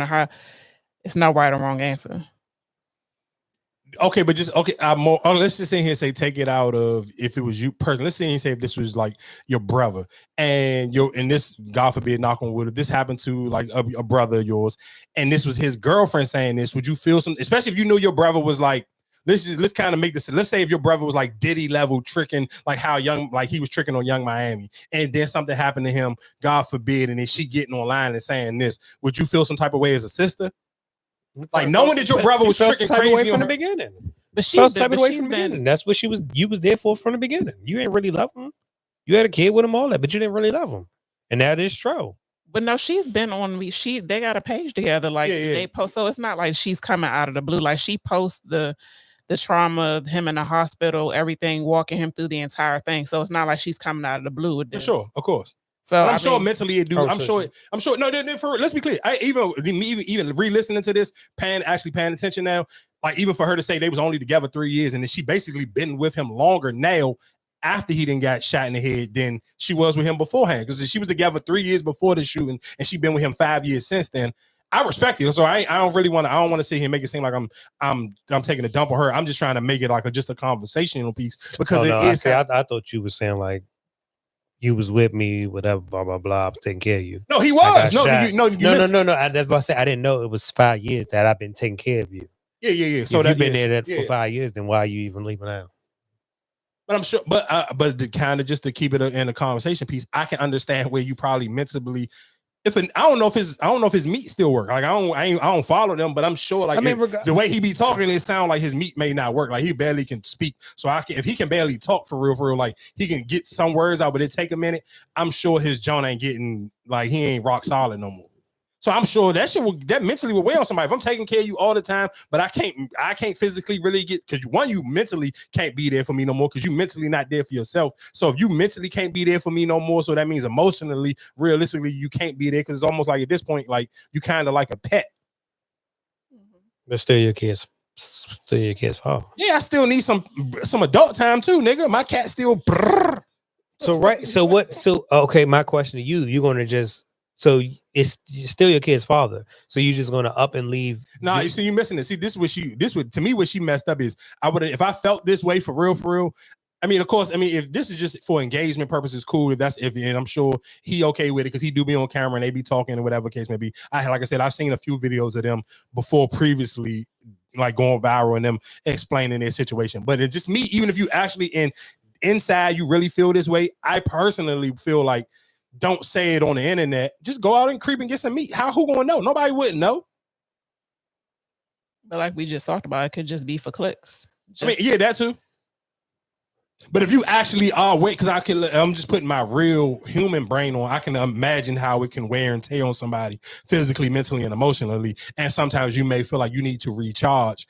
If I do feel like I need to recharge, I would just step out on this person. Who won't know? Now, the only messed up thing about it is y'all kind of maybe in y'all city, you may even be a little bit more popular because I don't know where they from, but I'm sure you may be from somewhere a little bit smaller area. More people may know y'all because y'all go viral. Everybody follow y'all on social media. So now you got to kind of deal with this corny generation where you can't even step outside of your relationship without somebody trying to put you on blast like the Future and Trippie Redd thing. So I'm sure make it a little bit harder. But me personally, I would try to figure out. Even if I go get me a little boo from out of the state or something where they not really familiar with me, I would just step out on my relationship without making it a scene and still show up for my person. It'll be a lot easier if I could find somebody in town, but if I gotta do a little bit more work and catch somebody outside, then cool.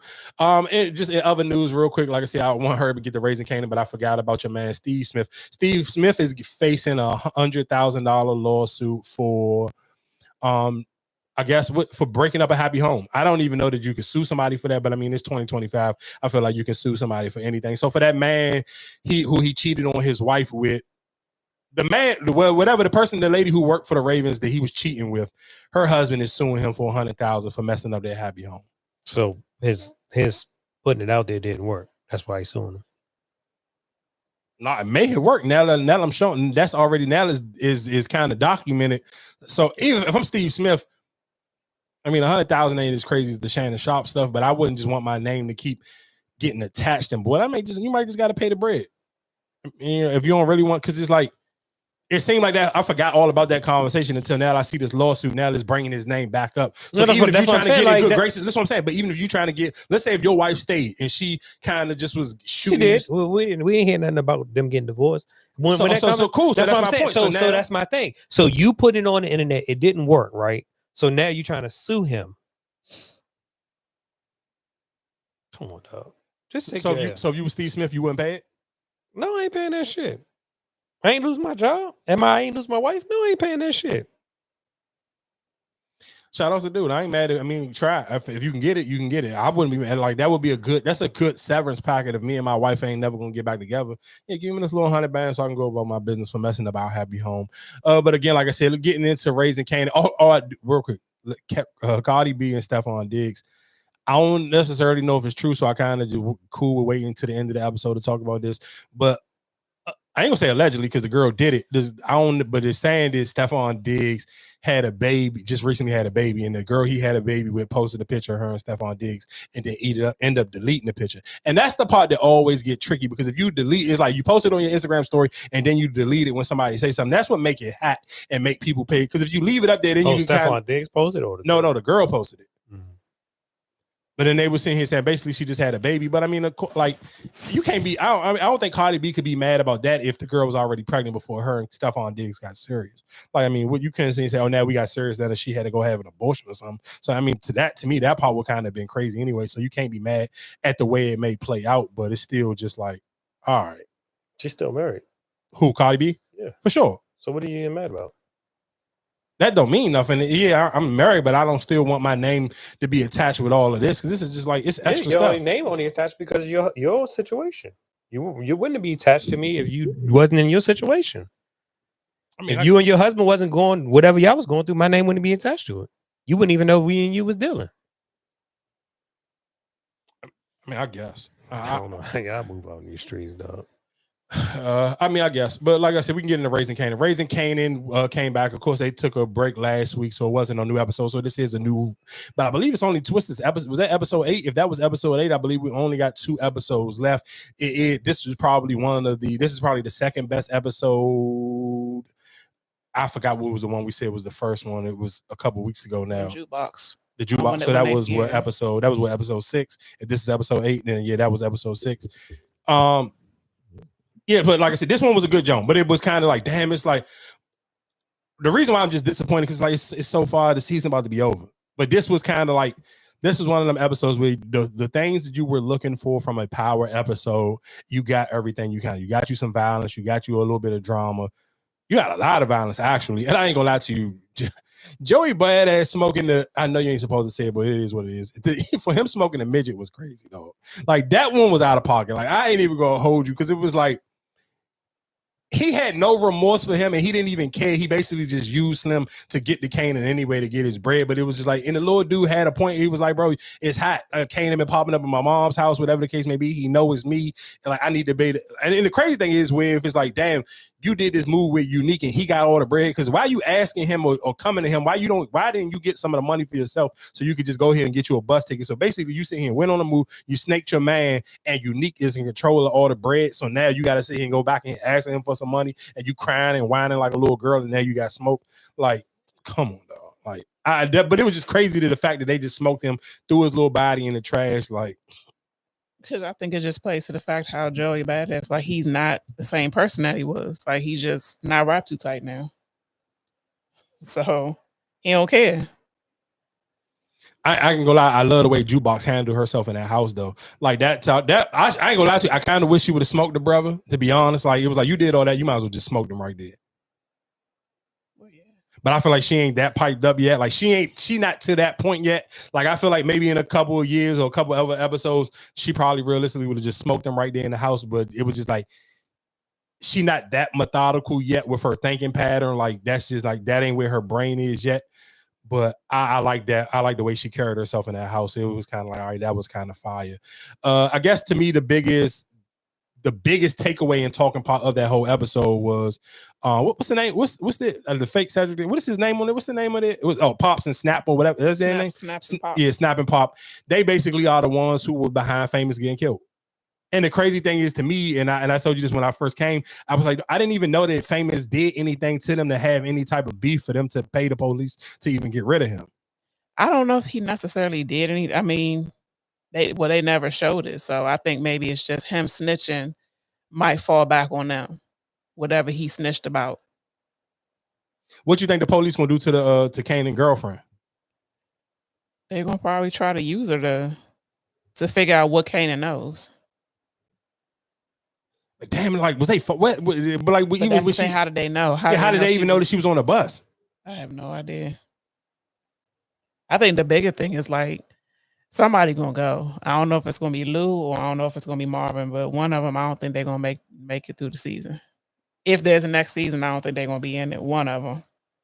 Well, I don't know if it's not gonna be Lou, because Lou kind of went out like a gangster. I respect that one. Like, that was one of them, because it realistically, the way this the way this season has been played out and the way they have been training Lou is like, he has been trying to lead he been trying to become a different person. And even in that original altercation with him, when he pulled up to the bookstore and he was kind of pressing him out, he felt like they was like, people felt like he was soft. He felt, even when he was having that argument with Partisan Fontaine inside the studio, and he was like, man, you getting soft. You sitting here trying to have me change my music because your man got killed and this, that, and the third. You ain't like who you used to be and this, that, and the third. So everybody was kind of pushing his buttons because they felt like he was getting soft and he kind of had changed his life and he really wasn't on type of timing no more. But then they found out the hard way that Lou was still Lou. And I love the way how 50 Cent kind of just like when he do those little voiceovers, even at the beginning of the episodes and towards the end of like the very last scene of the episode, because it was like it made like you can't never turn that dog off if it's like he is who he is. So it's like, yeah, I'm trying to be a better person, but you can't. I'm still me though. Like y'all playing with me like I'm still not me. I can't. It's as hard as I'm trying to fight them demons and become a different person. I'm still me. Like y'all not about to play with me like I'm some sucker. And he showed that scene when he smoked both of them. Like he just like, yeah, y'all thought I was sweet. There's no way in hell y'all thought I was that sweet. So I like the way that one ended, and I just like the way 50 Cent kind of narrated that whole little last scene. That to me was tight. Was you disappointed that Rock didn't tell Jukebox the truth on what happened with the grandma? No, because then that would have made her feel more like she really had something to do with Famous. Mm-hmm. I thought about that too. I kind of thought about that, and I was kind of like, because if she would have said that, then she definitely would have believed that she had something to do with Famous. But but the only thing I guess my only pushback and thought was kind of like because she normally keep it so real with Jukebox, that was kind of the only reason why I thought that she made, because she got the name of the Jukebox, the only person that know that she had an abortion when it came to Yeah, but I mean, you don't want probably to be looked at in a certain light. Like, damn, you killed your mother, my grandmother. Like, you could have just let her go on her own. So you already don't, you know what I'm saying? You already don't have a relationship with Kanan, so you don't want to fuck that up with. Oh, with Jukebox for sure. I mean, and then like I said, I do agree with you. I'm glad she didn't tell her, because I do think it would be hard for Jukebox not to believe that she had something to do with Famous. If she would have said, if you could tell them that you killed your own mom, it's like ain't nobody off limits then. Mm-hmm. So it was kind of like, even for that benefit of the doubt that she kind of was giving, I mean, Jukebox was giving Rock when she was talking to Kanan about it. It was kind of like, all right, it kind of made sense. So I understood that one, and I was happy that Marvin smoked the Chinese nigga, because I was like, bro, there's no way on God's green earth you could have let him get out of there, because he was going to think it was y'all anyway. Because like, bro, he don't have no real interactions with no black people outside of rocking them. So it was kind of like you ain't had no choice but to smoke him for real. Yeah. What else happened in that episode? I feel like those was the main. His boy killed the dude that was Stefano dude. Do you think the Stefano dude actually already know that it was? I think he did. I think because even when he said them shoes they fit everybody, they one size fit all, that kind of made me think like, damn, did he? And I think Marvin thought that he may knew, and that's why Marvin was like, let me hurry up and clean this shit up. Yeah, I feel like he know if he done, he's going to find out, because what he asked you the question. I'm not, you know what I'm saying? I feel like he has an idea. Yeah, so like I said, that to me, that was one of, if you haven't seen that last episode of Raising Kanan, that was probably at least that. I mean, I ain't gonna say at least, for sure, that was the second best episode of this season. I'm just mad that they kind of waited so long, because I believe that was episode 8, so it's 2 more episodes left in this season. And again, just for people who are fans of the Shy do come back. Not this weekend is coming up, because of course this is Mother's Day weekend that's coming up this weekend, but the next weekend after that, the Shy will be returning, and then BMF returns June 6th. So like I said, I mean, we got some good TV shows coming up. So like I said, Raising Kanan look like it's going to end. The little clips that they've been showing the next couple of episodes look like it's going to end with a bang. So like I said, I'm just mad that it took this long for them to get there, but I'm happy that they finally got there. I do kind of want to see what's going to happen to Kanan girlfriend. Want to see how he going to kind of respond. So, I mean, it definitely gives you something to look forward to. So, like I said, we here each and every week. If you're listening to it on YouTube, of course, we here every Sunday night. Like, share, and subscribe. Tell another friend. If you're listening on the podcast app, we here each and every Tuesday. So, like I said, like, share, and subscribe. Tell another friend to tell another friend. We here each and every Tuesday and each and every Sunday.